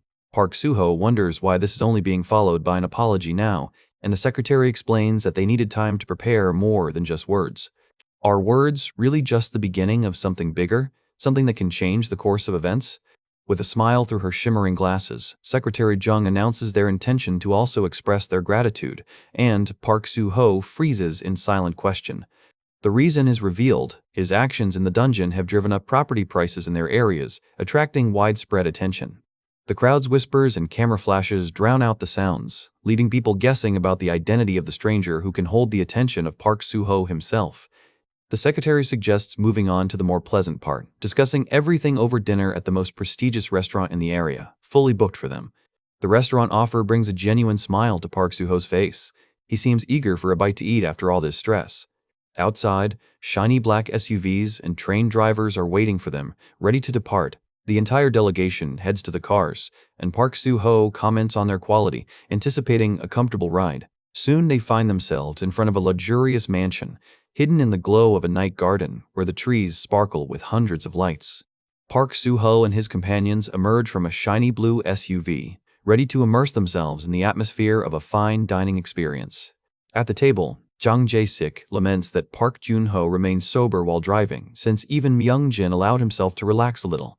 Returning home, the friends discussed this moment again, realizing that a personal driver would be very useful. Suddenly, Park Jun-ho cries out in despair, causing Park Suho to turn around in alarm. With his head down and an unopened gift in his hands, Park Jun-ho mutters about how dinner made him forget about important matters. Myung-jin shares his disappointment, recalling his plans to visit the construction bureau and wondering what will happen if they repeat this success tomorrow. Park Jun-ho doesn't seem upset at all. On the contrary, he is excitedly anticipating a repeat of the sumptuous dinner, despite Myung-jin's Amitabha, while one of them jokes about anger in the chat. One of his companions reminds Park Jun-ho of his duty to recruit new comrades, which causes him slight confusion. Park Jun-ho sheepishly admits that he still doesn't even have a basic license, and the guild still refers to him as a doorman. The realization dawns on everyone. Before looking for new comrades, Park Jun-ho must first obtain official status himself. As the men climb the steps, Park Jun-ho remembers that tomorrow they can apply for the long-awaited license. Han Dong-soo and Myung-jin try to calm down the confused Park Jun-ho, assuring him that the guildmaster will definitely find a solution to his situation. But their conversation is interrupted by joyful cries. The door opens, and Park Suho's son, Soo-jin, rushes to meet his father, calling him Dad. Soo-jin hugs her father, and next to them, with a wide smile, appears Aunt Sukja, bringing with her an atmosphere of home comfort and warmth. The day's fatigue dissolves in the warmth of family. Friends have brought lobsters, and Han Dong-soo is already looking forward to more fun. Meanwhile, under cover of night, on the other side of the city, the elite restaurant Modigliani stands tall, where completely different matters are being decided. Park Suho sits at a table with an older gentleman in an expensive suit, who smiles and expresses satisfaction that the dinner was to his liking. Park Suho feels awkward, such generous gifts. The most expensive dishes and SUVs worth 300 million won seem excessive to him for simple gratitude. The older gentleman merely grins, adjusting his glasses, his gaze full of hidden meanings, foreshadowing something more than just a simple gesture of politeness. Suddenly, the scene changes to a gloomy docks, where eerie, distorted screams are heard among the huge containers. Despair reaches its peak. A bloodied man screams, begging his tormentors for death, his voice echoing with pain and horror. Returning to the opulence of the restaurant, Park Suho tries to laugh it off, saying that his interlocutor has a great sense of humor, but the tension in the air is palpable. Realizing the true scale of the offer, Park Suho decides to stop the pleasantries and asks directly what they want from him. The older gentleman drops the pretense and agrees to get to the point, his eyes studying Park Suho intently. He explains that his company, DGB, despite its influence, lacks its own sector on the strategic map, which is a serious problem. This is not just a strategic blunder, but also a powerful blow to the company's pride, especially to its CEO, as the interviewee emphasizes. Park Suho listens, and a subtle but confident smile appears on his face, as if he has already figured out the plan or is ready to accept the challenge. Seeing his reaction, the older gentleman takes off his glasses and asks defiantly, "So what?" Park Suho seems to realize the true scale of the request, repeating with a hint of surprise, "Sector 13?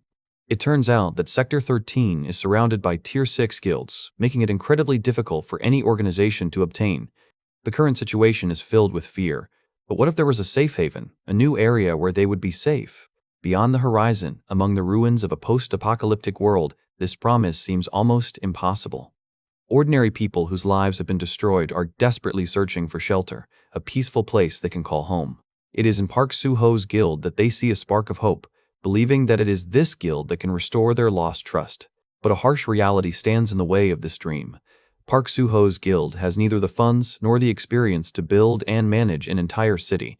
Park Suho, with a slight smile, points out the key point. The petitioners have both capital and knowledge, but what they need is the physical might of his guild. A bespectacled man, a representative of some organization, clasps his hands, explaining that they see Park Suho's guild as not only strength, but also enormous investment potential. Park Suho closes his eyes thoughtfully, imagining all the facets of this proposal and the invisible threats that might lie in wait. He continues by asking a rhetorical question about the support of the best guilds, emphasizing that their offer is unique and it would be foolish to refuse it. Park Suho begins to realize the true motives. Monopolizing the resources and territories around the dungeons is the true goal of these powerful companies. A sinister aura emanates from his face, and through the glare of his glasses one can see the cold-blooded calculation hidden behind his polite manners. After a moment of silence, Park Suho decides not to rush into an answer, promising to think about such a significant proposal. The petitioner, slightly hesitant, expresses gratitude, as if realizing that his words might have sounded too intrusive. But there is concern in his eyes. Could it be that the generous gifts were unable to completely convince the guild leader? Park Suho stands up, signaling that the conversation is over and it is time for him to leave this meeting, leaving the petitioner in a tense wait.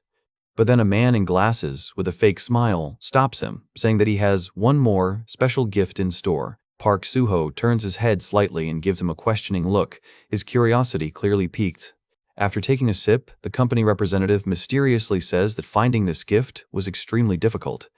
Park Suho, his eyes wide with surprise, can't hide his curiosity. Who should I find? And then the man reveals his final card, announcing that they have managed to find the former president of the Yongari company, who had been in hiding after being declared wanted. Park Suho's reaction was immediate. The name of former President Yongari caused a storm of emotions in him. Yan Jashik, with a barely noticeable smile, gives an order, making it clear that this issue must be resolved decisively. However, his interlocutor expresses bewilderment, believing that President Yongari was doomed anyway. Taking off his glasses, the man asks with undisguised interest if Park Suho really doesn't want to meet face-to-face with his longtime tormentor.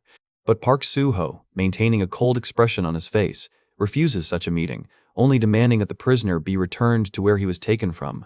His interlocutor freezes, puzzled, not understanding the sudden change in mood. Suddenly, looking at his phone, Park Suho asks to wait. Meanwhile, elsewhere, in the midst of peacefully playing with his child, Han Dong-soo's phone starts vibrating persistently. A call from an unknown caller, calling himself Han, interrupts this idyllic moment. Struggling to answer the call, Han Dong-soo tries to remain calm as the little prankster continues to attack him. Hearing the urgent request, he involuntarily cries out in surprise. Park Suho on the other end of the line confirms the urgency of the situation, unaware of his comrade's combat operations.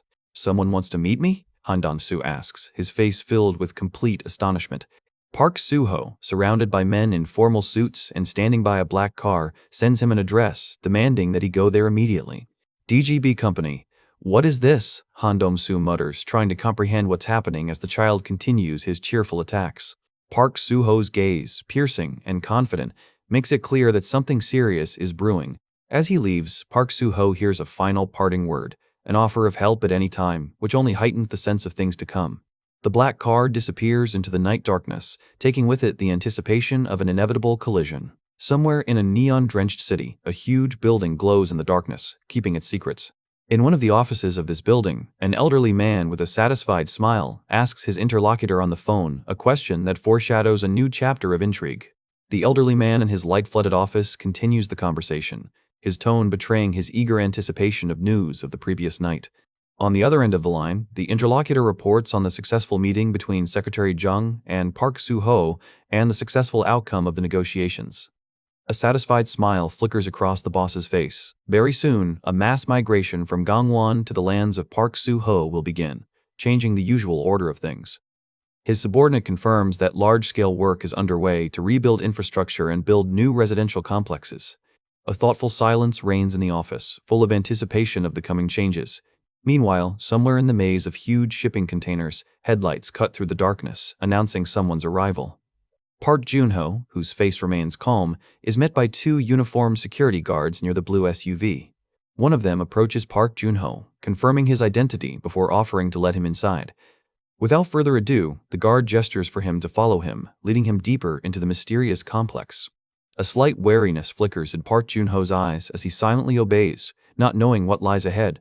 Suddenly, a desperate, pain-filled cry is heard. A man tied to a chair, covered in blood, curses his tormentors and demands food. A sharp sound accompanies his pleas, and the prisoner, blinking in fear, tries to take his words back. Now his voice breaks, he begs for forgiveness, and in the background you can see blood splashing around. He mutters through his teeth about an unbearable hunger, his body trembling with exhaustion and horror. Park Junho, peeking out from behind the container, freezes in bewilderment, shocked by the picture that unfolds before him. The captive's face, smeared with blood, is distorted by a grimace of primal fear when he suddenly sees the stranger. Park Junho looks around the bloody cell and the tied-up man, trying to figure out who he is and what is going on here. A sudden flash of recognition pierces Park Joon-ho, his eyes widening in horror. The prisoner himself, with a mad smile on his blood-stained face, recognizes the alien, pronouncing his name with threatening familiarity. Park Joon-ho, pale at what he saw, barely audibly uttered a short, trembling greeting in response. The prisoner, whom Park Joon-ho recognized, asks with undisguised contempt what brought the unexpected guest here. Park Joon-ho, trying to hide his shock, explains that he was called here for a meeting. The only answer he gets is an uncontrollable, eerie laughter, echoing in the cramped space. "You're still as naive as ever," the mutilated prisoner grins maliciously, looking at Park Joon-ho. Then, squinting his bloodshot eyes, he asks about someone else, someone who should be next to Park Joon-ho. Park Joon-ho seems caught off guard, and his response is only a frightened denial. A sinister, toothless smile spreads across his broken face, foreshadowing something terrible. Trying to pull himself together, Park Joon-ho resolutely demands that the captive explain what he wants from him. Unexpectedly, after a short pause, the prisoner states that he would like to apologize. Park Joon-ho's eyes showed only deep disbelief at these words, his gaze directed downwards. He begins to justify himself, citing his friend Park Joon-ho's anger and attack on his people. Surprisingly, Park Joon-ho seems to accept the apology, claiming that the past no longer matters. But on the captive's face, through the smile distorted by pain, something else slips through as he mutters gratitude. He abruptly changes the course of the conversation, mentioning the mysterious incident with Park Joon-ho's friend, denying his involvement in sending him to the dangerous dungeon. "Think," he urges, smiling slyly, "could a simple debt collector organize something like this?" These words make Park Joon-ho look down, lost in his own thoughts, perhaps doubting the obvious. A wicked grin once again distorts the captive's face as half of him disappears into the menacing shadow. "This must be upsetting for you," Park Joon-ho says, but his words sound more like a statement of fact than sympathy. "Unpleasant is an understatement," the prisoner agrees bitterly, describing his ruined life and complete collapse, and only a detached, almost indifferent, "It's sad," flies from Park Joon-ho's lips in response to the prisoner's confession. The prisoner, choking with despair, tries to find salvation by calling on old debts and services. He recalls his past kindness, his help in difficult times, and the job he found for Jenwoo's mother. Park Joon-ho shudders internally, remembering the unspoken request, the vow of silence. But the mention of the name, Jenwoo's mother, and the word work evokes confusion and genuine surprise in him. The prisoner, seeing this reaction, begins a detailed story about events long buried in the past. Time rewinds, we are transported to a poor room, echoing with the heart-rending cries of a newborn. There, in a dusty setting, a young mother with a baby in her arms is surrounded by menacing figures searching for Park Joon-ho. One of them, with a predatory grin, utters words of sympathy about the fate of the family that suffered because of the insignificant man. Tears of helplessness and grief flow down the woman's face in large drops, revealing her inner agony. He leans towards her, offering seeming help as she trembles and begs for mercy. His voice envelops her, promising relief from her suffering, but hiding the true, monstrous cost. A cold, calculating smile plays on the man's face, which does not bode well. Devastated, the mother just continues to cry quietly, her world crumbling around her. Then, with a casual gesture, he takes a thick wad of bills from his wallet, cynically offering payment for the grief. A paper lies on the table next to the money, a sinister contract offering a deal with the devil. The uninvited guests, having completed their business, leave the house, leaving the woman with a baby in her arms and a monstrous choice. He takes one last, assessing look at her broken figure before disappearing through the door. Close-up of her eyes, filled with horror and the realization of irreversible loss. A flash, and we are back in the present. Park Suho, shocked by what he heard, furiously asks about the appearance of Jenwoo's mother in the office. And the captive finally reveals the full story, describing how the woman begged for a job while holding little Jenwoo tightly to her. Memories wash over him in a wave of shame and despair, revealing a wound from the past that is not healed. He sits among the rubble of his life, looking at the empty room, at the abandoned baby, at the symbols of a destroyed existence. The prisoner's face is distorted by a grimace that reveals his last hope and desire for salvation, even at the cost of revealing someone else's secret. "Free me," he whispers, wounded and humiliated, "and I will show you where to find her, where she is hiding." The words hang in the air, and a cold, calculating look flashes in his eyes, evidence that a deal is made. Meanwhile, on the city streets, a car rushes forward, rushing forward through the night like a predator towards its prey. Inside, Jae-shik absent-mindedly scrolls through his phone, waiting for an important message that will change the course of their journey. And finally, the answer comes. Dr. Toddler agrees to a meeting in England. His knowledge is the key to solving all the mysteries. A smile crosses Jan Jeshik's face, anticipating a breakthrough in their investigation that will open up new horizons. Dr. Toddler, a name that echoes through history, for it was his discovery that marked the beginning of the Age of Dimensions. He is the one who knows the truth about the battles between worlds and the beings that share this planet. He is able to unite the broken connections. But suddenly, anxiety grips Jana Jessica. His attempt to contact someone important remains unanswered. The subscriber is unavailable. His gaze falls on the road, and a new plan is already forming in his head, requiring immediate action. "Driver, we need to change the route," he orders, and there is a determination in his voice that brooks no argument. "Where do you want me to go?" A calm voice sounds, ready to accept any instructions. Jane Sheck looks up, and there is more to his eyes than just a change of direction. It is a choice of path. Once again, the car rushes forward, racing through gloomy industrial landscapes where every turn is fraught with danger. The beams of headlights cut through the night darkness like blades cutting through the unknown, pointing the way to the inevitable collision. Suddenly, another car blocks the road, from which a stranger leans out, hurling dirty curses and obscene gestures at them. Laughing brazenly, he hurls insults after them, confident of his impunity, anticipating the coming fight. The man with the scar, with a satisfied smile, throws a short thank you to Park Jun-ho, as if for a successfully completed task. Park Jun-ho, keeping his composure, merely nods in response, without looking away from the steering wheel. Their car glides through the night streets like a ghost, leaving behind a trail of flickering lights. The headlights cut through the dense darkness, snatching only a narrow strip of their path from it. Suddenly, with a screech of tires and a dull thud, the car comes to a stop in front of an old, dilapidated building. The navigator on the dashboard flashes brightly, triumphantly announcing, "Arrival at destination." The wheels stop turning, shaking slightly, as if breathing a sigh of relief. "We're here," Park Jun-ho says calmly, waking up his companion, who had dozed off in the passenger seat. The scarred man blinks and slowly raises his head, not immediately realizing that they have already arrived. "Wow, here already?" he exclaims, stretching. "Nice nap, and damn, what a car you have." He squints slyly, hinting at the driver's unexpected wealth. "You've climbed quite well, haven't you?" Park Jun-ho only looks away, leaving his question unanswered. "Yeah," the Scarface grins knowingly, taking the silence as confirmation of his suspicions. But then the shadows come to life. Dozens of men in formal suits, armed with batons, emerge from the darkness. Park Jun-ho's face instantly hardens, his eyes narrowing as he assesses the threat. The car finds itself in a tight circle, and a loud cry of "Brothers" echoes along the deserted street.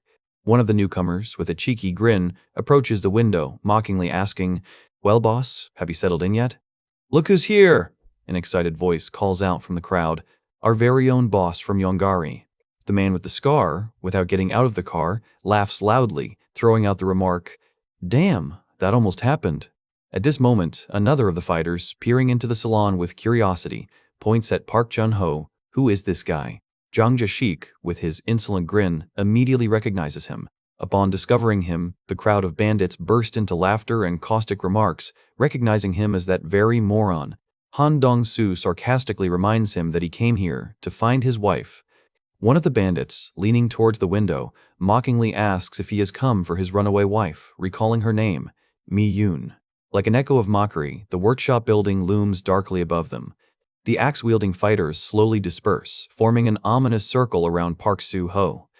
Without further ado, Jang Jae-shik pushes Park Suho out of the car. With a mocking laugh, the bandit again reminds him of the meeting with his wife. Park Suho looks up, shielding his eyes from the blinding light, trying to see something above. A horrific sight appears before him, an improvised frame covered in dried blood. Anger and horror flash in his eyes as he realizes the full scale of the cruelty of this place. Han Dong-soo, pointing to his surroundings, casually remarks that there are so many shredders here. And when Park Suho asks about Mi-yoon, Han Dong-soo coldly replies that 200 body bags were ground up and he can't remember them all. Park Suho's eyes widen in shock, then flash with anger as the meaning of what was said pierces him through and through. In a frantic rush, Park Suho rushes forward, demanding to know where Jenbu's mother is. But his impulse is cut short by merciless blows, from which he collapses limply to the ground. Han Dong-soo, twisting his face into an evil grin, finishes off, "We cut her into pieces." With Park Suho's lifeless body in the background, Han Dong-soo exclaims, outraged that she didn't return anything, despite their help. His words are drowned out by a mocking "ha" from one of the fighters, who adds that if she weren't so stupid, she could have survived. Blood spreads across the cold asphalt, and Park Suho lies, exhausted, under the taunts of the merciless executioners. A furious blow falls upon Park Suho. His tormentor, burning with hatred, shouts curses, blaming him for the collapse of their business. Amid the hoots of an indifferent crowd, each swing of the bat tears the air, bringing closer the bloody denouement anticipated by his executioners. The aggressor's face is distorted with insane rage. He screams that every drop of blood is only a small part of his revenge, which he has been waiting for so long. In his eyes, there is the triumph of the retribution that has been accomplished, the moment he dreamed of, which has now become a terrible reality. Meanwhile, Park Suho only wheezes, choking, his body a mess of pain and blood, broken but still clinging to life. But suddenly, we are transported to another dimension of rage. In a stuffy room, behind a monitor, another man pours out his hatred into streams of text. He screams about injustice, about being considered a non-entity, his fingers flying across the keyboard as if tapping out a verdict. The frantic pounding of keys, the desperate clicks of the mouse, a symphony of his personal hell, where every movement is imbued with a desire to destroy. And again, as if through a distorted mirror, the terrifying image of a masked monster flashes before us, a symbol of the inhuman cruelty that permeates this world. It is a cry of horror, bursting from the depths of the soul, torn apart by bloody splashes, mixing reality with nightmare. A sudden, deceptive silence. Two students on a bench, their young faces not yet aware of true darkness, but a premonition in the air. Yet even here, in their fragile peace, the echo of rage screams silence, drowning out any attempt at understanding. Meanwhile, in her bed, the woman sleeps, but even in her sleep she is tormented by the ghosts of the past, injustice and resentment. Nearby, a baby sleeps peacefully, whose innocent breath is the only salvation, an anchor in the raging sea of other people's hatred. We return to the room where the computer player's rage reaches its peak. He calls for the death of all who dared to oppose him, not noticing those sleeping nearby. And even when he screams, she sleeps, her face distorted with suffering, and a single tear slides down her cheek, testifying to silent pain.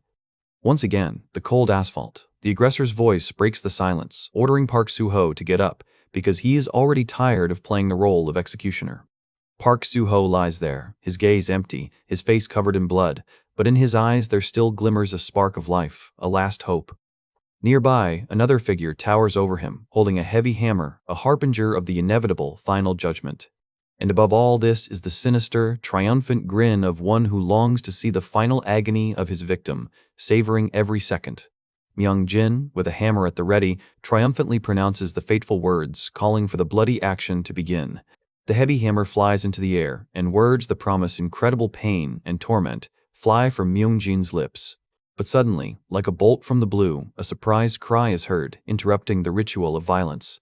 Blood pours down Han Dong-su's face, his eyes closed in anticipation of the inevitable end, and it seems he is no longer able to resist. But no. At that moment, something else rises from the abyss of pain, rage, transforming the victim into an enraged predator. With one swift, inhumanly fast strike, the revived Han Dong-su delivers a crushing blow to Myung-jin's face. Witnesses to this scene, including Jang Jae-sik and Park Jun-ho, are frozen in complete bewilderment, their faces distorted with shock. The tortured body, recently motionless, now moves with incredible speed, leaving a trail of blood behind it.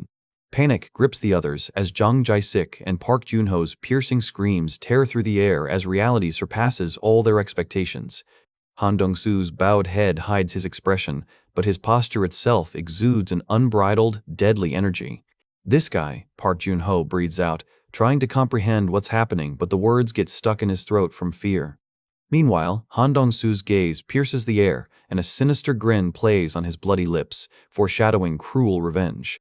Awakened, terrifying cries accompany a new wave of attacks, and the captives are already trying to escape, but in vain. The blade, stained with blood, flashes in Han Dong-su's hand, every movement of which is now deadly and merciless. Another enemy, gripped in agony, falls, his cry of pain cutting through the tense air.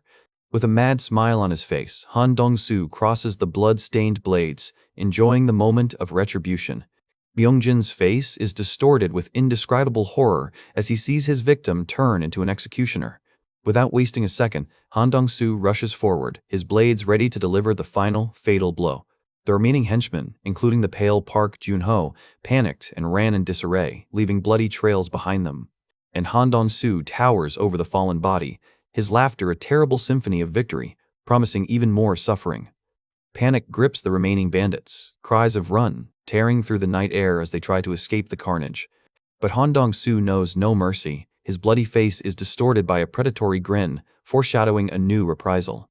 The streets are stained with blood, and the cries of despair for help from snipers hang in the air, but there is no salvation. After all, not everyone was able to survive that night, and what remains of the enemy only proves the total superiority of our heroes. And above all, this chaos, like the arbiter of fates, rises Jan Jeshik calmly looking at what is happening. He just grins lazily, enjoying the spectacle as his men methodically clear the area. He then turns to one of his henchmen, indifferently asking about the fate of his brother lying on the ground. And his self-confident smile leaves no doubt. For him, this is just a game in which he always comes out on top. The DGB warrior explains that most of the defeated are just trash, so the government won't lift a finger. Meanwhile, the last surge of resistance is shattered by the inexorable force, and the enemies continue to flee, leaving a trail of blood behind. Jan Jeshik is satisfied. He believes that his brother has finally truly awakened and will now cope with everything without him. And his confidence is not unfounded, because the crazy gleam in Han Dong-soo's eyes suggests that he is ready for new challenges. Meanwhile, somewhere far away, the heroes encounter dungeon breakouts in the Gyeongbuk region, but this sector is considered safe. However, guilds are increasingly being criticized for failing to cope with the growing threat, causing public unrest. But, for a moment, the worries subside as the soldiers rejoice, welcoming the arrival of the legendary Unit 707 and its leader, Seo Jin-woo. This powerful fighting group, the Black Clouds, led by Myung-jin, arrives as long-awaited reinforcements, including Choi Soo-yeon. Among the elite squad, Hosei also stands out, his appearance drawing cheers from the crowd. Meanwhile, a woman in the office is grumbling discontentedly at the idiot who, having survived, did not consider it necessary to call. While the world struggles to cope with monsters in one place, a new scandal is brewing in another around singer Song Gui of the group Vita Mine, whose new song has caused a stir. And against the backdrop of all these events, we are introduced to a young man, Park Suho, whose appearance seems to surprise even the seasoned heroes. Confusion and shock are evident on the faces of the fighters watching the broadcast, while Choi Soo-yeon's irritation grows. Rage flares in her eyes, enveloping Choi Soo-yeon's figure in a dangerous glow as she speaks angry words. Meanwhile, Myung-jin leads his soldiers forward under the blinding light of an unknown horizon, anticipating new challenges. The operational report is not encouraging. 12 teams have been dispatched, numerous items have been found, but the coveted treasure still remains elusive. In a stuffy office, a young woman bent over monitors is immersed in endless reports, feeling the weight of responsibility. And there he is, Park Suho, radiating confidence, his smile promising more than just a coincidence. The employees' faces are serious, their gazes full of tension, as if they are about to reveal a secret that will change everything. Suddenly, her gaze widens in alarm as she realizes the true scale of what is happening. Having collected herself, she returns to her thoughts again, trying to connect the fragments of information together. Her thoughts race. Could it be that the key to everything lies not in the dungeons, but in the person of Park Suho, and what is his true goal? At the most tense moment, her phone rings and a familiar name appears on the screen, Park Suho. Answering the call, she greets him in a businesslike tone, trying to hide her nervousness as her fingers glide across the keyboard.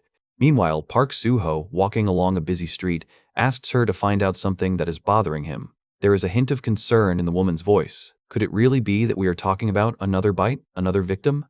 Suddenly, the scene changes. A man is writhing in pain on the bed, his body shaking with convulsions.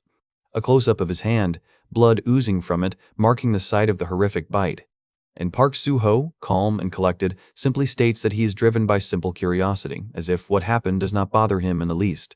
The screaming face is distorted with pain, every vein in the neck is tense from unbearable torment. His body is torn in agony, and a heart-rending scream echoes through the silence, foreshadowing terrible changes. In response, the woman reports alarming statistics. According to the database, 38 cases of awakened bites have already been recorded. Park Suho, alarmed by the news, asks about the fate of those who were infected. She replies that on the 48th day of observation, 2 have already fallen victim to the terrible leukemia. Another 26 have simply gone bald, their bodies slowly wasting away. One of the patients, with a bandage on his arm, declares his well-being, demanding release. But the worst thing is that 3 F-rank awakened turned into bloodthirsty necrovilles. The symptoms of a terrible transformation are overwhelming him. Fever, phantom pains, veins filling with blood, hinting at a direct link between rank and the chances of transformation. A bloodshot eye reflects the abyss of despair and a harbinger of imminent death. Paksuho, reflecting on what he heard, clarifies that those bitten will face inevitable quarantine. Confirmation comes immediately. In remote facilities in Australia, those bitten are being closely monitored, searching for the key to salvation. But Paksuho bitterly understands the true nature of this observation. They are simply being subjected to cruel experiments. In the distance, hidden by a hood, the mysterious Han Don-su writes something down, watching the world change. And so, Paksuho bows before him, surrounded by many boxes, like an offering to a mysterious stranger. Paksuho's greeting sounds sincere. His smile conceals his anxiety. Han Don-su replies with a slight smile, noticing the long absence of his unexpected guest. But Paksuho quickly explains the reason for the visit. His friend was bitten by an infected person, and now they need help. Hearing this, Han Don-su turns away in shock, realizing the gravity of the situation. Park So hopefully asks about the cure, remembering how Han Don-su's previous cure saved his brother. Han Don-su thoughtfully goes through his supplies, looking for that very ointment that can heal any bite, from the smallest to the deadly. Finally, he finds the treasured jar, like a glimmer of hope in the gathering darkness. With confidence, he hands over the ointment to Paksuho, promising that this remedy will be enough to stop the impending threat. Paksu looks at the mysterious jar with disbelief, trying to comprehend the enigmatic name, anti-Freeman. Han Don-su explains the instructions, prescribing double application and warning about the ointment's slow action, which should only become apparent after a week. Tension hangs in the air as Paksuho, holding the rescue device, asks about its cost. The seller names a price significantly below market value, as if doing the hero a favor or drawing him into some kind of inevitable conspiracy. Paksuho, overcome by a premonition of impending disaster, decides to take the goods in reserve, and Han Don-su agrees without hesitation.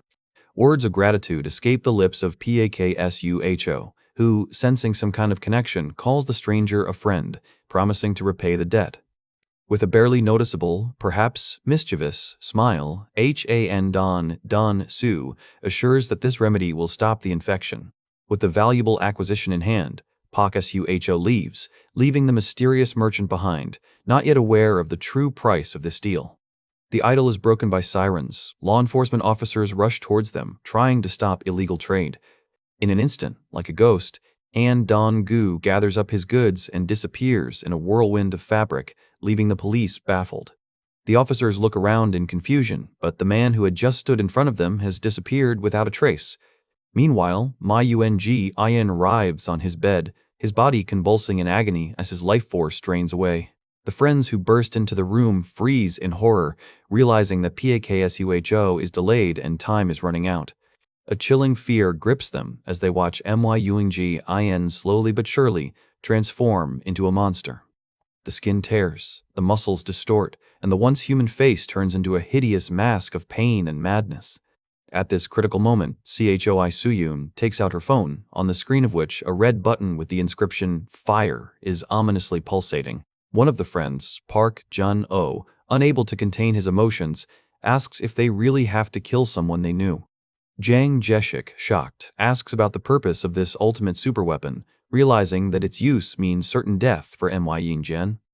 Choi Soo-young's finger hovers over the button that could end their comrade's life, and Myung-jin's fate hangs in the balance. The eyes of the friends reflect pure, unadulterated horror and despair, foreshadowing an inevitable tragedy. But suddenly, in this ringing silence, something completely unexpected happens. Myung-jin writhes in pain on the bed, making intermittent, eerie sounds. And then it turns out that all this was just another prank by Jang Jae-shik, who so cruelly played a prank on his comrades. He, disappointed, only sighs about the failed effect of his poisoned copies, dreaming of a more spectacular reaction. But then the painful groans are heard again, and Jang Jae-shik, seemingly forgetting his joke, urges Myung-jin, "Come back and don't become a zombie." Suddenly, the shot takes us to the kitchen, where someone's hand is deftly cutting something jelly-like. The old woman's loud voice echoes throughout the house, calling everyone to come down for dinner before the soup gets cold. But we see Myu and Jean again, sitting on the bed, clutching his head in his hands and terrible, bloody patterns appearing on his skin. J.A. Jeshik, his eyes wide, seems to only now realize the gravity of the situation. And then, as if on cue, Jan Jeshik exclaims that the Lord Monk has risen, adding even more panic to the overall picture. But he is still there, on the bed, curled up in unbearable agony, his body covered in bleeding wounds. Park Jun-ho, trying to defuse the situation, awkwardly suggests that my young Jin is simply hungry. Suddenly, their gaze turns somewhere to the side, and anxious cries and desperate screams burst from their lips. And then Paksuho appears, a confident grin on his face, and in his hands he holds a mysterious green disc, calling for immediate action. Meanwhile, my young Jin writhes in agony, his face contorted in unbearable agony, his bloodied eyes bulging out of their sockets. And then Park Suho, without hesitation, strikes a powerful blow, hoping to stop the inevitable and bring my young Jen back from the clutches of the nightmare. The friends are shocked to see Park Suho's desperate but determined act. Suddenly, we are transported to Sapporo, Hokkaido Prefecture, where a burst of mysterious energy marks the opening of the 7th-level dungeon. The whole world is watching this place with bated breath, waiting for news from the 25 members of Hero's team who have been inside for 10 days and 11 hours. Crowds of people gather on the city streets, chanting, "Hero, go!" their voices merging into a single prayer for the speedy return of the heroic group. Finally, after a long wait, a blinding discharge of energy bursts from the depths of the dungeon. The crowd on the street erupts in jubilant shouts, seeing the first signs of their hero's return. And so, enveloped in a flickering light, the members of Hero's battle group finally leave the darkness of the dungeon.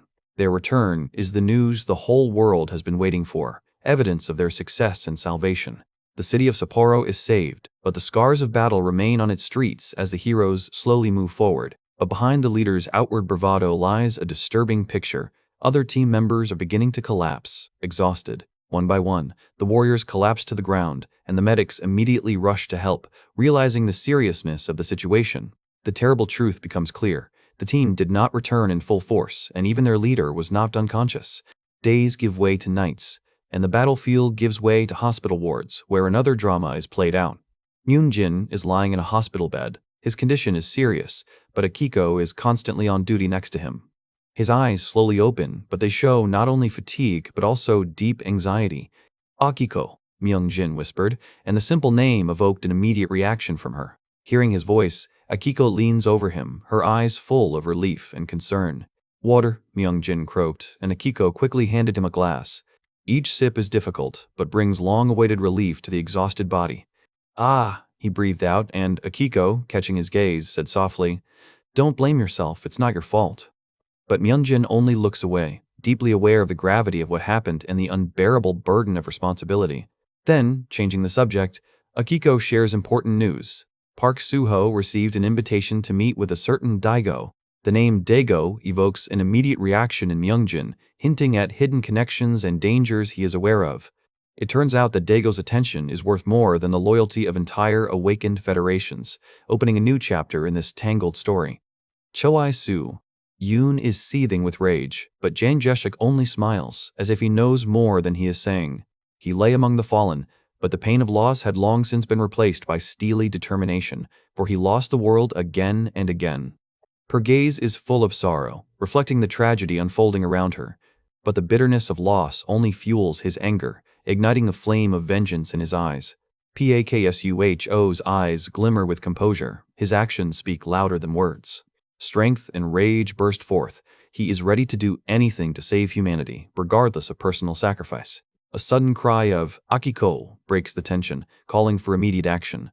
With an unbending will, the stranger demands that a ship be found immediately to get to Busan, because time is of the essence. Surprise is visible in Akiko's wide eyes, the urgency of the situation piercing her.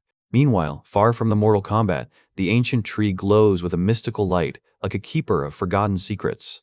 Rays of sun shine through the high windows, promising a new day and new hope. But for Paksuho, the morning begins with a heavy head and a nagging pain. Every movement is followed by a sharp pain, reminding me of the previous night. The stern voice of an elderly woman brings him back to reality, calling him to order and duty.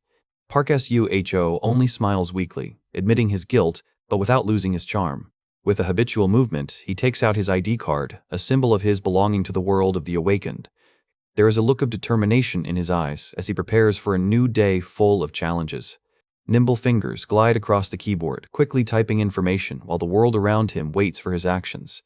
Elsewhere, Park Jun-ho, focused but a little anxious, is delving into his research. A slight annoyance flashes across his face, because even in the world of battles, viewership numbers can cause a slight upset.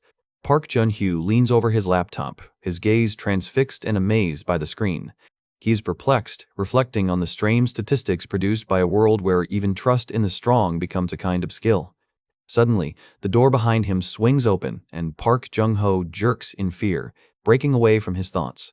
A smiling comrade stands at the threshold, asking with a slight mockery whether Park Jung-ho has become too carried away by his occupation. Park Jun-ho is taken aback and almost drops his laptop, but then, embarrassed, he mumbles an apology. The friend, not paying attention to his reaction, thoughtfully asks where Jan Jeshik went. Park Jun-ho sighs and promises to finish soon and join them for food, returning to his research. Meanwhile, deep in the forest, Park Suho, like a whirlwind, brings down his sword on the logs, leaving behind only shining fragments. Energy spreads around him, the air sparkles, testifying to the incredible power of each blow. Through the pain that shows on his face, he drops to one knee, his breathing ragged, but his gaze remains unwavering. Clenched teeth and furrowed brows reveal extreme concentration, a struggle not only with an external enemy, but also with one's own weakness. Time after time, his sword cuts through air and wood, each strike honed to perfection, each swing a demonstration of mastery. Another slashing blow crushes the target, turning the strong logs into splinters that fly apart, caught up in the magical energy. Slowly, with subtle grace, the blade of the Park Suho descends, dissipating the remains of its glow. He takes a breath, his voice slightly disappointed at what he perceives as his own lack of speed. Having worked himself to the point of exhaustion, he stands in the middle of the destroyed training field, his body shaking with fatigue, but his spirit unbroken.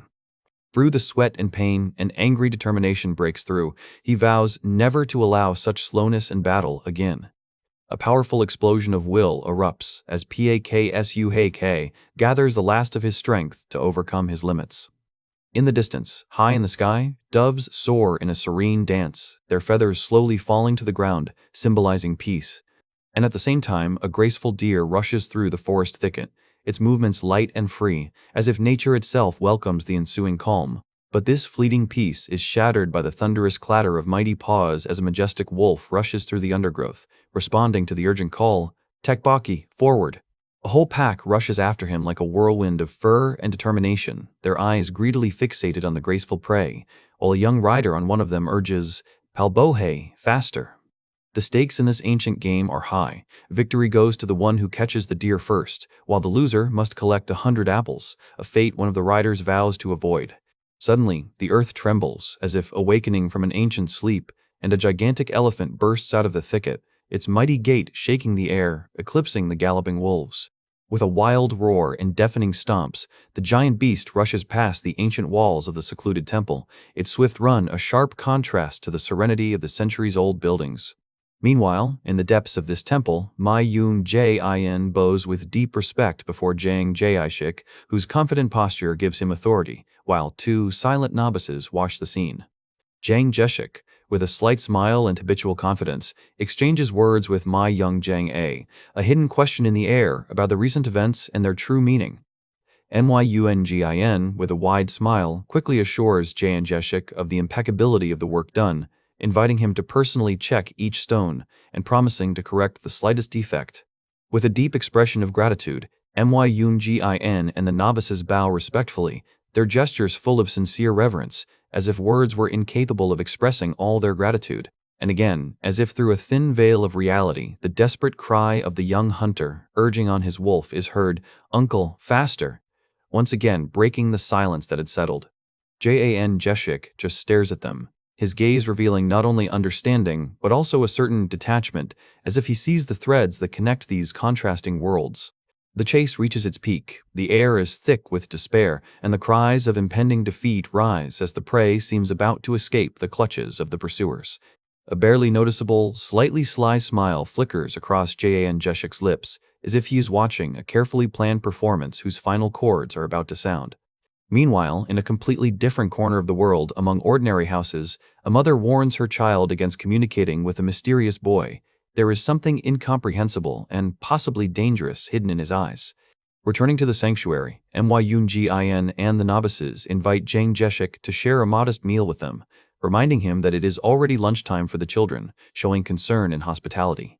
Jang Jeshik looks back at them with a thoughtful expression, his usual lightness giving way to seriousness, as if he is pondering the hidden meaning of their words and sentences. Suddenly, the shot takes us to the humble jars of ointment, silently testifying to the long days and nights when my young Jin's mind was captivated by feverish delirium and his body by illness. My young Jin himself stares at his reflection, carefully touching the eye that was once the source of his suffering, but which now, only recently, his appetite has appeared, signaling a complete recovery. But looking closer, we see the true nature of his eye, a glowing red pupil surrounded by sharp, star-like lines, the mark of an awakened, perhaps ancient, power. And so, before us stands Myunjin in all his new power, with a mysterious mark around his eye, while next to him, with childish carelessness, a young boy teases him, calling, "Bald Jin, let's run," unaware of the path this man has taken. This innocent mockery is like an echo from the past, when words about the son of a witch were only harbingers of cruel retribution for otherness. The world that Myunjin saw was painted only in the bloody shades of sunset and the gloomy melancholy of joyless alleys. In these shadows he found his only refuge, curled up into a ball, trying to hide from other people's anger and the loneliness that was eating him up from the inside.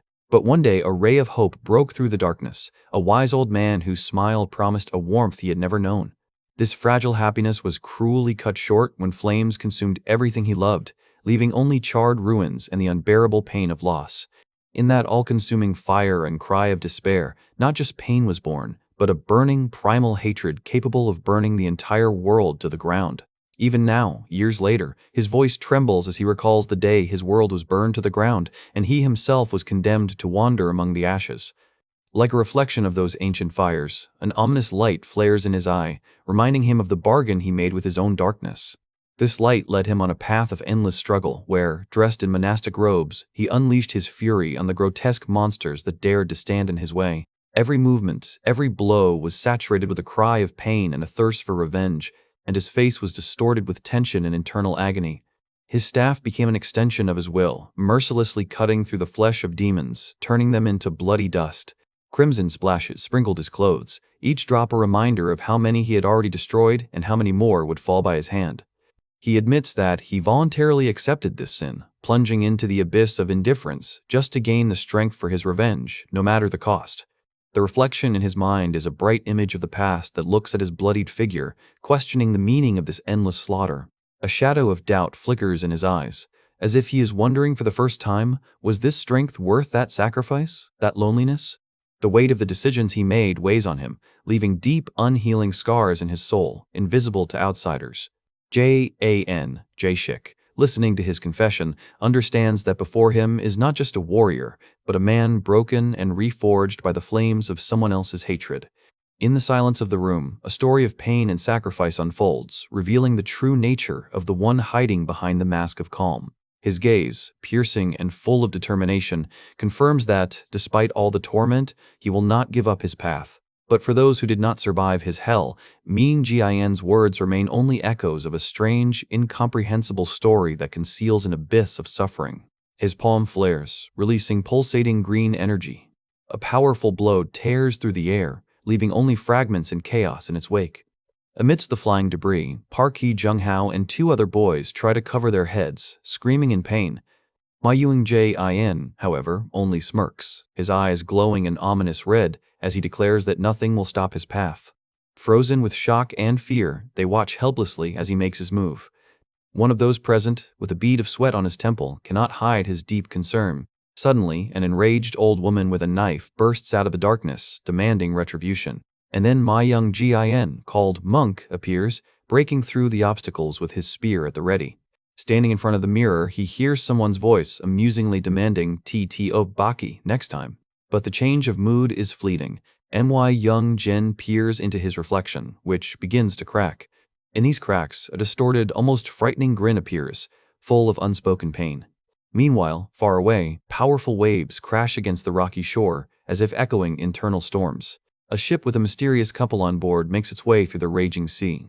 A man with an inscrutable face says, "We have arrived in Busan," his words disappearing into the sound of the surf. His gaze, sharp and focused, pierces the invisible barrier. Every line of his figure exudes authority and iron will. Meanwhile, at the luxurious house, they are discussing the monk, who still hasn't shown up, and the angry old woman who suffered from his prank. At the table, Paksuho is told the good news: the city plan based on his ideas is finally completed. He is immediately given an assignment to keep an eye on the others so that they do not start their own dubious affairs. Paksuho nods in silent agreement, his eyes filled with unwavering responsibility. While Paksuho was taking care of his duties, Jang Jeshik was calmly devouring something dark and very appetizing in appearance. At a table full of delicacies, Jan Jeshik and Park Jun-ho with other comrades listened intently to the voiceover. Their faces expressed surprise, as if they had received news that could change all their plans. Roads and sea routes are blocked, a voice comes, and even the usually unflappable Han Don-soo freezes with his food. "What?" Jan Jeshik blurts out, his composure shattered by the shocking news. Park Jun-ho echoes him, realizing that the situation is taking a serious turn.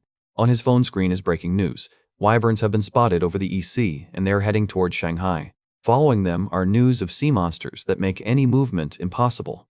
One of those present asks, "What about the Paksuho? Can't it take off on its own?" Jang Jeshik explains that his abilities are limited to only a 10-minute flight in the form of a pigeon, which is clearly not enough for a long journey, which Park Jung-ho agrees with. The realization of the hopelessness of the situation falls like a shadow on his face. "How much longer do we have to wait?" asks Jan Jeshik, looking at his phone screen. "According to experts, this will last for another month," Park Jun-ho reports with concern. "A month!" exclaims Jan Jeshik, not believing his ears. But then a smile blossoms on Park Junho's face, and he joyfully announces that there is a way out. Jan Jeshik's gaze, previously clouded, lights up with hope again. He talks about an awakened golden eagle that can solve their transportation problem. "A golden eagle?" Jan Jeshik asks incredulously, looking at the majestic bird. "And where can one find such a powerful entity?" he asks. Park Jun-ho searches for a video on his phone, reporting that the eagle is located in the demilitarized zone itself. DMZ, demilitarized zone, where nature has taken over, becoming home to unseen creatures. The videos confirmed that gigantic, awakened beasts with unimaginable strength live there. But what kind of madness is this? Who drives off-road like all the demons of hell are chasing them? Paksuho peers ahead tensely, and his companion is indignant. "Who said they have nothing to do here?" It would seem like a simple task to find a bird, but the deeper they dive, the more difficulties arise. While some are breaking through the wilderness, others seem to prefer comfort and speed. 10 hours to Seoul is a long journey, filled with impatience and perhaps hidden plans. Her gaze, cold and calculating, does not bode well for those who stand in her way. Official methods or covert hunting? The question hangs in the air, hinting at deep divisions. Time waits for no one, and his decision seems to have already been made, despite all the obstacles. Meanwhile, the navigator plots the route, pointing out dangerous red zones ahead.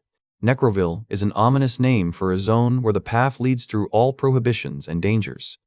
The car rushes along the overpasses, flying past abandoned buildings overgrown with greenery. The speed increases, and the world around becomes more and more deserted and threatening.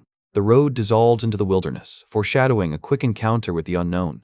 And finally, the goal is achieved. The Paksuho pickup truck comes to a stop among the rocks, where the cry of an eagle can be heard.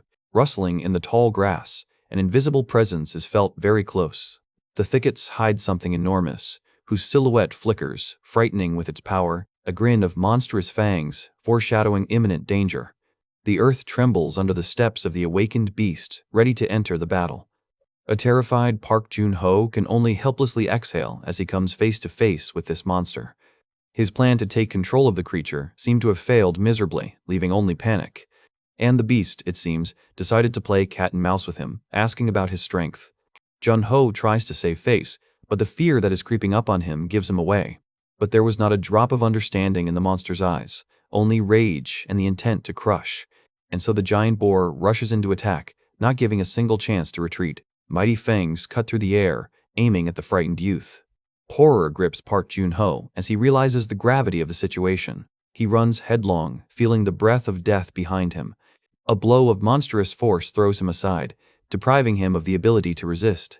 Lying on the ground, he cries out in despair for help, his voice drowned out by the roar of the beast. The mighty boar continues his destructive rampage, sparing nothing in his path. His massive bulk crashes to the ground, and Jun-ho barely escapes certain death. Only a scream escapes his throat as he realizes how close death was. But suddenly something catches his attention, making him forget about pain and fear. Wide-open eyes reflect a new, even more incredible horror. A monstrous black rabbit with glowing red eyes appears before him. The enormous creature looms over him, and Junho's scream echoes through the forest. He tries to get up, unable to tear his eyes away from this absurd and frightening figure. But the real shock awaits him when he turns around and sees not only the boar, but also the familiar face of Yan Jashek. Park Jun-ho, still in shock, asks if they're going to eat him, and Jang Jae-shik calmly replies, "I don't think so." The tension eased a little, and Park Jun-ho seemed to breathe a sigh of relief at the thought that he was safe for now. But his gaze falls on a black rabbit with glowing red eyes, and anxiety rolls over him again. Suddenly, the rabbit emits a glow, transforming, and Park Jun-ho is frozen in horror by this inexplicable power. Mysterious characteristics appear above the massive boar that Yan Jashik rides on, rank C, level 5, and 455 spatial energy. Jang Jae-shik announces that from now on, the beast will be called Yukajan, and they will use it as a means of transportation, to which Park Jun-ho only mutters in bewilderment. Already riding on their transformed companions, Jang Jae-sik on a boar, and Park Suho on a white wolf, they rush forward like the spirits of the forest. From a bird's-eye view, the two are seen speeding through the rugged mountain landscape, and Park Jun-ho doubts that this is just a change in character. Park Jun-ho remembers with dismay that the rabbit was much scarier than usual, and Jang Jae-shik only teases him, noting that the rabbit is superior to him in level. Disappointed by his weakness in front of some hare, Park Jun-ho wearily asks how much longer they will have to wander in their search. Every step, every blow of a hoof on a stone brings them closer to their goal, whose path to them turned out to be confusing and long. Park Suho, contemplating the endless expanses, admits that the most difficult part of this mission is finding what they are looking for. But time does not wait, and Park Suho, tearing himself away from his contemplation, contacts the outside world by phone. On the other end of the line is the calm voice of a staff member, ready to provide any assistance. Park Suho immediately inquires about Choi Soo-yeon's whereabouts, worried that he cannot contact her. The employee confirms that Choi Soo-yeon is in the Gyeongbuk area, but there is a hint of concern in her voice. Park Suho demands to be connected with her immediately, not knowing what awaits them ahead. At this very time, the streets of Gyeongbuk lie in ruins, shrouded in an ominous silence and devastation. Amidst this devastation, the soldiers are working hard when a sudden cry of "Captain!" echoes through the dead streets. And here she is, Choi Soo-yeon, surrounded by her fighters with a furious look and a question full of anger. 10 minutes? As if seconds decide the outcome of the battle. Choi Soo-yeon, surrounded by chaos, once again demands an immediate retreat, her voice ringing with rage at the delay in the airstrike. One of the fighters freezes in shock, his face contorted in disbelief at the impending threat. Captain Choi Soo-yeon lashes out at his subordinates with an angry reproach for why such an important matter was reported so late, and he only shrugs, cursing the situation. Among the confused faces of her fighters, she stands like a rock, clutching the hilt of her sword, as if ready to take on the fight alone. Her gaze pierces the air like a blade, and her clenched teeth reveal a serious struggle within. But her subordinates, ignoring her anger, again try to convince the captain of the need for an immediate retreat, sensing the approach of the inevitable. Finally, with a caustic grin, Choi Soo-yeon gives a dismissive permission to pack up their gear and get out. And now the fighters, cursing her for her character, hastily pack their things, hurrying to disappear before she changes her mind. A sudden ringing interrupts the growing tension, and Choi Soo-yeon puts the phone to her ear in surprise. Meanwhile, elsewhere, under a cloudless sky, Park Suho, riding a mighty boar, leads his small group forward. Surprise is reflected on Choi Soo-yeon's face. On the other end of the line is Park Suho himself. Park Suho, with calm confidence, announces his unusual mission to find the Golden Eagle and hints at possible help from her. But her patience is running out. Gritting her teeth, she abruptly interrupts him, not hiding her irritation. The captain angrily ends the call, calling him a less than flattering nickname, leaving Park Suho completely bewildered. Confused, Park Suho tries to figure out what he said to cause such a reaction.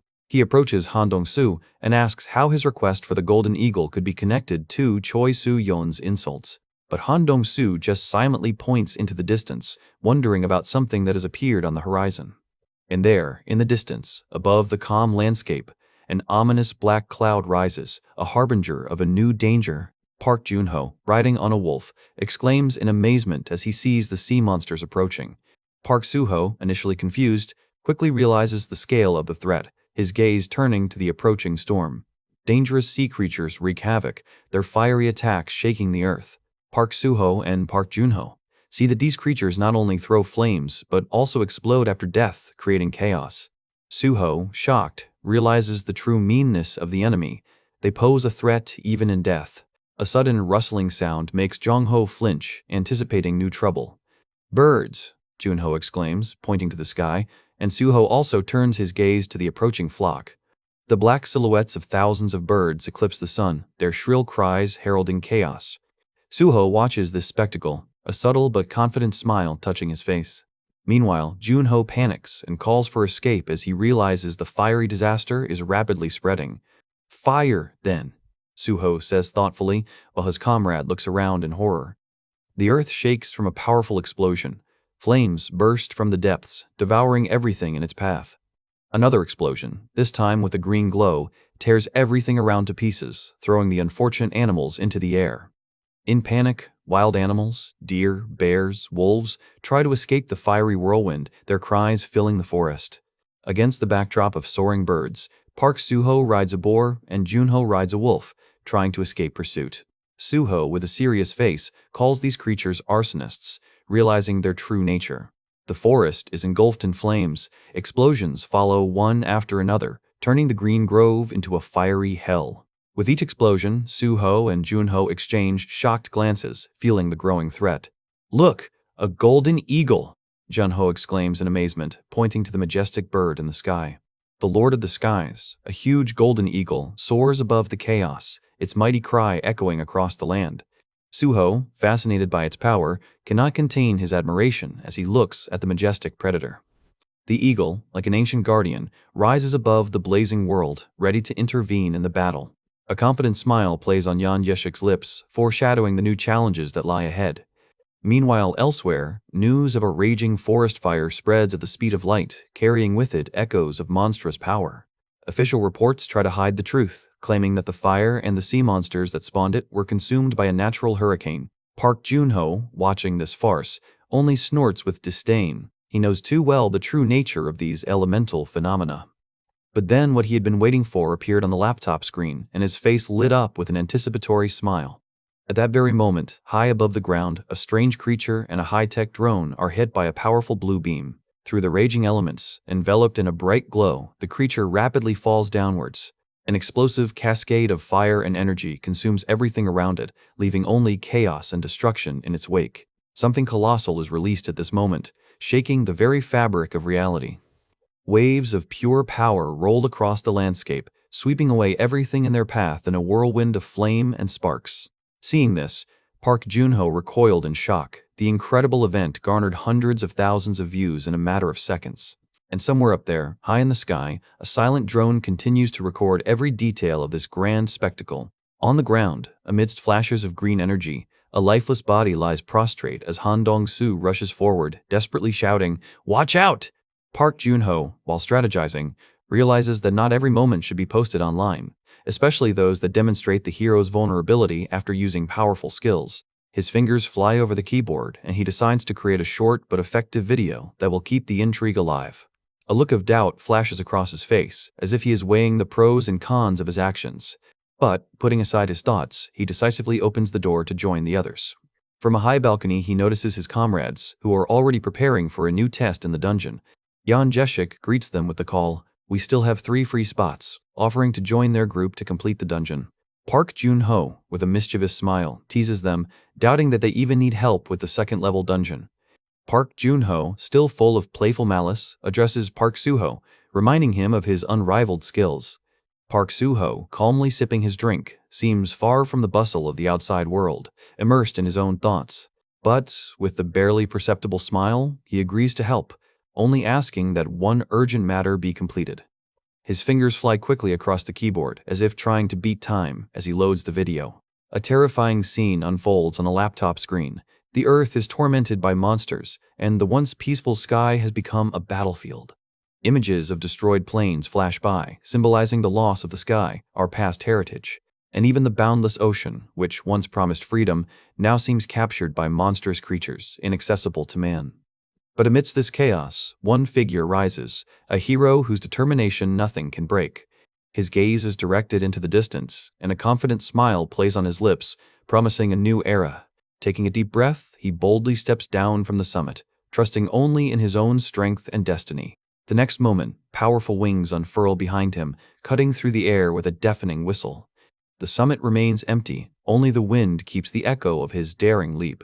This is not the end, but only the beginning. His adventure continues, taking the hero to the heavenly heights. Meanwhile, far from the celestial battles, city life goes on as usual, hidden behind the walls of ordinary motels.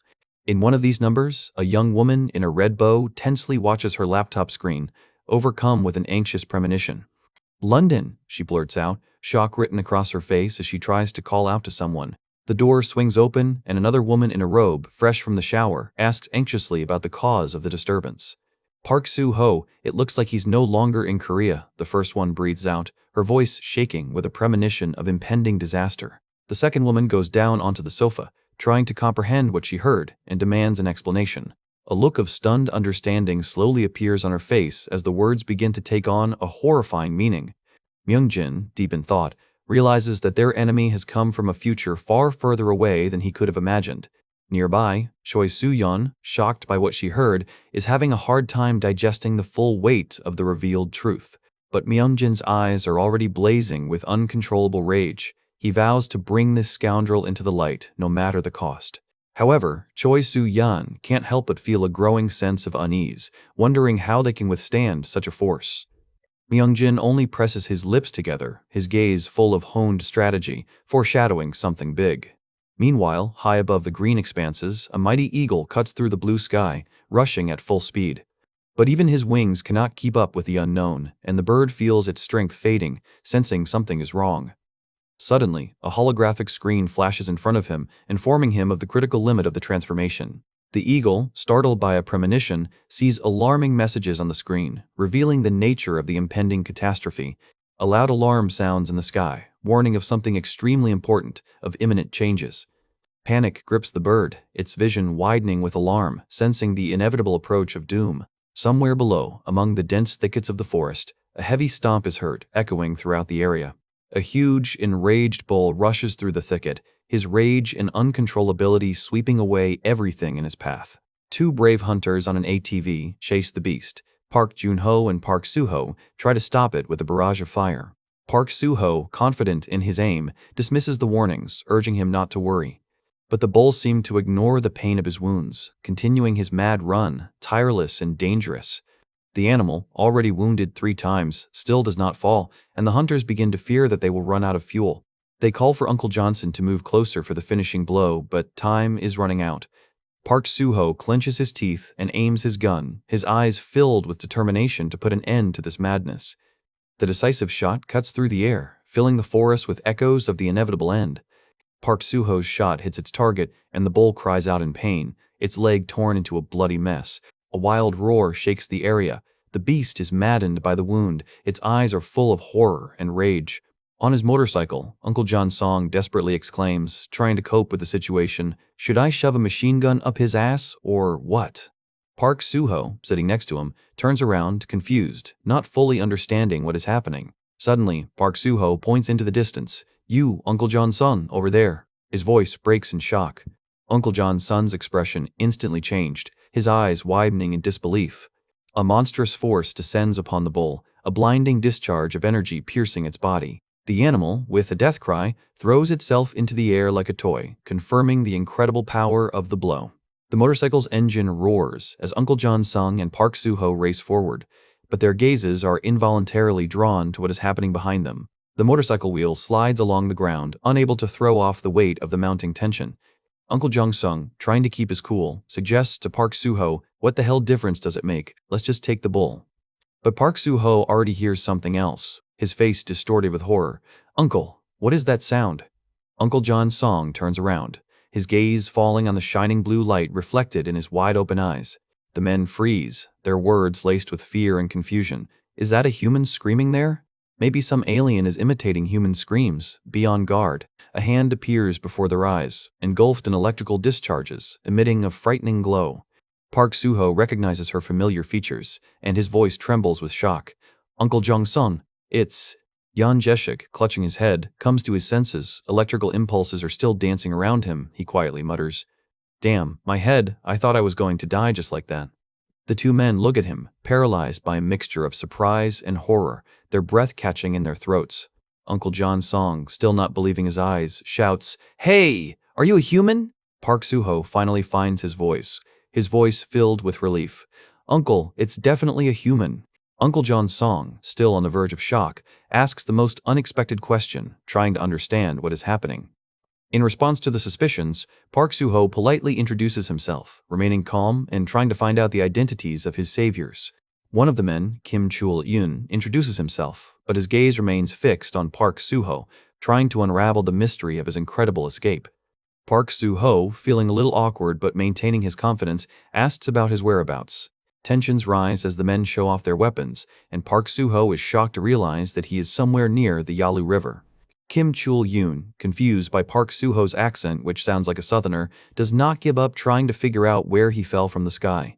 Park Suho, with a slight grin, describes his flight and fall, which only causes even more bewilderment on the faces of his interlocutors. Assessing his incredible resilience and strange story, the men come to the conclusion that he must be a very powerful awakened one. Park Suho scratches his head and hesitates, but still confirms his abilities, acknowledging his strength. Uncle John Song, his gaze still full of suspicion, directly asks if he is traveling alone. Park Suho explains that he has companions, but is currently separated from them. The mistrust seems to subside, and the men, deciding not to detain the strange stranger, return to their original goal, chasing the bull. Left alone in the middle of a green valley, Park Suho freezes in thought. The men's words echo in his head, Shinju, the Yalu River. He begins to realize that he might have ended up somewhere completely different from where he planned. Suddenly, an important detail flashes in my head, his phone. Where is it? His eyes flash a bright blue light, and, activating his abilities, Park Suho looks around intently. Among the thick grass, his hand finds a familiar object. The broken phone screen is of bitter disappointment, and Park Suho wonders how to get out of this situation now. In the distance, the voices of the men who have discovered their prey are heard again, surprised at how far it has been thrown. And a powerful bull, victim of an invisible force, lies stunned among the scattered stones. The hunters finally find their prey, and one of them says with relief that the mighty beast lies motionless.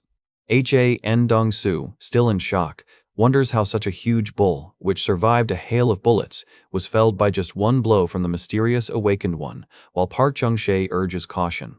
They are faced with a new dilemma: how to deliver such a large carcass to the village without attracting other predators and wasting precious time.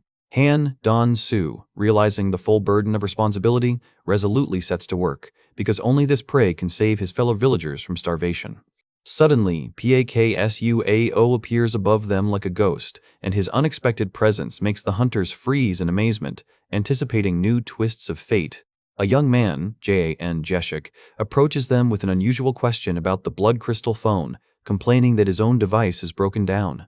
Park Jung-ho unwittingly lets slip that there is such a device in the village, but Han Dong-soo immediately cuts him off with a stern warning. Park Jun-ho, puzzled by this reaction, does not understand the reason for the sudden tension. Han Dong-soo, openly expressing his concern, explains his fears. How can one bring such a powerful awakened one to a village where women and children live? Realizing his mistake, Park Jung-ho quickly apologizes, understanding the delicacy of the situation. Suddenly, a triumphant cry is heard, and Park Isuo, in a display of supernatural strength, lifts the massive bull off the ground, shocking the hunters. The men's eyes were wide with horror and disbelief. They were faced with something beyond their understanding. Jashik, with a slight smile, calmly offers his help in delivering the bull, putting forward the only condition: access to the blood crystal phone. Han Don Gsu and Park Gongo exchange quick, worried glances, realizing that this is not just a man, but a force impervious to ordinary bullets. Park Jun-oh, trying to find a compromise, suggests focusing on delivering the loot to the village, putting off the showdown for later. But Han Dan-su, with a stern look, recalls the recent tragic events, his eyes full of memories of what he experienced. A picture of a burning village, once consumed by flames due to mistrust of strangers, flashes before his mind's eye. Pakasu Ho, standing with a bowl on his shoulders, wonders what secrets the men are discussing and why they have not set out yet. Park Jung-ho quickly assures that they are ready to go, and Han Dong-su, with a heavy sigh, agrees to the forced alliance, inviting the awakened one to follow them. The motorcycle comes to life with a loud roar, and the unusual procession, 2 hunters and the awakened one with a bull on his shoulders, disappears into the distance, taking with it its secrets and hopes. The motorcycle jerked forward, and the driver shouted to his fellow traveler to hold on tight. He, clearly unaccustomed to such speed, only exhaled with effort. The motorcycle jerked forward, tearing up the ground beneath its wheels, leaving the surprised awakened one behind. The driver seemed to have already planned the route, predicting the next meeting place. They rushed through the terrain, full of determination and perhaps desperate hope. Local residents who witnessed this strange race were stunned by what they saw. But it wasn't just the motorcycle that was picking up speed. The awakened one was also moving at incredible speed. The people of the village couldn't believe their eyes as they watched the awakened one run alongside the transport. Suddenly, a deafening roar was heard in the distance, followed by a terrible explosion that made everyone shudder. The sounds of breaking trees echoed through the forest, foreshadowing trouble. The village was in chaos, destroyed gates, smoke, and worried residents who didn't understand what was happening. Someone recognized one of the fugitives, but the sight of the awakened one running next to them, carrying a whole bull on his back, shocked everyone. No, it was not a bull running after them, but a man carrying an animal in his arms, a spectacle that surpasses all understanding. Concerned cries were heard from the crowd as they recognized familiar faces among those running. One of the elders was apparently enraged by the destruction of the village. Other villagers, hearing the screams, also rushed forward, trying to understand what had happened. Questions hung in the air. What caused such a pogrom, and where is the main person responsible for order? It turned out that the group had gone to rescue a certain Hyo-yom, whose name caused a new wave of concern. Tensions rose as the man demanded an immediate explanation of all the details of the incident. And then a frightening story was heard about a sudden attack by a winged beast, which plunged everyone into further shock. The words about the winged beast puzzled Yanjesh. Memories come alive. The monster brought death, spewing flames and sowing chaos among the defenseless. The crowd ran in panic for shelter, escaping the blazing horror, while John Moon tried to lead everyone to safety.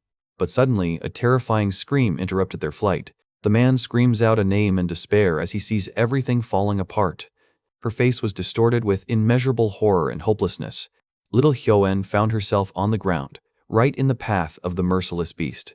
Enormous claws closed on her fragile body, lifting her into the sky, and the storyteller, with a trembling voice, told how the monster carried Hyoen away. Anger and despair flashed in the man's eyes as he demanded to know immediately where the monster had taken the girl. Others tried to reason with him, reminding him that Elder John Moon had already set out in pursuit. But the enraged man did not want to listen, demanding only one thing, to show him the way. The index finger trembled, pointing to the distant mountain peaks. In the blink of an eye, one of the men, without waiting for anyone, rushed off to search. A desperate cry went out to the awakened southerner sitting on a rock, begging for help. With tears in his eyes, he begged for Hyoen to be saved, promising eternal gratitude. Hyun Jaek, having weighed all the pros and cons, reluctantly agreed. A spark of hope flashed in the eyes of the supplicant. Taking a deep breath, he stood up resolutely, and a powerful burst of energy surrounded him, foreshadowing imminent retribution. Retribution that will break the chains of heaven. His eyes are still closed, but the power is already pulsating through every cell of his body. And the entire detachment, watching what was happening, froze in stupefaction at what they saw.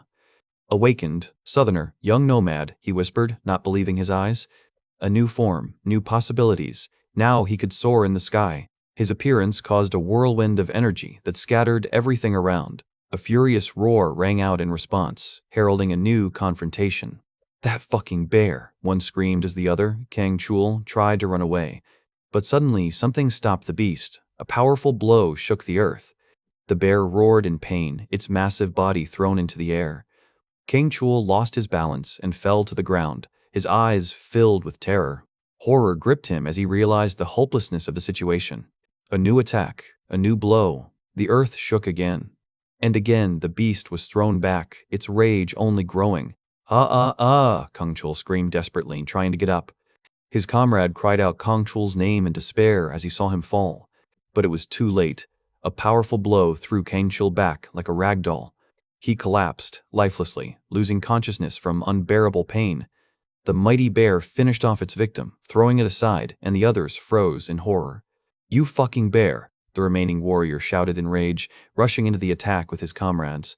The bear, wild and primeval, breaks the silence of the forest with a deafening roar, his eyes blazing with fury. A deadly blow, and the bodies, like dolls, fly into the air, leaving behind only bloody splashes.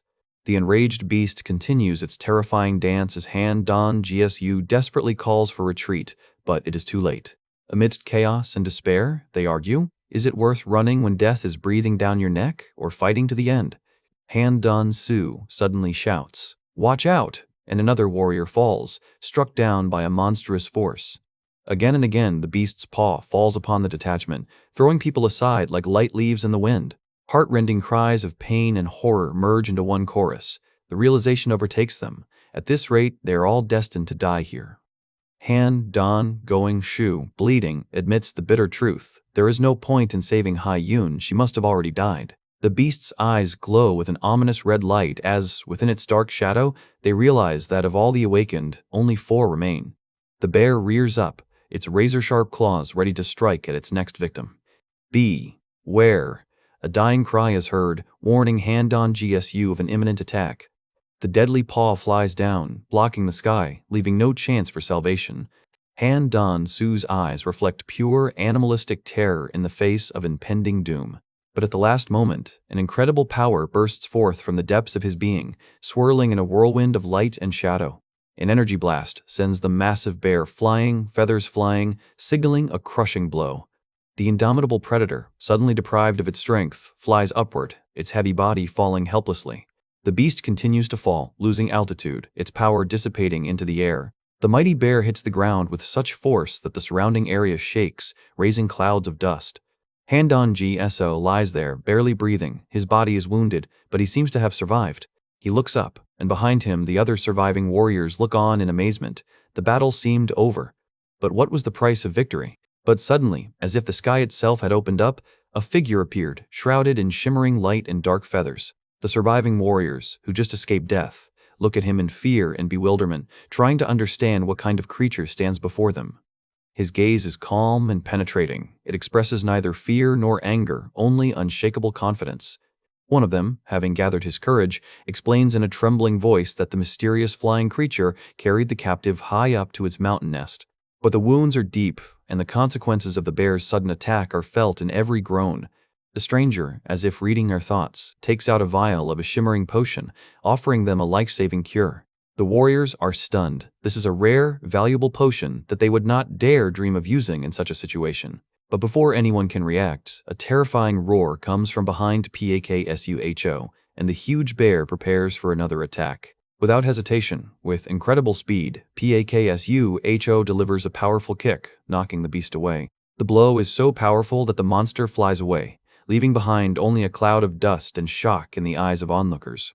Without giving the bear time to recover, he attacks again, precisely and mercilessly. The beast's enormous body falls to the ground with a dull thud, shaking the surrounding area.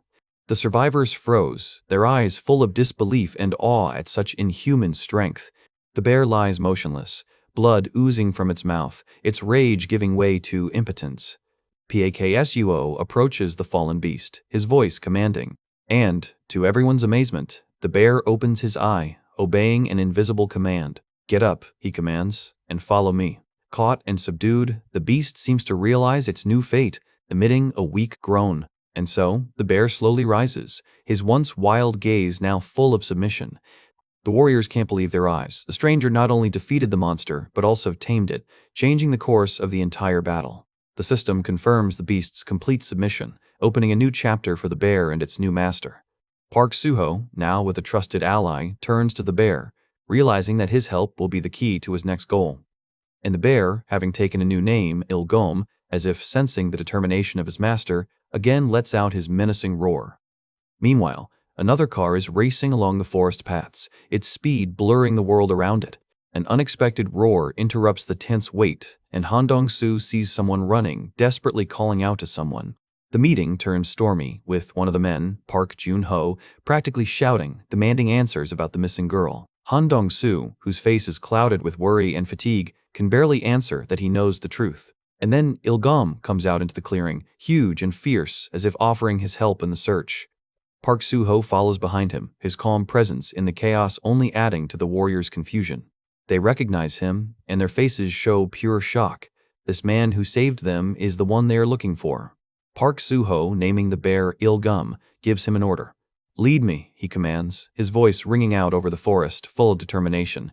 In a single impulse they rush forward, the huge bear and his new master, to new, unknown challenges. Suddenly, Park Suho soars into the air, surrounded by an electric glow, his power revealed in all its glory. Like a black angel, he descends to the ground, wings spreading behind his back, heralding the changes to come.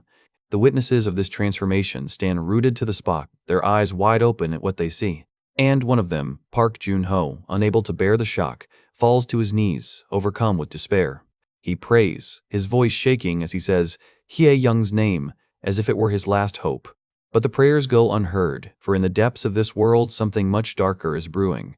A monstrous dragon feasting among mountains of bones is a reminder of the terrible cost of this war. A foot, desecrated by ash and fragments of life, steps on bones that have become part of an eternal feast. Amidst this dark symphony of death, a desperate cry is heard, the broken whisper of a child, "Daddy."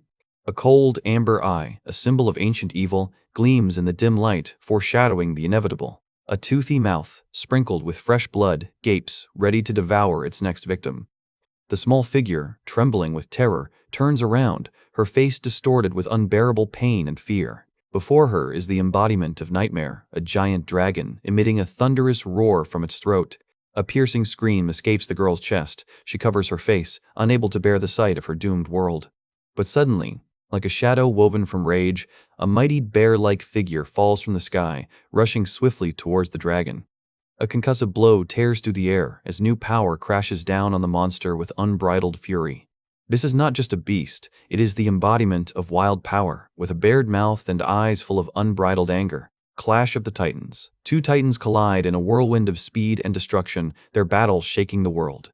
Under the pressure of an unknown force, enveloped in radiance, the figure is transformed, revealing its true, majestic form. A mighty winged bear, whose paws shake the earth and whose eyes burn with determination, rushes forward without knowing fear. The dragon counters with a counterattack, unleashing a destructive stream of energy to sweep the enemy out of its path.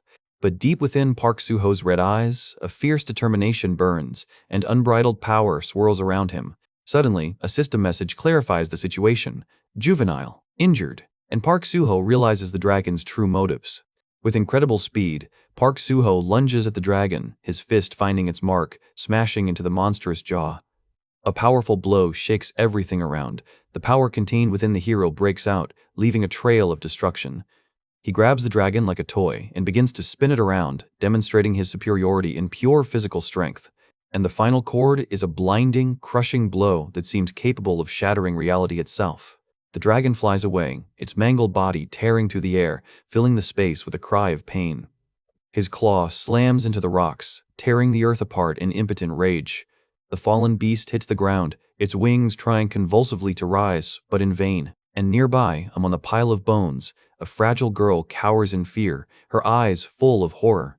The dark figure of Park Suho looms before her, his silhouette ominous and his voice filled with cold determination. "What?" Only a whisper escapes her lips. She does not understand the depth of his intention. Tears well up in her eyes as she realizes the true scale of the impending disaster.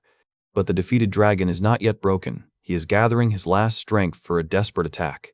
Park Suho, transformed, with monstrous claws and a fur-covered body, rushes forward, his mind screaming, "I can." The dragon lets out a furious roar, sensing the approach of his sworn enemy. Park Suho's eye sparkles like a snake's pupil. A wild determination burns within it like fire. His mouth contorts into a silent scream, his inner beast yearning for one thing, to destroy this damn lizard. A crushing blow falls upon the dragon, tearing flesh and sprinkling the air with blood. The dragon's massive body flies back, but Park Suho is already there, ready to deliver the next fatal blow. But at that moment, terrible veins appear on his face, foreshadowing that the power is getting out of control. Kai Il El. An inhuman roar erupts from his fanged mouth, reflecting the madness of his inner beast. He raises his arms for another crushing blow, his silhouette looming over the fallen monster. With a furious force, he slams the dragon into the ground, surrounded by flashes of pure energy. His eye burns blood red, and his mind desperately clings to the last of his self-control, screaming, Stop! But the beast gains the upper hand, and its monstrous leg delivers the final, decisive blow, smashing the dragon into bloody shreds. The beast's blow falls with all its monstrous force, causing the dragon to shudder and spew a fountain of blood. Meanwhile, a call is heard from somewhere above, and a huge, bear-like spirit falls down towards the wounded dragon. "Ilgam, come back!" exclaims Jane Jeshik, calling back his summoned beast before it has finished off its victim. The exhausted dragon staggers into the rock, its life force fading, barely hanging on the edge. But Jan Jeshik is not about to give up. "Okay, it's time. Tame it." His voice pierces the air, full of new determination. The wounded animal shudders, its instincts screaming for a last, desperate attempt at resistance. And instead of a finishing blow, he unleashes a stream of healing energy on the dragon. Restoration. A magical light envelops the wounds, closing them one by one, filling the dying body with new strength. The dragon's eye flares with a bright fire, reflecting an almost complete healing, a miracle bordering on resurrection. "Fly!" Jan Jeshik commands, his gaze glowing with confidence in a new, incredible union. And the dragon, obeying the will of man, spreads its mighty wings, soaring into the blue sky. With each swing, his powers grow stronger and he rises higher, leaving a sparkling trail behind him. Having forgotten its recent suffering, the beast once again feels the grandeur of free flight, subjugating the skies. And on his back, in the arms of the wind, stands Jan Jeshik, riding the very power of the heavenly predator. Their eyes meet, and an invisible connection is established between them, stronger than words and old wounds. Jan Jeshik's eyes reflect triumph and deep satisfaction. His plan has been crowned with success.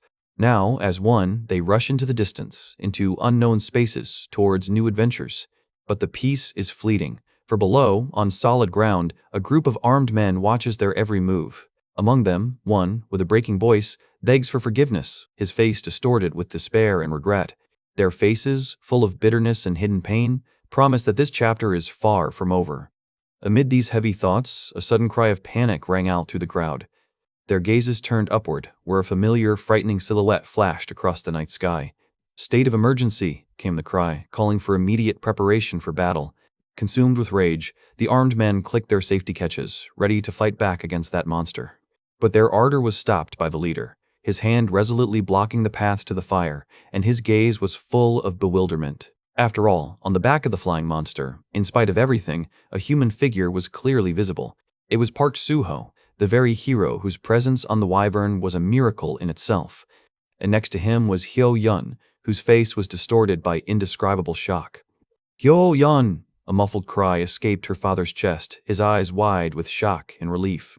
The giant creature descended slowly, barely touching the ground, raising whirlwinds of dust. People, covering their faces, retreated, not believing in the reality of what was happening. The daughter and father, having overcome their separation, met each other's eyes, and their silence spoke louder than any words.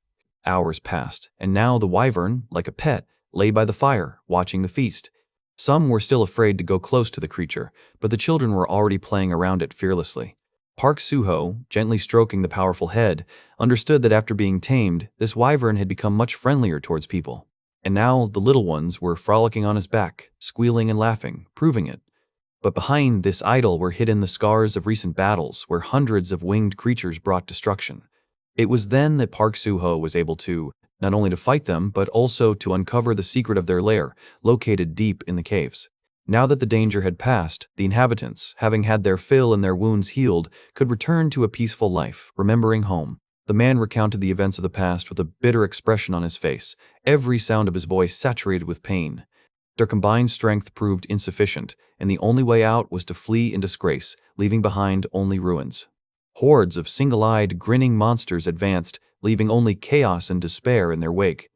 Exhausted, hungry children and adults trudged forward, their faces reflecting only one thing: hopeless fatigue. Around the dimly smoldering fire, the leader of the survivors conferred, his face darkened by the unbearable weight of loss. 2 years later, no more than 60 souls remained from the huge community, each of them a ghost of the past. Stories of the fallen and the hardships they had overcome were their only legacy, but even they did not give them the strength to go on. The young man asked with timid hope if there was even one safe place left on the entire vast continent. They only responded with evil laughter and a warning that there, in those vast lands, only the most terrible bandits and bloodthirsty creatures lived. Destroyed cities and endless battles, where every explosion and every shot took another life, were proof of this. The leader listened, his eyes revealing a deep, inexpressible sadness for everyone they had lost. Meanwhile, on the other side of the world, strategists discussed the threat. Monsters were devouring the lands, and Asia was about to become an endless battlefield. If there is no one who can fight them back, the whole world will be plunged into darkness, and there will be no hope left at all. Exhausted by grief and hopelessness, the leader bowed his head, feeling the weight of responsibility for all who had trusted him. But even in these conditions, he found the strength to point out temporary shelter, offering a little rest, albeit in modest conditions. And then he appeared, Jan Jeshik, with a confident smile on his face, and behind him a mighty dragon spread its wings. His arrival was a turning point, instantly capturing the attention of everyone present. A gasp of amazement and a barely perceptible spark of new, unexpected hope swept through the crowd of survivors. The leader, having recovered from the shock, immediately sent a man for a special crystal, foreshadowing great changes. Jan Jeshik and his dragon stood before the crowd, symbolizing a new era and predicting great events. Jan Jeshik, with a slight smile, accepted the offering, knowing that it would serve a great purpose. The crowd, which had just witnessed the inexplicable, listened to his next words with disbelief. Paksu, focusing his will, summoned a clot of pure energy into his palms, and the air crackled with anticipation. Those present shuddered. They had already seen similar miracles, but each time the magic of the awakened ones struck them to the depths of their souls. And then, from the air, like the blood of the earth, scarlet, shimmering crystals rained down onto the earth. The astonished crowd froze in awe and greed, for everyone knew the true value of these blood crystals. Jan Jeshik, casting a farewell glance, smiled at the crowd, anticipating the next chapter of his journey. The mighty dragon spread its wings and soared into the sky, carrying with it its rider and the hopes of the entire world. Below, people watched them go, and DZHA, with a joyful cry, promised to return, saying goodbye to his old life. As he soared higher and higher, he felt a growing sense of freedom and anticipation of future adventures. On the ground, a simple man and a child, enchanted by the miracle, watched the dragon fly away.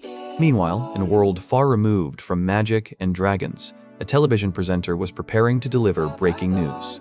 The world learned of the defeat of the wyverns that terrorized the skies, destroyed by the combined forces of the aerospace forces. But the most disturbing message was that the last wyvern was controlled by a mysterious, awakened one, whose identity remained a mystery. Suddenly, the cameras switched to Bampo Bridge, where chaos and destruction were already beginning to take over the peaceful life. Monsters were crawling out of the open portal, and one of them, a giant ant, was already sowing panic on the bridge. The situation demanded immediate action, and reporters called on camera operators to focus on what was happening above the bridge. But before conventional forces could react, a mysterious warrior arrived on the scene, ready to engage in battle. Confusion reigned in the control rooms. No one could believe the scale and speed of the new invasion.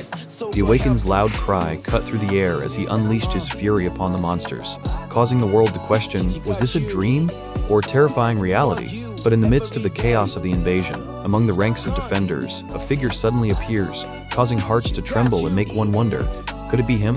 His sword cuts through the air, leaving behind only clouds of smoke as the mysterious warrior, like a ghost, enters the unequal battle. The blood of monsters stains the ground, but every movement of the hero reveals a furious force that even the most terrifying enemy cowers before. The messages are torn apart.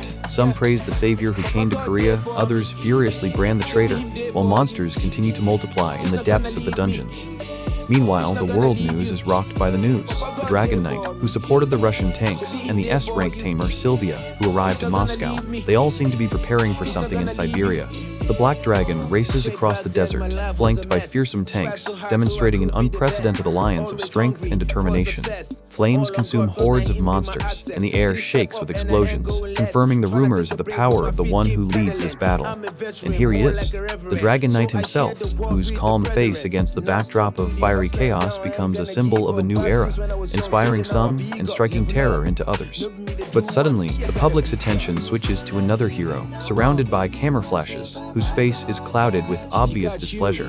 A sensational interview with Japanese hero Lee Sung-woo, whose appearance in Korea caused an unprecedented stir, promises to reveal unexpected secrets. Reporters surround him like predators, shouting the same question, "Why are you here, Mr. Lee Sun-woo? What is the real purpose of your visit?" His gaze is piercing and his jaw is clenched, as if he is about to unleash something on the world that will change it forever. Society thirsts for answers, demanding from him not just words, but a full and exhaustive confession. And he states, bluntly, Park Suho fled because he knew he was coming. What does this mean? Were all his incredible feats captured on video just a hoax? Were his abilities nothing more than a sham? Lee So-won-woo firmly declares, Park Suho is just an ordinary tamer, whose powers have never been professionally assessed. The crowd begins to murmur. One of the reporters, seizing the moment, asks, "Do you have anything you'd like to tell Mr. Park Suho?" In response to this question, Lee Sun-woo's hand flashes a crimson light, revealing its true, undeniable strength. Somewhere in the distance, staring at his laptop screen, John Jashik, dumbfounded, just exhales, "Wow. Ah."